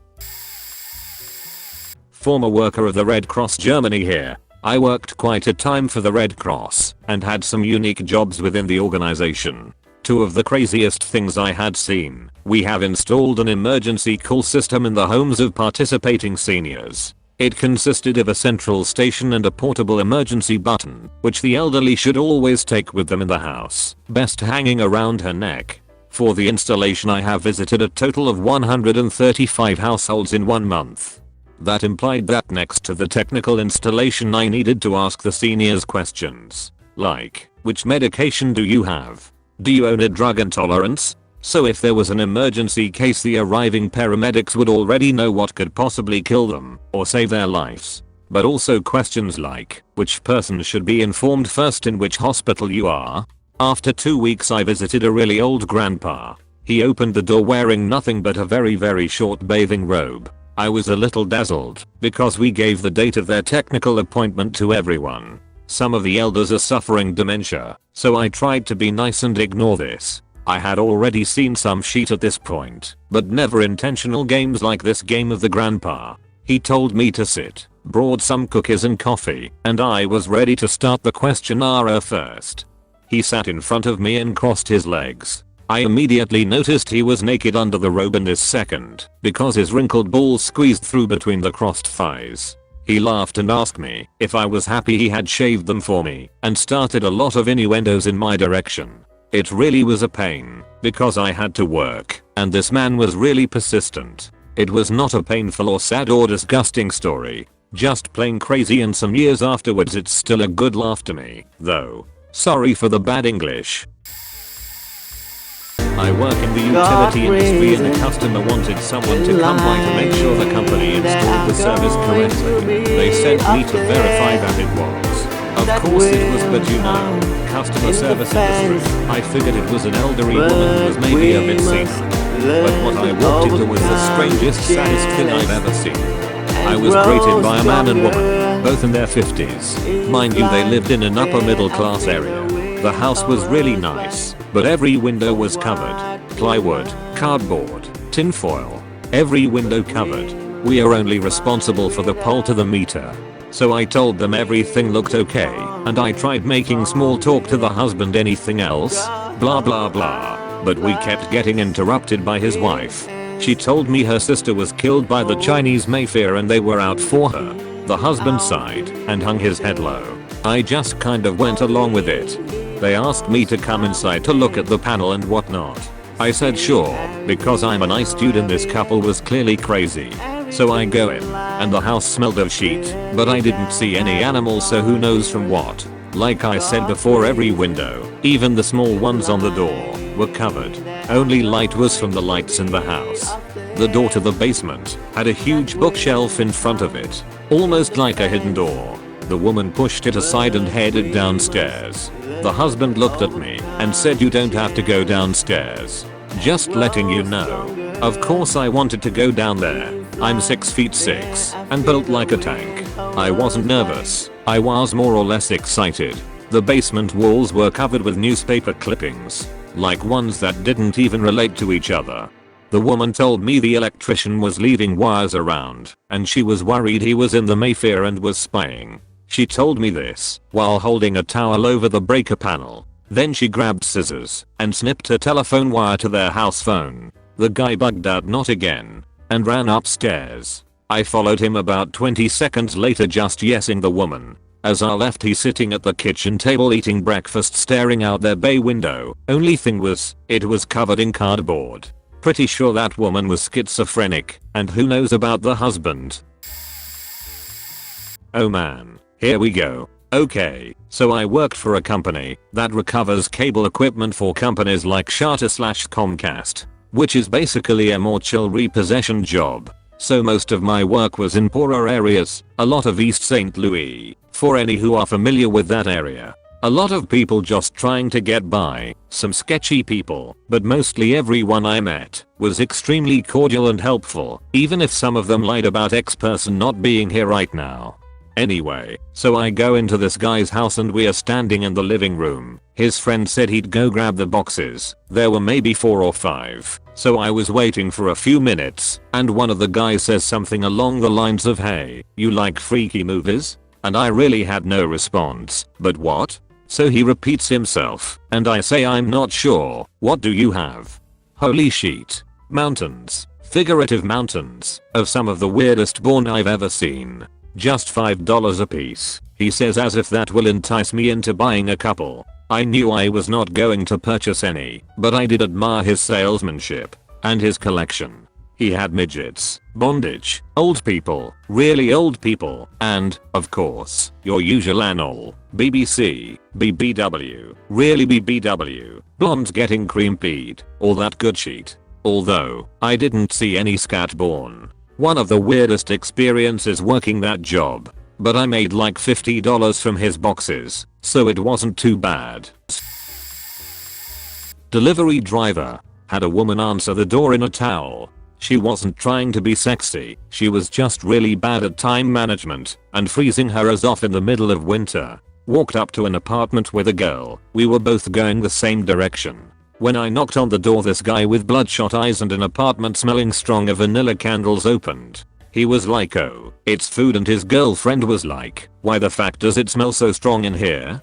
Had a delivery to a house that was behind the main street. Like, there's the road, then a house, then they added a small row of houses behind them, so the only way to access them is to park on the road and walk across the lawn or an alleyway to get to them. On the way there, a group of 7 college girls tried to seduce the order out of me. When they learned what the order actually was, they didn't even want it. I deliver on bike, and while delivering to a fraternity, a drunk girl tried to ride my bike with me on it and proceeded to twerk against it to prove she was hot stuff. She also flashed me her bra. She was so flat-chested, a bit chubby, and full of herself drunk that I actually felt shame for her. It was like watching an animal sliding across ice. This isn't really your fault. You're really unfortunate here, and I feel legitimately bad for you. You don't know better. Had a guy ask permission if he could touch my bike. He gently stroked the handlebar once and said, "That's nice."